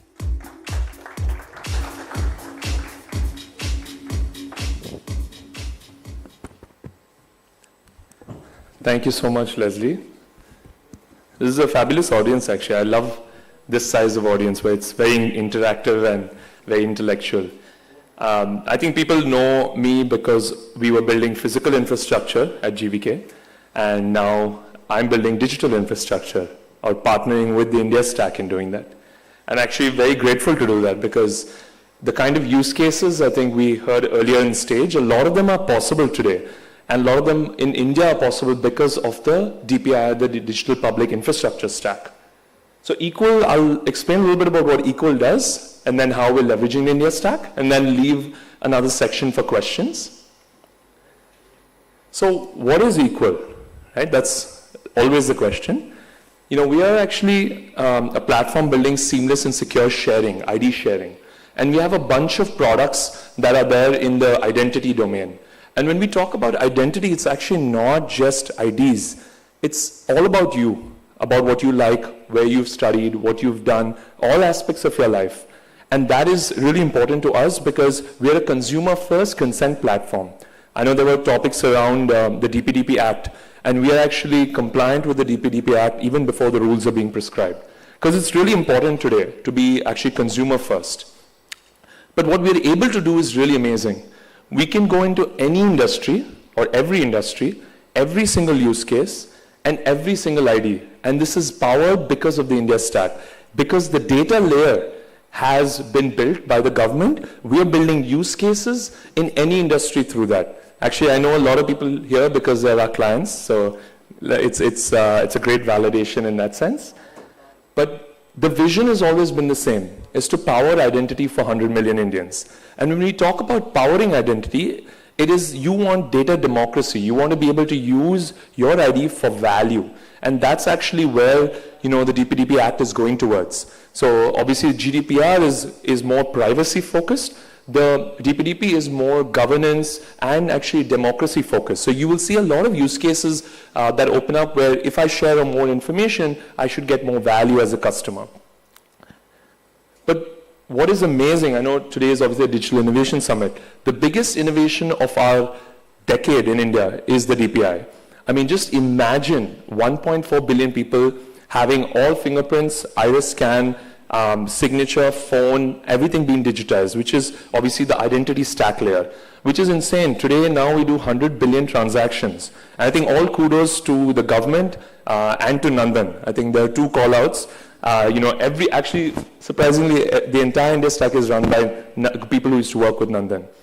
Obviously, the payment stack has become massive. We've been doing about 15 billion transactions a month now. 2018 barely existed, so real insane growth there. Now you're going to see a couple more layers in the India stack, right? Obviously, you have the data sharing layer, which is powered by the account aggregator ecosystem. We had BG Mahesh here, who runs the entire ecosystem, SRO or SRA, and DigiLocker, which has been a great place where you're able to aggregate all the data from all government sources. So both are going to be really, really explosive now, and you're seeing a lot of that, and Equal is doing a lot of work on all the layers. And you'll keep seeing us in places, in different places. And finally, the apps layer. I think most people have not even used or realized the value of the apps layer. we hear of ONDC, there is Beacon, there is OSEN, there are a bunch of apps layers, and it's going to take off to a larger level once each of these layers are more prevalent. And that's super exciting for us at Equal. So how we are partnering with the India Stack is very simple. We are a highly compliant platform that enables consent-based sharing, and all the data layer is built with the India Stack. So we are a proud requester of DigiLocker. We are one of the 10 PHR apps in the health stack. In eSign, we use obviously the government stack. Aadhaar, we are now a sub-KA of Aadhaar. And we are planning integrations into all the other ecosystems as well. And it's really fabulous what you can do. And the most exciting thing when I go abroad is actually take out my phone and do a 1 rupee Google Pay to somebody. And people are just mind blown. If you ever think, like in the US, you have ACH, where it takes a day or 2 days to actually transfer. But real-time settlement from bank to bank is just mind-blowing for people, especially in financial services. So we actually are going to be part of a lot of the stacks, build a bunch of application layers. And I really like what Abhishek said earlier, is that the AI ecosystem, of course, generative AI is, or AGI is what we are really talking about today. The use case layer, the UI layer is going to get absolutely disrupted, because you don't need to have apps anymore. And even with the India Stack, there will be different modes of interaction, which may not be through application layers. And that's going to be super exciting. And if you see ONDC today is a protocol. It's not actually a UI or an apps layer. So tomorrow you can actually order anything, do any commerce without having an application of its own. So Equal and its vision is going to be working towards powering identity. All applications. Today you can be calling or sharing easily. You should be able to access effortlessly. And you should be able to live your life happily. And everything else will be done with Equal, which is leveraging the India Stack and making your life a much better place to be. So I want to stop there. It's a short deck. I want to open it up for some questions, some insights. And I see Leslie coming up here. Sure. Any questions, please? Is the India Stack? You shared one use case, which is... Sure. I think there are a couple of big use cases that we are doing today. One is, of course, employee onboarding, which is a big use case for businesses. Others are lending. Lending use cases require a lot of identity. We're doing stuff in automobile purchase, vehicle purchase. We're doing use cases in terms of gaming. I know that's a big use case as well. So anywhere where a customer and a business interact is actually the layer we're going to hang around with. So think of us as like a ID gateway.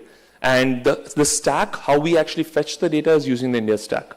So we don't try to build that data layer. We're on the orchestration layer. So workflow orchestration, fetching of IDs, fraud, risk, routing, underwriting, and decisioning. So the entire value layer on top is what we're doing. There was a gentleman here who had raised. Yes, please. Since you have access to so much of the data layer, there is a need of this one KYC. Like today also, every financial regulators have their own KYC. So is there any thought of using this for one nation, one KYC, this entire stack? Yeah, absolutely. Fabulous question. The finance minister actually spoke about this recently, about having a one KYC for all the financial service ecosystem. So once actually the government enables that, we will use that as a layer to share. But that's very important, because today each of the regulator wants it in a certain way for the right reasons, and being able to do it seamlessly is important for a customer. Yeah, but since if you see 80% of the KYC will be common, it's only the specifics can be separate. That's right. So from a customer's experience, I would say it will be just you register once and you don't have to register you don't have to sign 50 forms every time you try to get into a financial engagement with somebody. That's right. I think that will happen. And the government is actually taking a lot of fabulous steps in that direction. And we will be enablers. We will use that to make sure it's prevalent in companies and use cases when you're taking a loan, or you're doing maybe some housing finance or other aspects. But no, I agree with you. That's going to be the future, especially in BFSI.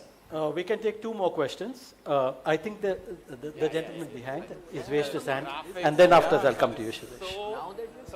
I know yours has a synergy with the stuff.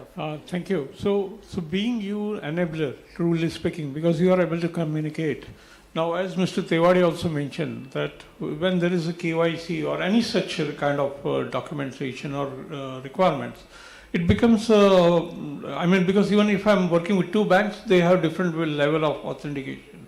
So in that case, is it you are looking at where you feel that, okay, it will be standardized and only one way. So it's like simplifying it with one authentication, I can log into any bank, whichever I want, something like that.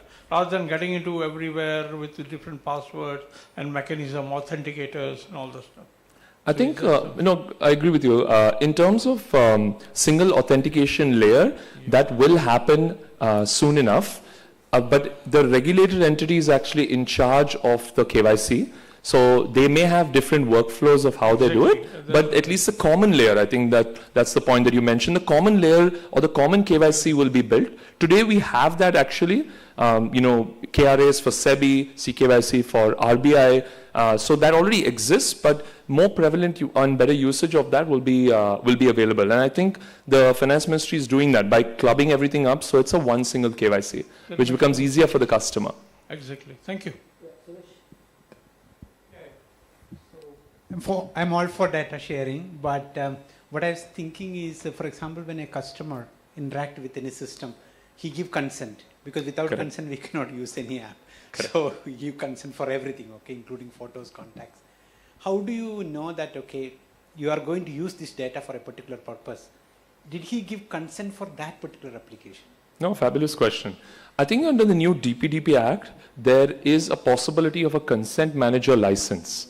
So if I give consent to share some data for a specific purpose, granular, which I can revoke, that is what's going to happen. The next wave of innovation is going to be in the consent manager layer.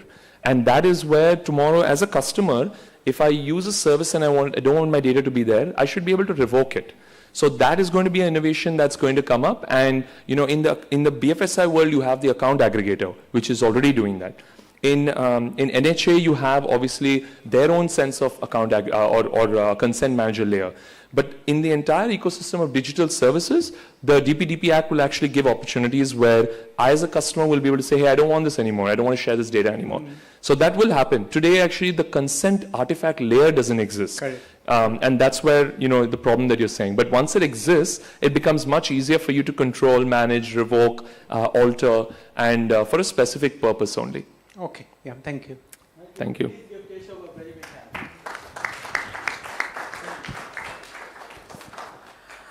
And now we have an equally interesting speaker who's going to talk on a very slightly different topic. He's a neuroscientist and the founder of Neuraleap. But yes, nothing to do with Neuralink, so Suresh, don't get put up. I can already see the concern on your faces. And I'm sure Kumar Bagrodia will give us a sense of what he's trying to do. But by the way, when we talk about deep learning neural networks, they also like conditional brain. So give the man a little latitude and let's see what he has to say. Thanks. Thank you, Mint. Thank you, Leslie. Thanks, everyone. So first off, there is no AI that we use. So this is the only session today on Leslie's request, which is not about artificial intelligence. We are all about human intelligence. In a world which is going to be dominated by AI, I think let's try and improve human intelligence. We use technology. My company is called Neuraleap. How many of you recognize the man on this? Okay, great. So that's some of the tech that we use to understand your brain waves. Very quick intro. So we use brain-computer interfaces. It's non-invasive, like he said, not like Neuralink. So there's no medication, no side effects, no electric currents, no magnetic waves. And one of the most amazing things is we don't ask you any questions about yourself. There is no psychotherapy, there is no psychologist, no psychometrics involved. Everything is just from your brainwave data. As the title of my talk said, understanding brainwave data for better decision-making and better performance. The brain is a decision-making machine. How many of you want better sleep? Hands up. Oh, wow, everyone. How many of you want better attention and concentration? Okay. How many of you want better response to stress and anxiety? Wow. All customers, great. Yeah. So, let me tell you this. Do any of you agree with the statement that human beings are perfectly rational? That all of our decisions are based on logic and data? So we spend hours reading this lovely newspaper with charts and data and graphs and saying, hey, I'm a really intelligent guy and I'm going to make the right decisions. Guess what? It's all about these basic carnal emotions. There is not one person in this audience. I have mapped about 19,000 brains already in the last 7 years. We are a commercial company since then. Not one person who's immune to any of these subconscious patterns. Not one of us. Businessmen, scientists, cinema, politicians, sports stars, you name it. All of us are susceptible to these subconscious brain patterns. And we assume that's who we are. We assume that's part of our personality. But I'm here to tell you that it can all be improved to a very large extent at any age. Your subconscious brain is largely about two things: patterns and energy. Let's keep this interactive. What do you think this number is? 10 raised to the power of 15? No? So first of all, it's 1,000 trillion. That's a quadrillion. That's the number of neuron connections you have in your brain. And they are built up from 100 billion neurons. So each neuron is connected to 10,000 others. You store about 2.5 million gigabytes of data in your brain. Why is that important? Because your brain is just about 2% of your body mass. But it stores 25% of your body's cholesterol. 60% of your dry brain is made up of fat. Why do you require so much fat and cholesterol in the brain? Because the brain consumes 1/3 of your energy. So if you've had 1,500 calories today, 500 were consumed by your brain. Why is the brain consuming so much energy? Because data amongst those synapses is traveling at 430 kilometers per hour. Hey, that's the speed of the bullet train. Why? Because we have gone from a physical load society to a cognitive load society. Even if you're not thinking, you're just looking at me, you're getting bored, you're like, oh my God, when is this guy going to end? Even then, your brain is consuming energy. What is the data you're taking in? 11 Mbps, 11 million bits per second. Your brain is taking in that data. But your conscious mind can only process 50 bits per second. Let that sink in. So 99% of all our mental makeup, our processes, is part of our subconscious brain. Stuff we are not aware of. Right? Those patterns we discussed at the beginning, that's all part of it.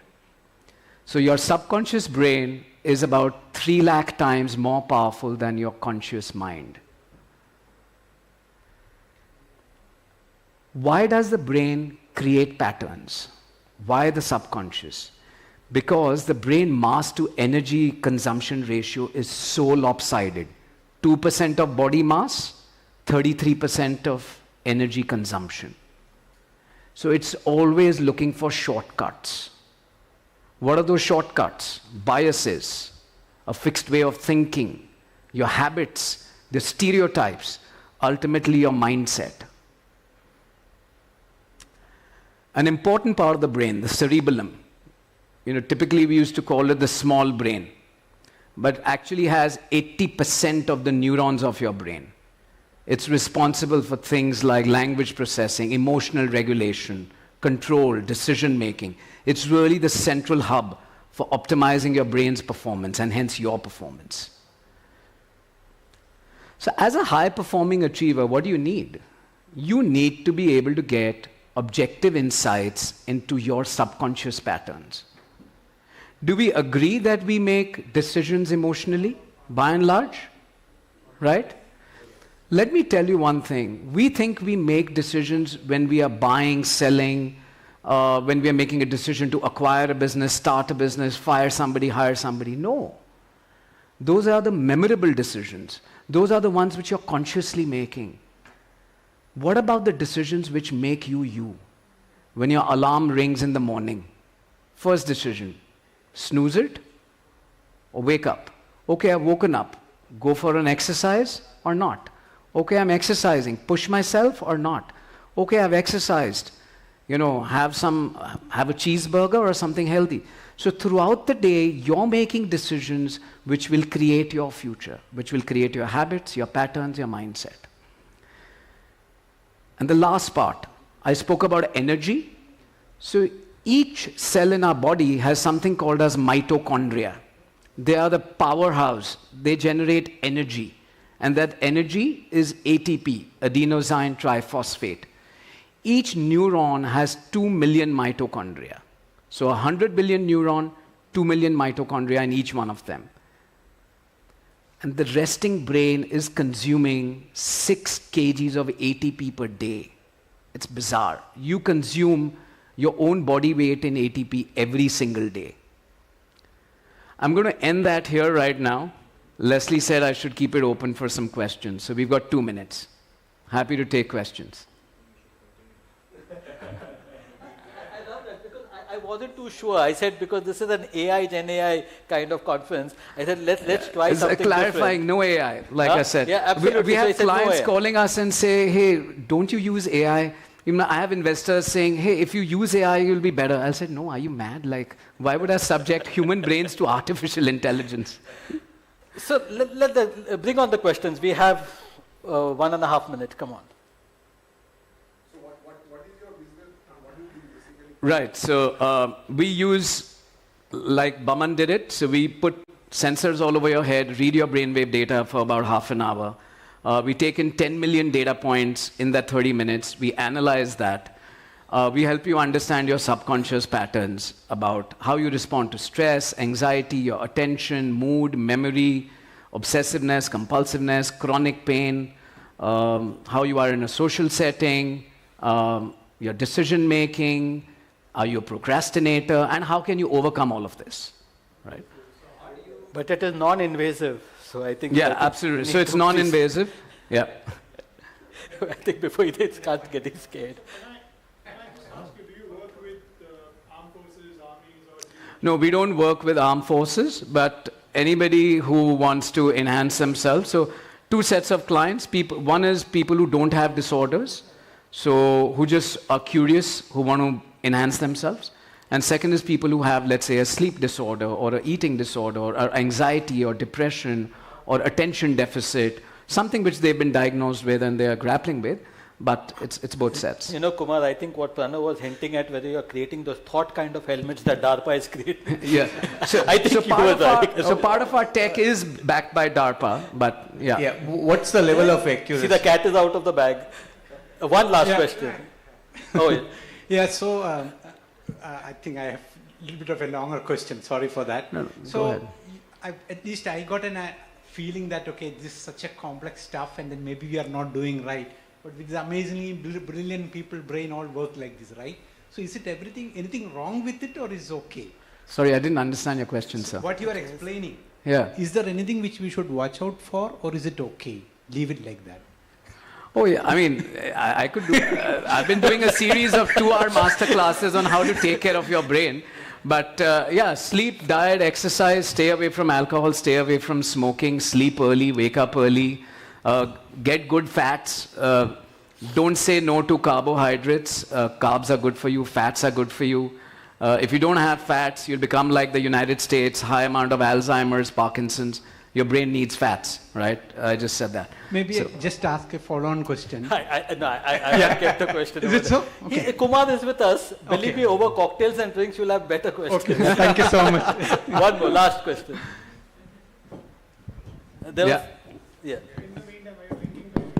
No, I'm a teetotaler, never tasted alcohol. So one final question. What is the level of accuracy in your assessment?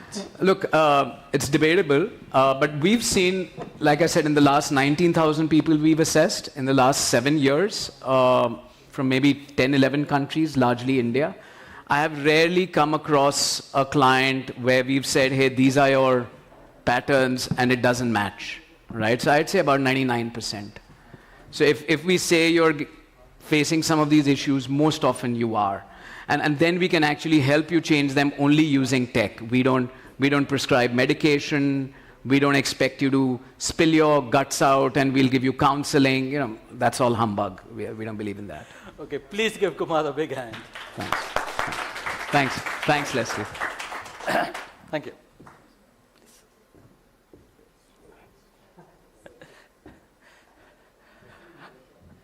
I know we have literally a brain-racking session now.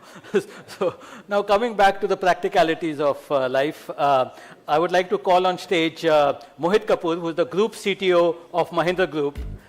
Please give him a big hand.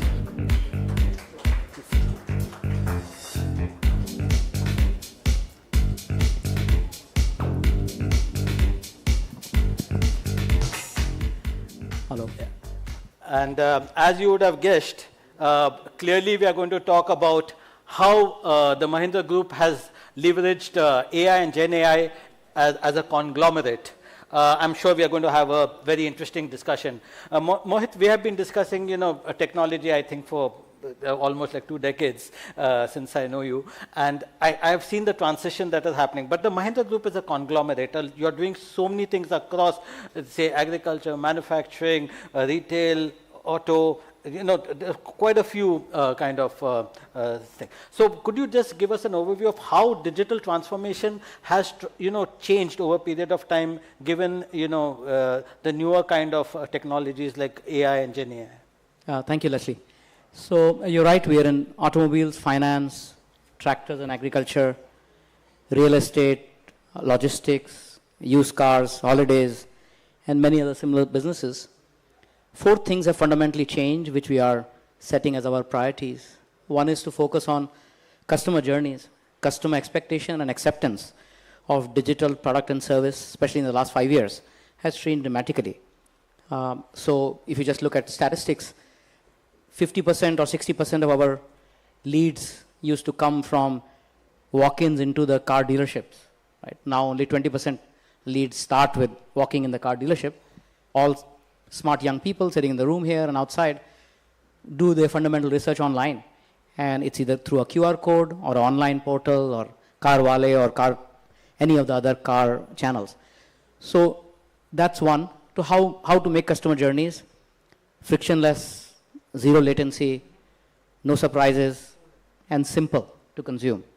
That's one. Second is the use of AI and GenAI, which you spoke about, to hyper-personalize the journey and offer really good value to the customer. And hence, the example of connected, intelligent, and safer cars, navigation, communication, even entertainment in the car has changed dramatically. When we launched XUV700 3 years ago, it was almost first in the segment to have level 2 autonomy, where the car is able to see through a camera and brake even before you braked. And these are really, use cases of AI or vision, which really make the car safer and driving experience better. Similarly, in precision farming, using satellite data to help farmers harvest their crop in time, or to make, financial inclusion. We are in the deep rural areas lending to farmers, which normal bank will not lend, right? Where intent to pay and ability to pay, both has to be assessed before many times we say lending is easy, collection is difficult. So how do you responsibly lend and drive financial inclusion? Similarly, net zero housing and residential complexes, logistics on time arrival. So many of these use cases of AI and GenAI are working across the group. Similarly, in manufacturing, lots of things we were not able to achieve earlier, like being able to detect a speck or a scratch on the car, which normally a shining car comes out of the paint shop, ready to be dispatched. It takes a lens and shining sunlight and somebody with really good eye to look at the car inch by inch. Because what happens if I send it to the dealer, he sends it to you. And if you see a scratch on the day one, it's a recall for us. And it needs a lot more effort to spot paint that on site or bring it back to the dealership. So we now do it using high definition cameras and computer vision. It got so good, it started detecting specks which even eyes cannot see. Right? So you have to tune down the model. Otherwise it's saying there are 30 patches on this car and say, where are they? And then you figure out it's trying to overread. So a lot of these things which humanly were not possible or took a lot of time, a lot of effort, and were mundane in nature have become a lot easier to do. So that's AI and GenAI has been the second priority with the company in a big way. Third is around using cloud-based innovation for agility, scale, resilience, security equally. And that's a subset of AI because if you look at the current models, most of them are available on the cloud or through the hyperscalers. And that led us to inventing our own cloud platform dedicated for GenAI. It's called Mahindra.ai, where it's a cloud-based container where we developed a model garden and all the prevalent models are attached to that model garden. And it's a one-way traffic, which means that Mahindra data can be compared with external data, but the insights and summaries and visualization and results and analytics and analysis doesn't go out and leak in the cloud. The intelligence is coming from the cloud. Data is running in the model is running in the container. Data is being applied locally and getting compared globally. And that's worked very well. And hence, even using GenAI through the cloud, lots of new problems which took a lot of time to solve, including in car dealerships and shop floors, have become productionized now. So imagine in a car dealership, you're giving your car for service in the morning, and you expect, everybody expects actually, the car to be returned in the evening. And while you were giving it, you've also given 3 faults beyond the cleaning and washing and change of oil. 3 faults you want to be corrected. And one of the fault is there is some noise in the front. Right? That's a difficult one to solve. And then you left it at the dealership and at the service center. In the evening, either service center calls you and say the noise is not gone, or they say you take the car, you take it back home, and then you come back the next morning to say noise is still there. Right? So in this one, what can GenAI do? And it is different from digitization. Service records and how the problem was solved has been corrected and digitized long ago. It is searchable as well. It is intelligent. But with GenAI, each and every mechanic can have a dialogue with the data. And second, it's now become all India.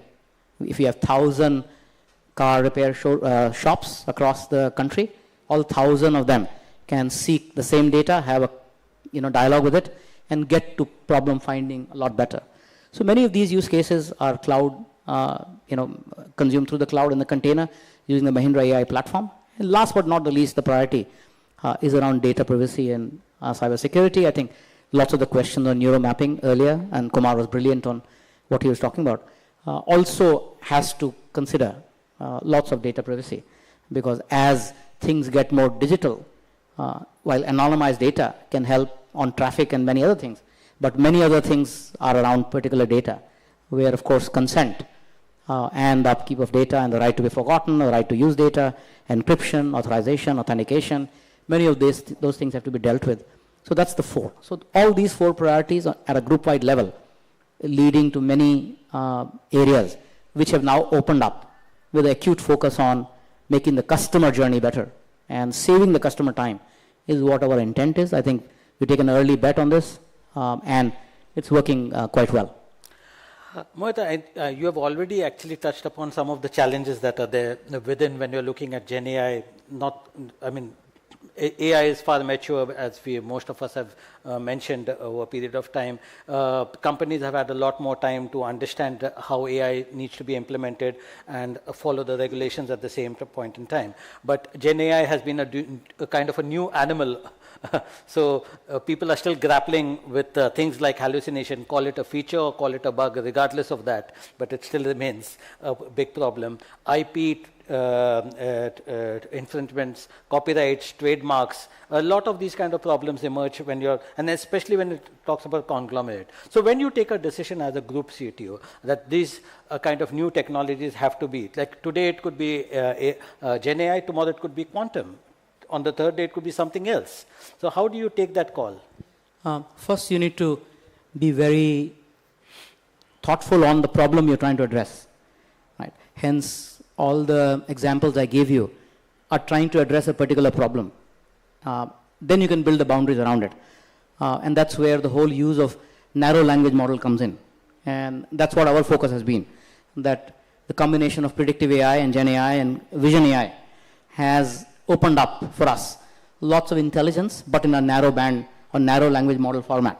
So on a shop floor, when you're troubleshooting machines, or at the service center, when you're troubleshooting automobiles, you don't need to know how far the Mars is, or where do you serve the best food, or how do I live healthy, right? Which is where copyright infringement or write me a song will play in. If you're solving a car problem, there is no copyright infringement, you're adding value to the customer life. So many of those examples which have worked very well for us are helping our engineer, our service center mechanic, our employee, our call center agent, our sales agent become better, which I think is often called co-pilot. So very much a co-pilot model. Doesn't mean customer-facing GenAI is very difficult to do. I think there you need to narrate this or put the boundaries across the script so that if you ask off-script question, it should have a humble way, gracious way to bring you back to script, right? Which we have done also in finance, where it gives you, doesn't give you financial advice, it just recommends what's there in the data. Just read from there and gives you answer in a more engaging fashion. Correct. So there are two nuances. Hence by design, all the practitioners here and adopters and designers and architects and engineers need to look through.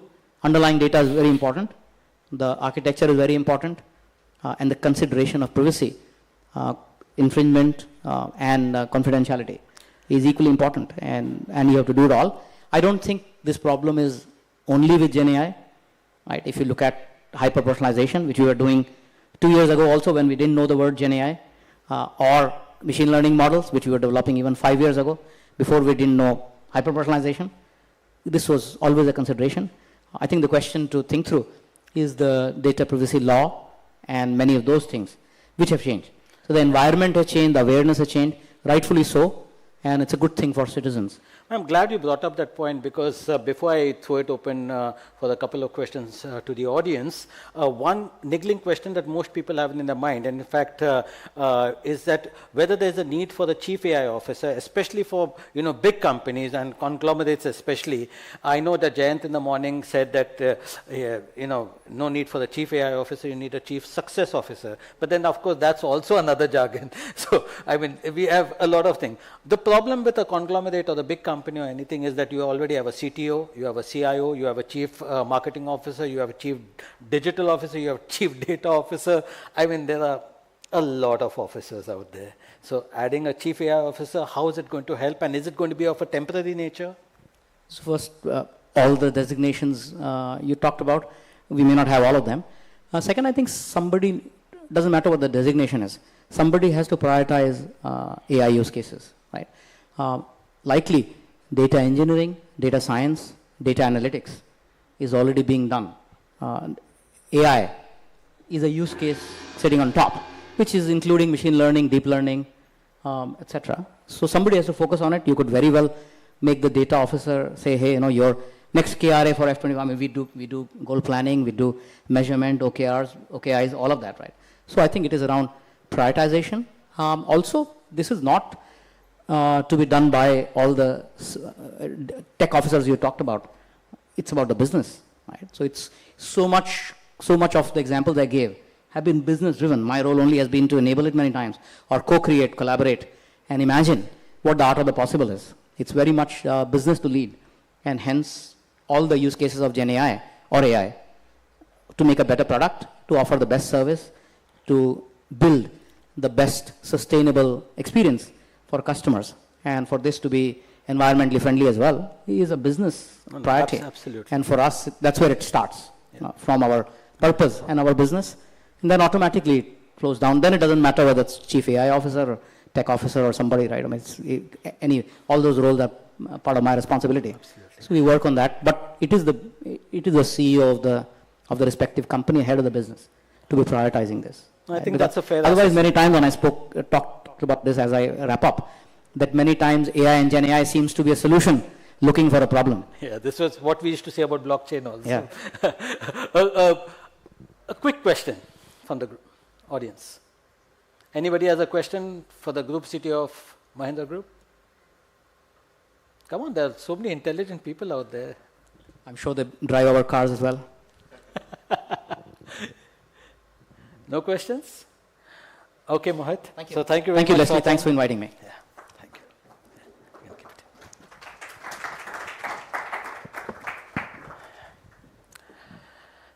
So folks, you also now had a lot of theory. You had a lot of practicality to understand how exactly these things are done. Now we have a very interesting speaker who's going to talk about, if you remember in the morning I referred to the rise of Indic or Deshi LLMs. Now, how exactly are they doing? Some of these companies are building these Deshi LLMs or the localized LLMs atop foundational models. But there are some companies that are saying that they are not using foundational models. They are using a different technology, like for instance the case of Sutra, which is Pranav Mistri's company. Now, Pranav Mistry says that he's developing the Sutra using 2 transformer models. So now I would like, is Pranav online, please? Okay. So now I would like to call Pranav online. Hi, Pranav.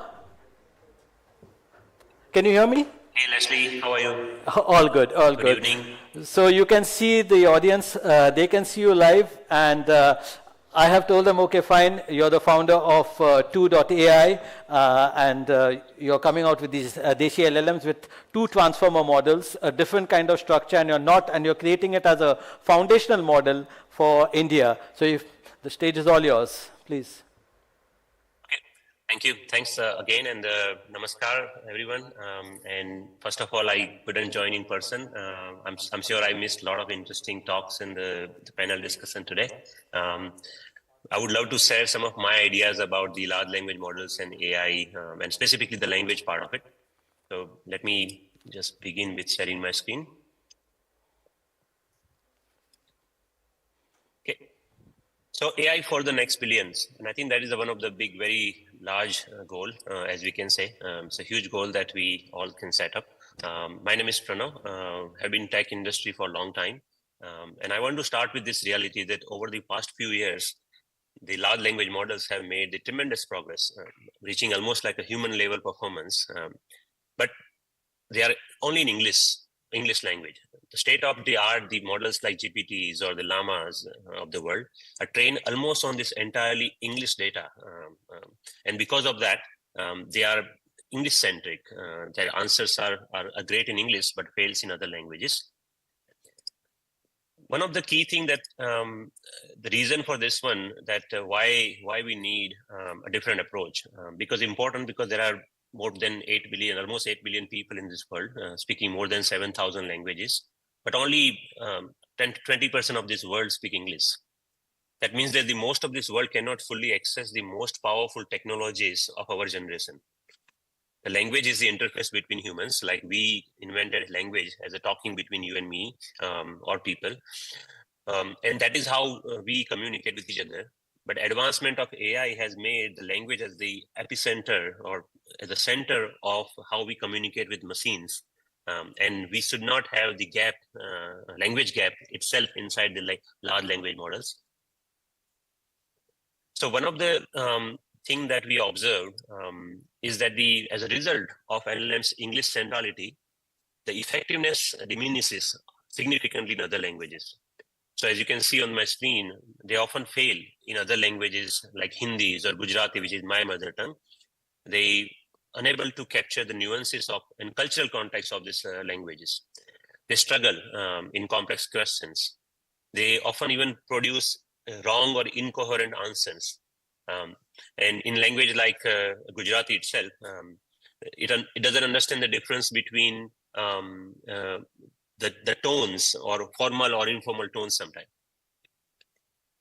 So one of the key reason behind this thing is that at the core of most of these models are designed and built on English data. The trillions of the tokens, when we call tokens, because the data is converted into the tokens using tokenizers, and that is what is trained upon. So what I'm showing you on the screen is that the even GPTs of the world is 92% of data was trained on English. Even if you scroll the internet right now, you will find almost 70% of the web is English data. And that is built inside this model. In fact, the most powerful models are built upon 90% of these models on English, not only just the GPTs, but the llamas, the Mistrals are part of it.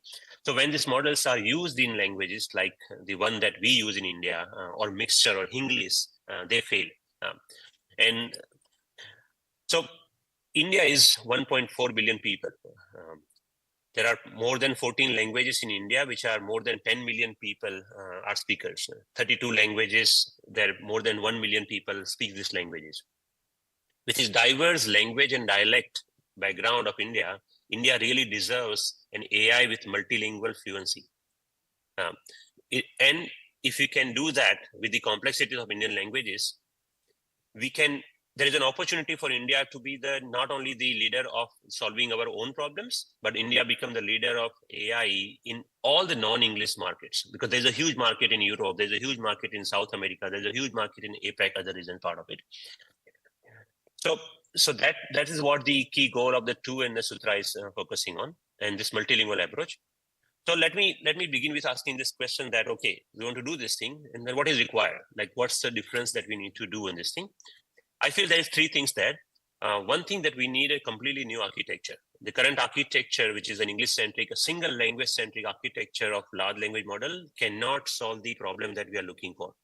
We have to rethink our approach to develop models built on new multilingual architecture, not just massive English training data set. We must build LLM that not require training from the ground up for every language, because we cannot have 15 trillion token data for each languages in the world. Even India, like 50 languages, if we target, we cannot have that much data to be trained on, because this doesn't exist, that data. And one of the key problems that right now many of the Indian startups are doing is that they are fine-tuning a model. So I really think, and I really want to shout out that good efforts, but fine-tuning is not the solution. Like models like Sarvams or OpenHathis, or even in Hyperloop in Korea, the fine-tuning will take you only to a level, second level part of it. It will not improve the model to the level that you actually want the consumers to be using it. The second thing we definitely need is language understanding, the core part that is understanding, because in Hindi, as you know, that the kavita, a poem, is a female, while an essay might be a male. Similarly, in Korean, there is a difference between formal and informal tone. Understanding this language, nuances of language, is very important part of it. And these are just some of the unique characteristics of these languages that need to be considered. Last but not the least, you need a new data. There is no excuse to not have a great data. And this data, I'm not talking about the amount of the data, but the quality of the data is one of the key important things that AI will drive upon. So that's why, as Leslie mentioned, I'm really happy to introduce Sutra. Me and my team are working on this for almost 10 or 11 months now. And we just are announcing Sutra now. So we are set to create an AI that can engage in meaningful conversation in any languages, understand the nuances of different languages, and provide accurate and relevant responses in scalable and affordable way. So let's dig in the details of the Sutra. I don't know the audience, how technical it is. So I will try to keep it a little bit of a level. But traditional LLMs are trained on English data, as we mentioned before. The gray letters, as you can see, the A's over here. And the concepts are mixed with the languages, treated like yet another skill. So like emotions, relationship, the languages of Tamils and Korean, these are mixed in with these languages, as well as concepts are mixed in when you train the data.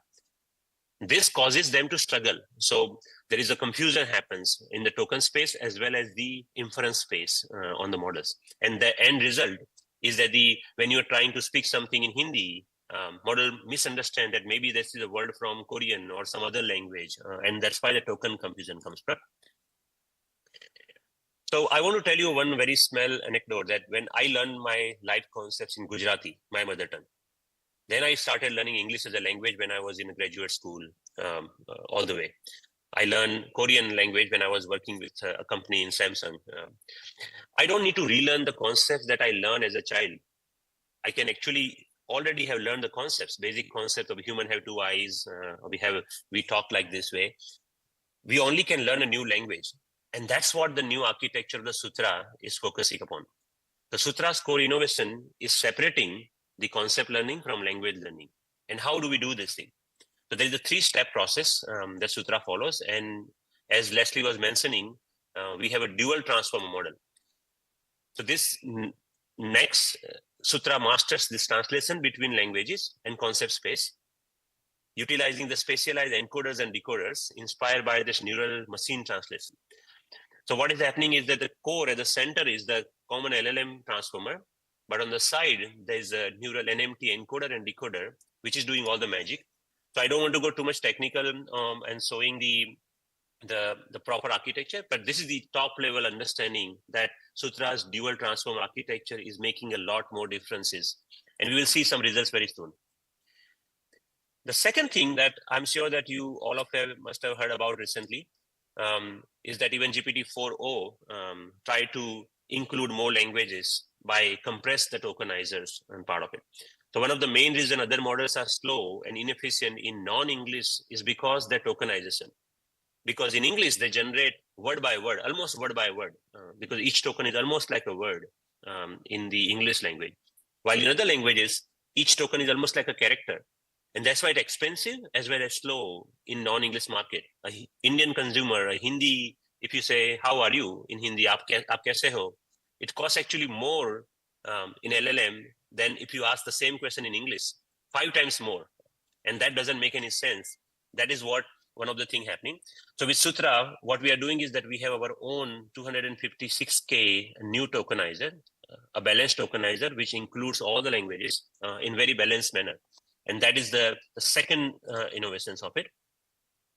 And last but not the least is high quality data. So the question comes up, where do we get the data? Because it's impossible to get that data. So at the True, we do have a consumer app that we launched earlier this year in Korea, which is one of the fastest growing AI app in Korea called Zappy. And Zappy gave us the 20 million multi-ton conversational data. What we did is in our team is that we synthetically translated this 20 million very clean conversation data from between user and AI to all the Indian languages, as well as the languages like Arabic, Korean, Chinese, Japanese. And we are sitting on 250 million multi-ton conversation data. This data itself is several trillion token multilingual data. So when you put all this together, what we started seeing is wonderful results. So this is what I'm showing you right now, that the Sutra is outperforming most of the local Indian Desi LLMs that we are seeing, even models like Servams or Krutrims, or you name them, and Sutra is outperforming with a similar size of the models. Even Sutra is outperforming models like GPT 3.5 or Llama, which is even 70 billion tokens, 70 billion parameters models. Sutra is a 56 billion parameter model. And not only in Hindi, even languages like Gujarati. In Gujarati, even it outperforms GPT-4, which is having a score of 61 right now in MMLU. MMLU is this massive multitask language understanding. It's kind of a standard way of testing the effectiveness of any large language models. So we started seeing these great results of Sutra. So we started extending to more languages, other worlds, Korea, Japan. Can you hear me? Yeah. We are running out of time because Yes. we have actually run out of time. So if you can, please. Okay, so I think I'm just ending on this one. That they feel free to try out the Sutra on a playground. So there's a playground, and you can actually now live compare and those particular models. And at the same time, we also do have a Chat Sutra app available, so you can also try it out in a live. Actually, you can try this thing. So, of course, because thank you all for your time. I really think that the India need its own AI. India need to take the leadership in non-English AI market, and it cannot be done by just fine-tuning models coming from the outside world. We should innovate our own AI, and I think that's what the two and we are focusing on. Thank you. Thank you, Pranav, for your time. So that was Pranav Mistry, and now we have Andrew Feldman, who is the co-founder and CEO of Cerebras Systems. Is he online? Andrew will be speaking about how C-suite executives, what C-suite executives should know about AI and GenAI. Andrew, are you online? I am online. Yeah, we can't see you.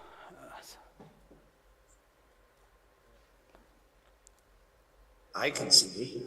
Oh, okay. So we can't see, you can see. That was scary. So yeah, Andrew, you have your 10-12 minutes. Can you see me now? Yes, we can see you, we can hear you, and we're waiting to hear. Yeah, please go ahead. You have your 10-12 minutes. Oh, okay. Well, let me share my slide deck. Greetings, everybody. My name is Andrew. I'm CEO and co-founder of Cerebras Systems. We're an AI company based here in Sunnyvale, California, with offices in Toronto and Bangalore. As you guys know, AI has fundamentally changed computing. We've moved from a world of x86 servers to AI supercomputers. And as you think about the challenges facing your organizations, I encourage you to think about it along 3 dimensions. AI is easy to describe, challenging to do. They're models. These are the algorithms. They're data sets. These are where the algorithms are going to find insight, and there's the compute.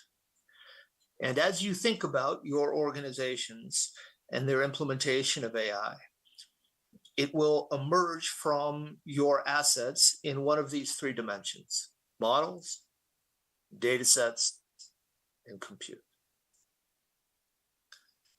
Now, it turns out that training models is challenging. Andre Karpathy is one of the smartest guys in our industry, and if it's hard for him, I can assure you it's hard for most of us. It's not just hard for Andre, it's hard for most people in the industry. And as we thought about building a company at Cerebras, we thought about how we might solve this particular problem. Why is training models difficult? It's because large models don't fit on GPUs.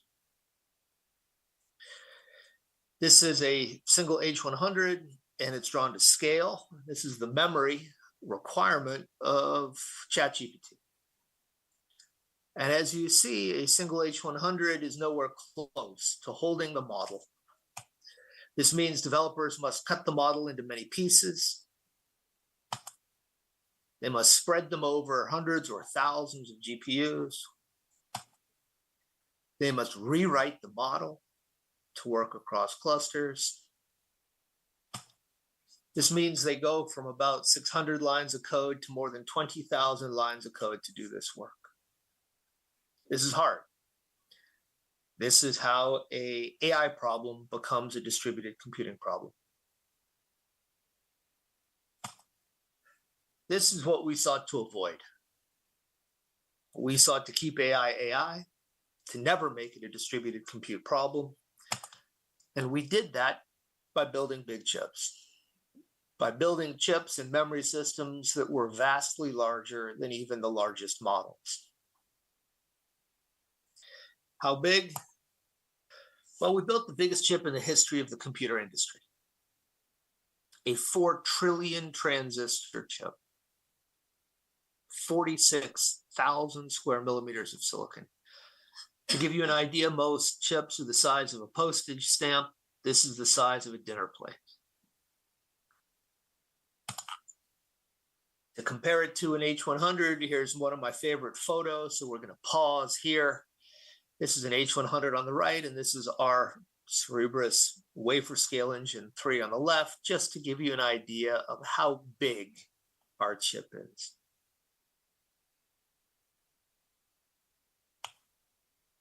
We put these chips in systems that we design, called the Cerebrus CS3.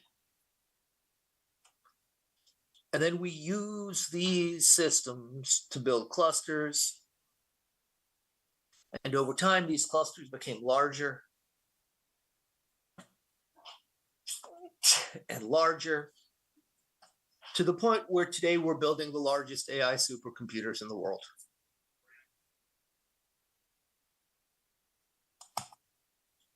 Just to give you an example of a few of the systems we've built in the US, in Santa Clara, we built a 4 exaflop supercomputer. In Stockton, we built a 4 exaflop supercomputer. And in Dallas, Texas, we're currently building a 24 exaflop AI supercomputer.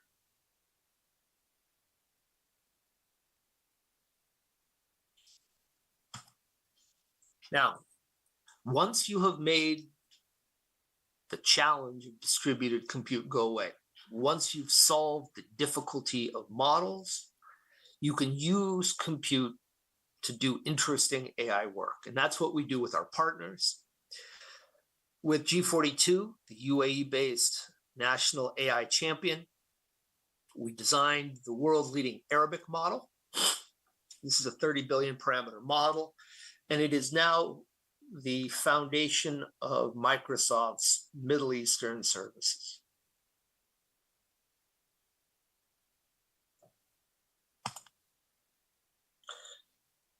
We also work closely with the Mayo Clinic.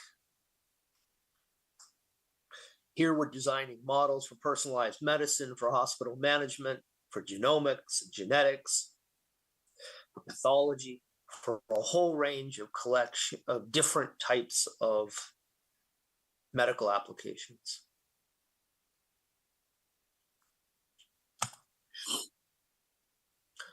Another area that is rich in data is the oil and gas industry, the energy. Here we build models for Total Energies, and as you can see, they're vastly faster than alternatives.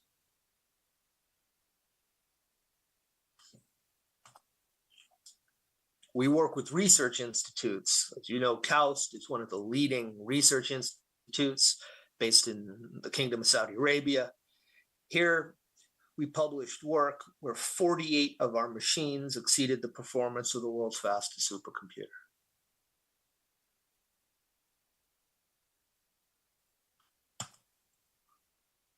And last week, we announced a new deployment, a new part of a sovereign cloud in Germany. And here we're building with the Pioneer Aleph Alpha. And the models we're building are for BWI, which is the German military. I think the interesting thing, and something for you guys to think about, is that we've brought the compute, we've made the models easier to work with, and that means what's left for the enterprise is your data. And as you think about how you're going to use AI to create competitive differentiation for your organizations, it will come off one of these 3 foundations. Either you will have model building expertise that is exceptional. You will have rare, interesting data in which to find insight. Or you will have access to or partner with compute vendors that provide competitive differentiation.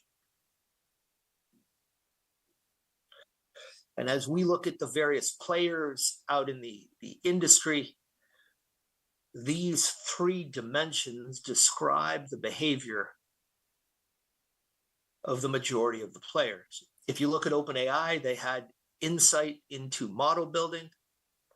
They used open source data. They partnered with Microsoft for compute. A company like Mayo has some of the world's leading medical data. They had spent years curating and carefully organizing. They partnered with Cerebras for compute and for models. And I encourage you, as you think about your organizations, to think about how you're going to make or buy or partner across each of these three dimensions. And I think it will provide tremendous benefit to you in your decision making. And with that, I'll put a period in it and stop and see if we can get you guys back on schedule. Any questions?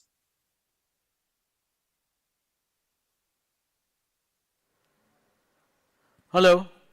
Any questions Hello. for Andrew?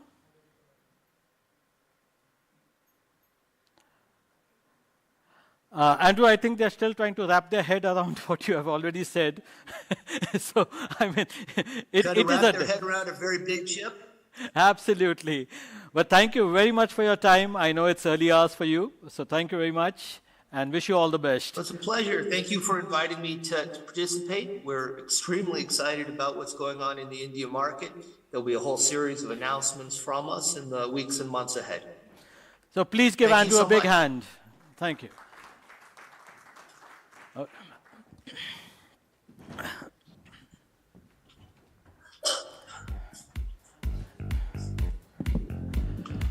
So folks, I know you've had a very long day, but you know, as we speak about AI and GenAI, I think one very crucial aspect out here is talking about how AI and GenAI directives are being made from the top. So CEOs are responsible for all these actions.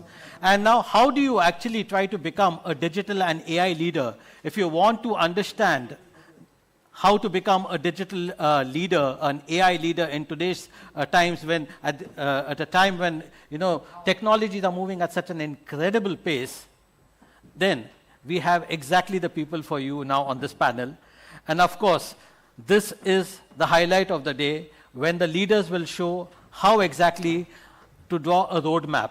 And we'll be talking about talent, we'll be talking about how digital lead, we'll be talking a little about AI ethics, etc. And for that, I would like to call on stage Dilip Khandelwal, MD and CEO of Deutsche India and Global CIO Corporate Functions, Deutsche Bank. Please give him a big hand.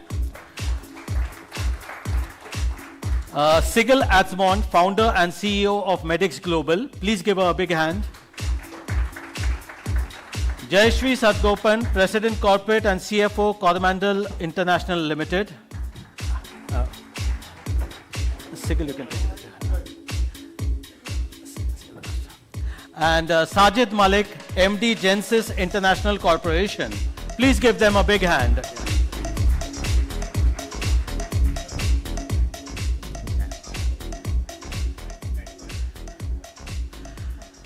Recording stopped. So the reason, can you hear me please?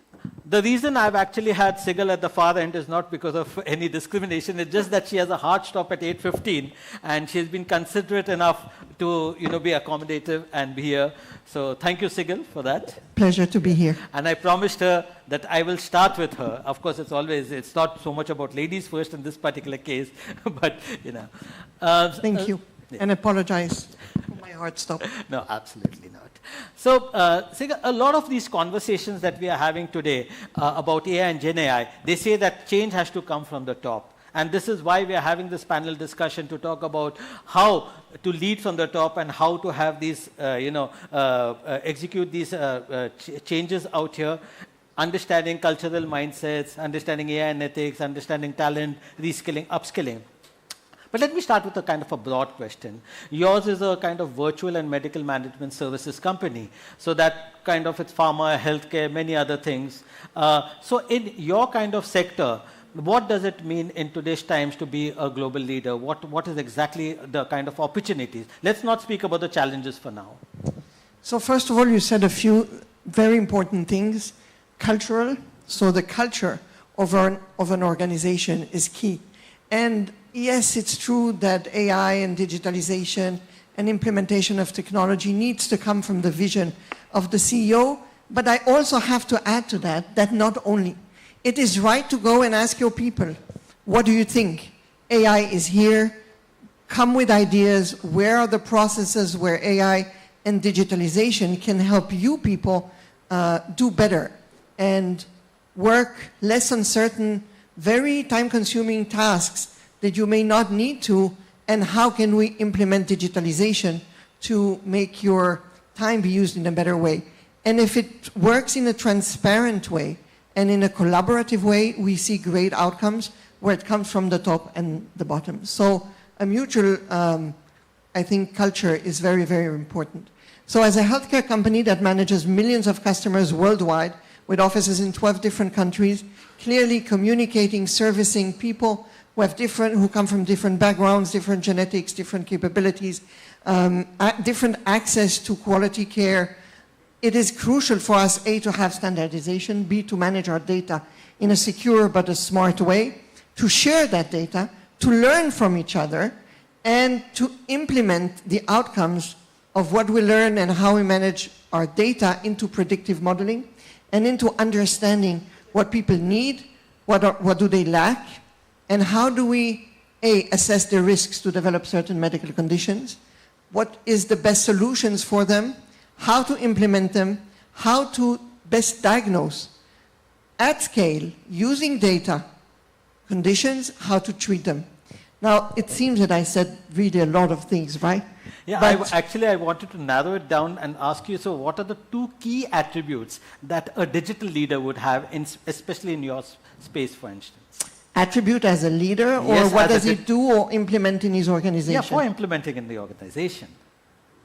What did we implement? Okay, so A, data. Get your data, manage it, clean it, organize it, and make it to work for the organization, for your people and for your customers. For us, data is key. And the future, for me, in healthcare is very simple. What is going to happen is that AI, albeit so many people are afraid of it, will not replace doctors. People will forever, and I see that even stronger in India, will forever want to speak to a doctor, someone needs to treat, prescribe, etc. So AI actually doesn't replace, but augments and enhances and gives more time for the doctors and gives them tools to become better doctors, to improve outcomes. So A, data. How does that work? Very simple, and I will take you all the way to the end. Very soon, and soon is debatable, but very soon, when you will go to a doctor with a serious medical condition, you will push your button, we can call it your Medics button or any other new Google or AI button, and it will tell you the same person with the same genetic makeup as possible, your weight, your medical history, family history, current symptoms, current diagnosis, has been managed in 89% of success with 9,723,000 people. And then you will get stats. You will press that button, that information is going to go straight into your app or into your phone or to your doctor. You're going to see him, but you will never go to see your doctor without that data. And your doctor will never prescribe anything for you without having access to that information that is based on data analytics, digitalization, and AI that learns from world experience of analyzing medical outcomes. Fair enough. Okay. Dilip, your also sector is a highly regulated sector. I mean, healthcare, yes, banking, BFSI, in fact, actually, a lot of sectors now today are, but in your particular case, it's pretty highly regulated. So as a digital leader, the same question, what are the kind of key attributes of a digital leader in today's times? I think, as you go through the changes, what is happening because of technology, I always feel that there are 3 things that needs to be looked upon internally. One is because you want to simplify what is the existing stuff as of today, the efficiency and that topic becomes extremely important. The second bit is because of the things which is happening, you just need to be aware of the new business models that get created, which basically means your existing business model will get disrupted. So you need to be very clear that what are the things that is happening which will change the business model. So using those technologies which can help you create those business models are extremely important. And third bit is, which is even more interesting, is that people tend to avoid that if you're a bank, you're going to get disrupted by a bank. Whereas you can take tons and tons of example now, even if you look at large technical companies or technology companies are going into medical space. So it's not that your competitor will come from the same space. So that external view is also important, that it's not that your traditional competitor will disrupt you, but it can be completely new companies which will come and disrupt you. So I think it's all the three aspects. One is how do you get operationally better? How do you look at the existing business models which can give you completely different kinds of services? And how new people who are coming who can disrupt you. The second bit, which I feel is becoming more important, is because all of us, when we run large setups, the whole culture of learning becomes kind of very, very big important. I think everybody knows that AI as a technology is not a technology which is just coming and going. I think it's a reality that it will change a life for us personally and professionally, whether it is 1 year, 2 year, 3 year, but it will change. So I think the biggest thing that people can do, or what we want to do, is we want to make sure that everybody in the firm understands that this is going to have a change. Create that culture that learning is becoming an important aspect. I'm not telling that AI is the only topic to learn, but that whole culture and the mindset of building people to learn and keep on learning the stuff is becoming an extremely important aspect as a part of the culture. So I think one is a learning piece as a part of the larger transformations, but three important pieces I touched upon internally, business model and looking at the competitor, which makes you a better leader. Yeah. Or you need to look at, that's the quality that you need to look into the leadership aspect when leading a large firm. Thanks, Dilip. Jayashvi, in your case, I mean, the Coromandel Group has, of course, manufacturing, agriculture, diverse kind of operations. It's the same question to you also, but you also are the president corporate, but also you hold the purse strings, as I said earlier, as CFO. So for you, it's pretty interesting. So as a digital leader, what are the kind of attributes that you can see, 2 or 3, quickly? So the main thing is to understand the key business drivers. There could be a lot of opportunities and gaps in any business, and then see how you can actually tap those, right? In any business, when you look at it, there could be 3 or 4 main areas. You can look at customers, and in our case, it's the farmers. And it's about customer acquisition, customer retention, it is about customer delight. So an example, through our retail stores, where we have about 750 stores, we work closely with the farmers. One example which we are doing now, but we can further scale up, is about precision farming, where you take the data from the weather stations, you integrate it with what you have on the soil conditions, especially on the nutrients. Then you talk about temperature, humidity, and you overlay it on the crops. And therefore, what could be some of the pests that could come in? Does the soil need a certain level of nutrition? And you give agronomist advice to the farmers so that they can improve the yield and productivity. So this is a use case for farmers. Similarly, when you look at the manufacturing line, or the logistics, supply chain, these are again very critical areas. How can you improve the productivity in your manufacturing line? It could be in terms of mix of raw materials, what product should come in, the optimal mix, reliability. So we did one analytics use case very recently, which is in terms of improving the throughput for one of phosphoric acid plants. The measurement is not the tons per day, but what do you get in terms of rupee crores end of the year? Because that's very important. The value capture has to get quantified so that we can tangibly see that there is a rupee crore and there is a percentage improvement in terms of EBITDA. The third area is about empowering our teams in terms of data that will be available when they go and work with our customers. So this is about information about the dealers, everything on a touch of a button. So when our MOs go to visit the dealers, they should be able to see the track of the dealers. What do they buy? What have they bought? If they bought 10 products last year, this year, are they buying all the 10 or they're not? And if we have few more, can we bundle and give it to them?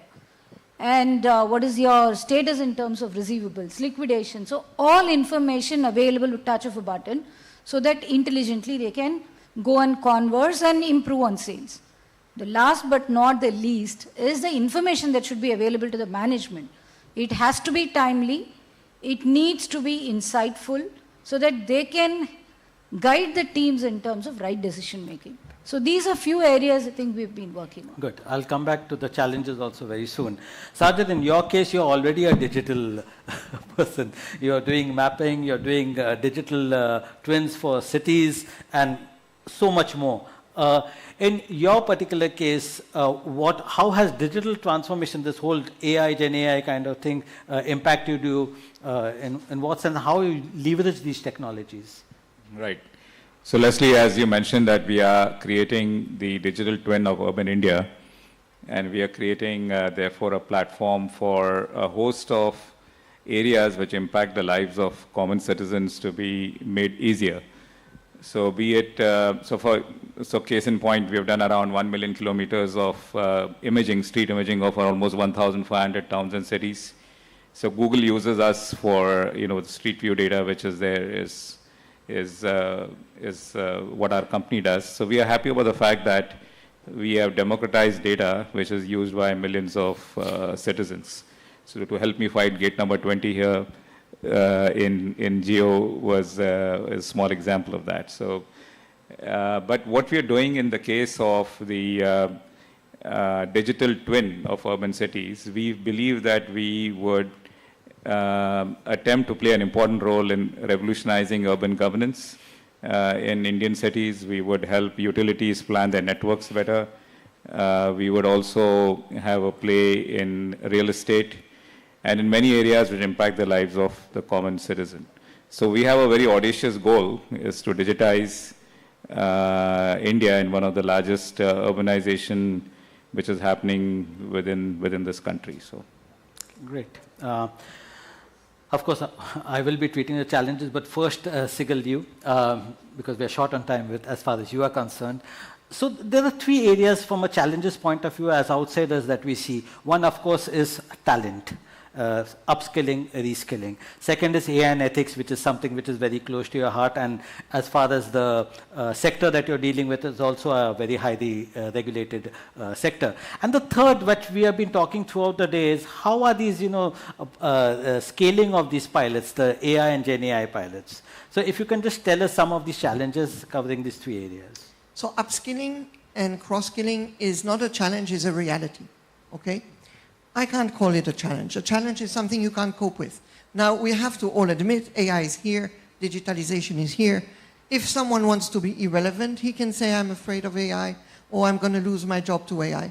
So I think that's completely off the table. In my organization, people are not afraid of digitalization or AI. They believe it's going to enhance them and make them better at what they're doing. I think the message has to be very important is not to get lost to the hype or the excitement of implementing AI. It is about the combination of AI and digitalization with human interaction. I think that in a lot of sectors, and especially in the medical one, you cannot do without the human interaction, but you can absolutely not scale and deliver quality medical care accessible to every corner across this nation in India or anywhere around the world in a sustainable and affordable way without AI. So upskilling and cross-skilling is exactly what we did 10 and 20 years ago. Not we, because we're a virtual digital company from day one in 2006 and maybe ahead of time, but what other companies did in other areas. So I'm not going to tell you this is a challenge, it's a reality, and we just need to deal with it. And we have to implement those upskilling and cross-skilling. Everyone today asks himself, how can I be better at understanding AI? Every teenager, every 20, 30, 40, 50-year-old. So it is what tools are we giving as a corporate to our employees and to our team members. Second, data and data protection is crucial. Being ethical about what you're doing is crucial. And then again, it is about setting your vision and clear boundaries. Don't think you will solve the world just by implementing or doing or investing in AI. It is a significant investment, but it needs to go away, and you need to find the business models that give you and deliver as a company, and that is exactly what we do. A competitive advantage with very innovative, advanced, and agile supply chains and processes that you can deliver, scale, and actually give answers to shortage of doctors, to pathology reviews, to radiology. We don't have enough radiologists. We don't have enough pathologists in our world. So yes, now we have a solution to that. Let's embrace it and implement it rather than being scared. And then your third point was, or did I miss a little bit on privacy? Again, it's not a challenge. It's not a challenge. It's what we wake up to every morning. This is some of our investments as we invest in human resources and capital and innovation and digitalization. We have to align with regulations in different countries, part of what we do. That's not a challenge. A challenge is maybe implementing new processes. Coming to people who've been working with you for 15 years or 10 years and saying, we're completely changing the processes. And you're part of that, but you have to really reinvent how you work. That might be a psychological challenge, but for me as a CEO and as a corporate, and I believe for everyone on this panel, privacy is what we deal with. It's a reality. Upskilling, cross-skilling, same.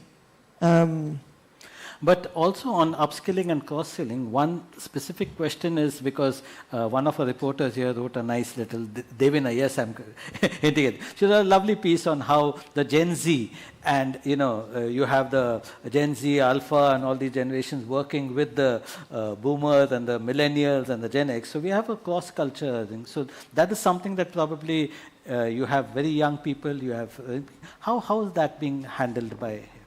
Very easy. When you ask them, do you want life-work balance? What's the answer, do you think? Anyone? Yes, right? That's a big buzzword. I'm a little bit older, so that's not a buzzword for me, but it is a buzzword, right? So if you ask your teams, do you want life-work balance? And they would say yes, they all do today. The answer is, okay, great, let's upskill and cross-skill. Let's give you digital solutions and AI tools to make you better at what you're doing. We can reduce the time you need to do certain tasks, and you can focus on doing tasks that are really impactful and delivers outcomes, better medical outcomes, better financial profitability outcomes, etc. Everyone will say yes, because that cuts hours, that cuts unnecessary workload, right? Anyone disagree with me? You'll know in a bit now. Do I what? No, you'll know in a bit when I ask them that same question. So it is about transparency, agility, open discussions. And what I see across the different countries is if you engage on time from day one and not hold projects that are in silos and in corners, developing your AI and your digitalization, and you really bring them on to the table at the thinking stage, not just at the implementation stage, you will have team members that will go along and will be very happy to reinvent the future and the world. Lovely. Dilip, in your case, now Sigal sees everything as an opportunity, and it's a fact of life in most cases. And probably, I think she also answered the earlier questions, what are the key attributes of a digital leader, so perhaps. But maybe one of the reasons which I could see is that it's already a digital company.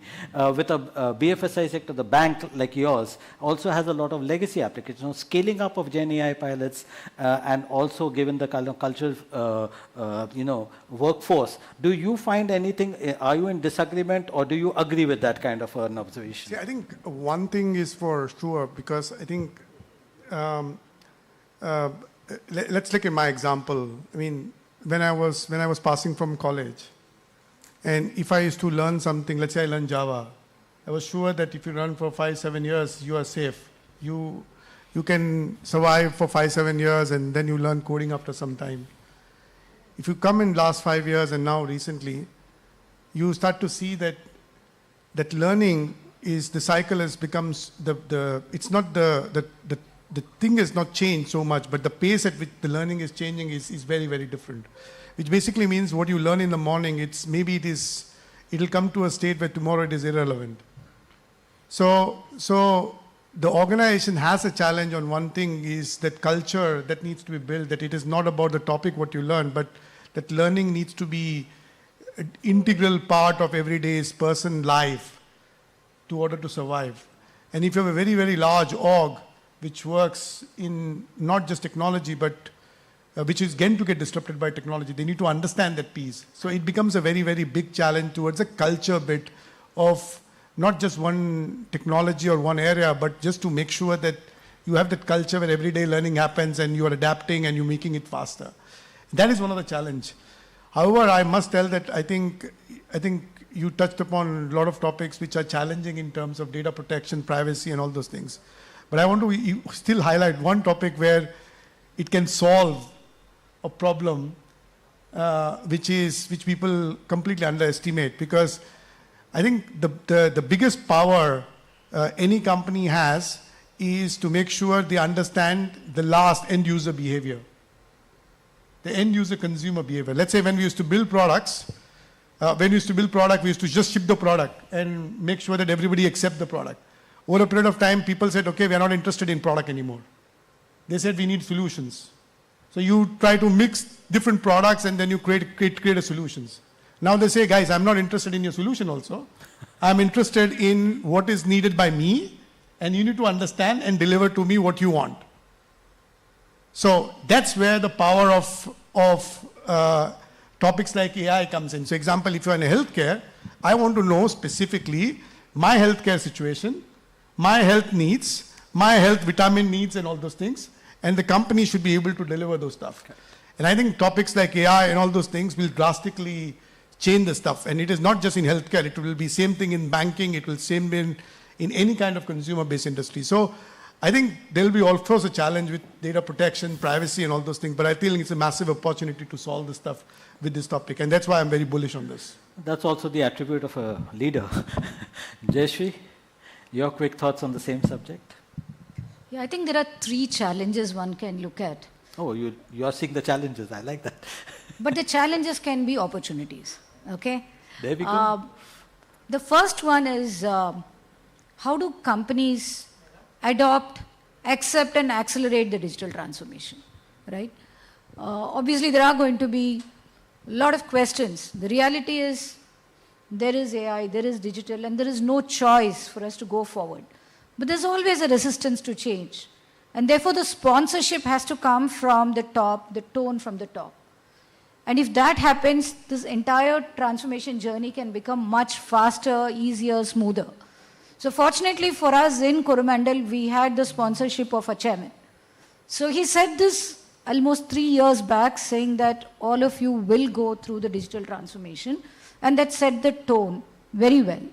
And therefore, lots of improvements started happening in small ways. And today we are gathering momentum and going fast forward. The second thing is about the communication to the users, because they are also going to have a lot of apprehensions in terms of what's going to do to them. There is a fear of unknown, there is an insecurity, there is also a learning, unlearning. All of those are going to be few opportunities for us to address.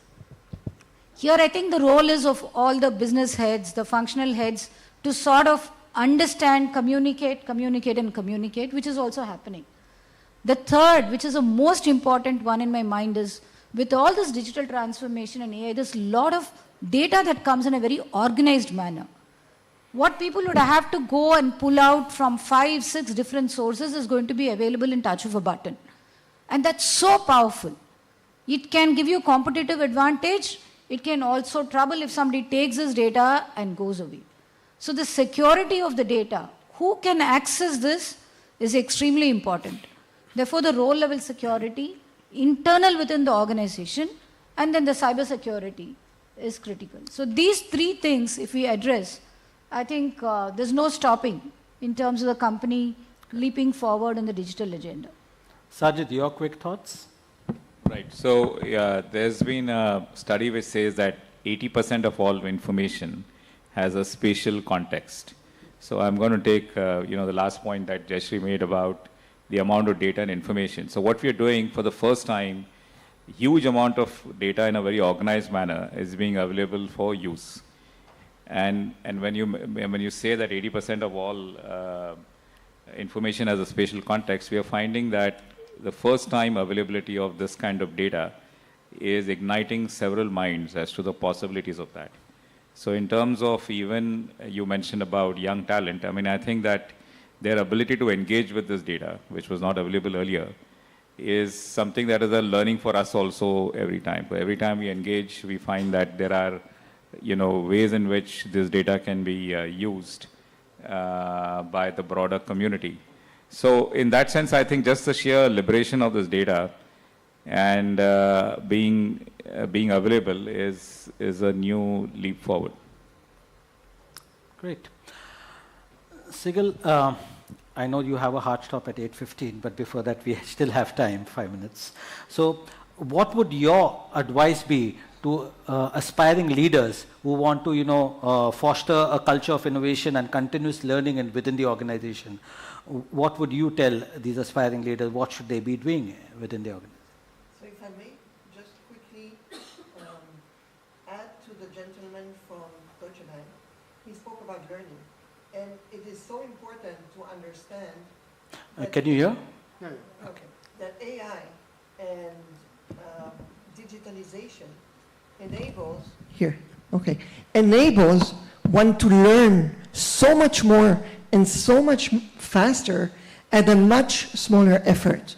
So what would take someone a whole day or a week to learn before can go so much faster, and the effort that one needs to do on the intellectual side to reach new understandings, conclusions, to be able to drive your business and in any role that you are to the next level, thanks to these tools, are immensely faster, scalable, and at a reduced effort.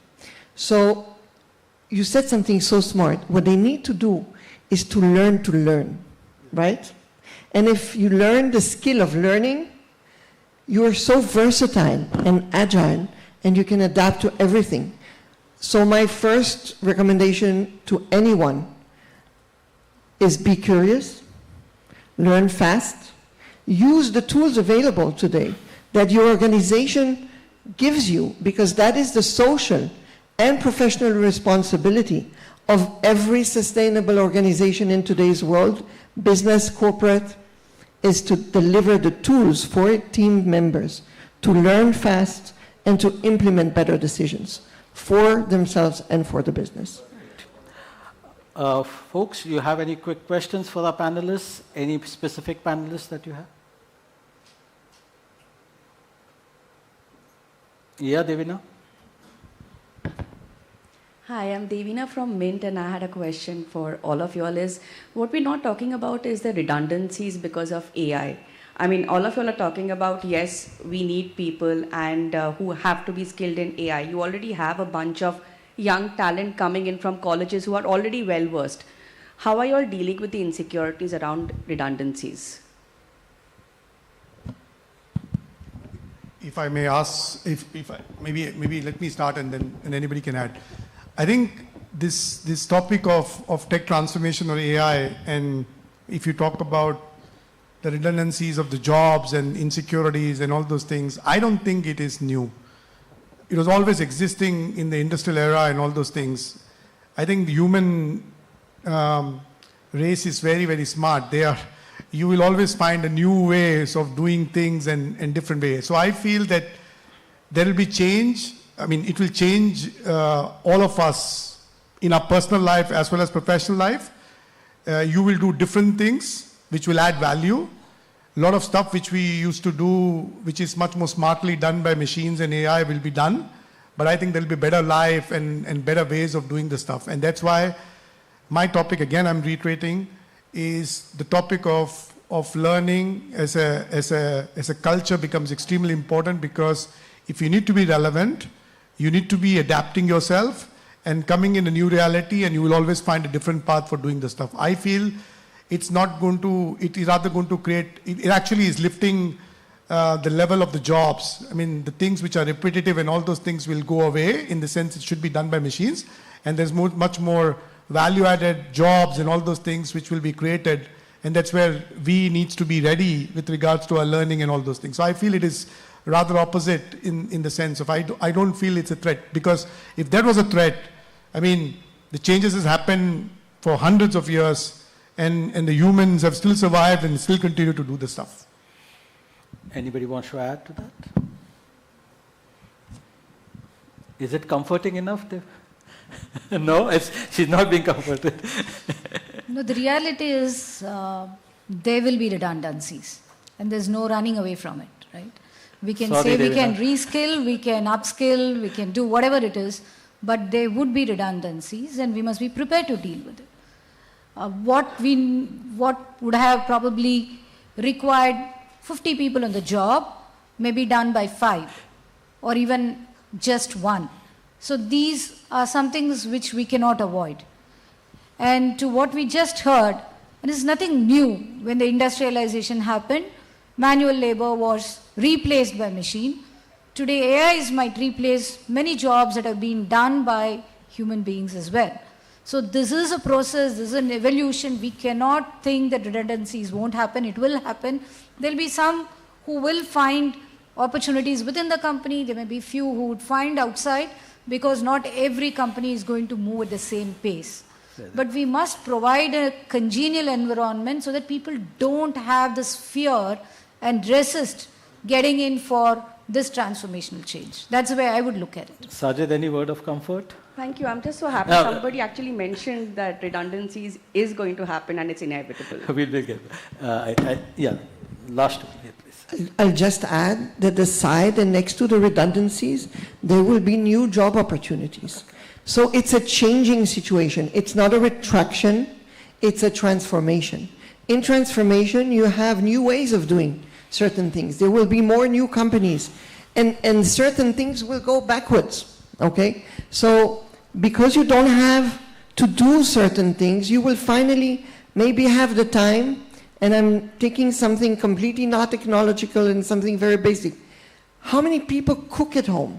Take the pleasure of doing something so basic, of going into the kitchen and putting your hands into food rather than helping. And I'm not just speaking about India or any other places, of going to fast food, places to have a quick snack or processed food, or having a helper prepare something. Suddenly you will have those half an hour time, because machines are going to do redundant things that people used to or should be doing for their mental and their physical health. Suddenly they might have time for it. So new jobs, redundancies, transformation. In every transformation, there is opportunity for everyone. Sajid, your quick thoughts before we continue. Right, I think that, I think all the other speakers have pretty much covered what had to be said. I think redundancies are a reality, and I would, second what the other speakers mentioned, that this has been a hard reality in the evolution of human society, or, in the manner in which societies have grown. But then we have to go take comfort from the past and say that eventually the human spirit, figures out as to what is to be done in terms of alternative possibilities. In our case, for example, this is a new sector, so we are actually creating jobs because of the kind of data which is being created. So we are adding people. I'm sure that there will be other areas where people will be redundant, so eventually water finds its own level, I think. So folks, I think we had a very engaging discussion. We have heard about redundancies. I know not most of the answers are very comforting, but this is I think change is the only constant when we talk about AI and GenAI, and I think we need to live with these things, look at opportunities and look at challenges also as opportunities, but that's what perhaps makes a leader a leader. And with these final thoughts, I would love to give these panelists a big hand, please. Thank you very much. Please, you have a group photo. Dil, please. Group photo. Please. Come.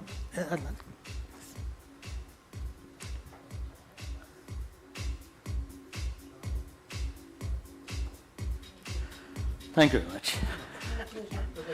So friends, thank you very much. You all have been a very engaging audience, And now we'd love to invite you all to join us for cocktails and dinner. Thank you very much. Please give yourselves also a big hand. Thank you so much for keeping the time. I'm just a little bit late. I promise you. You're the best. Thank you. Thank you very much. It was amazing. I enjoyed it.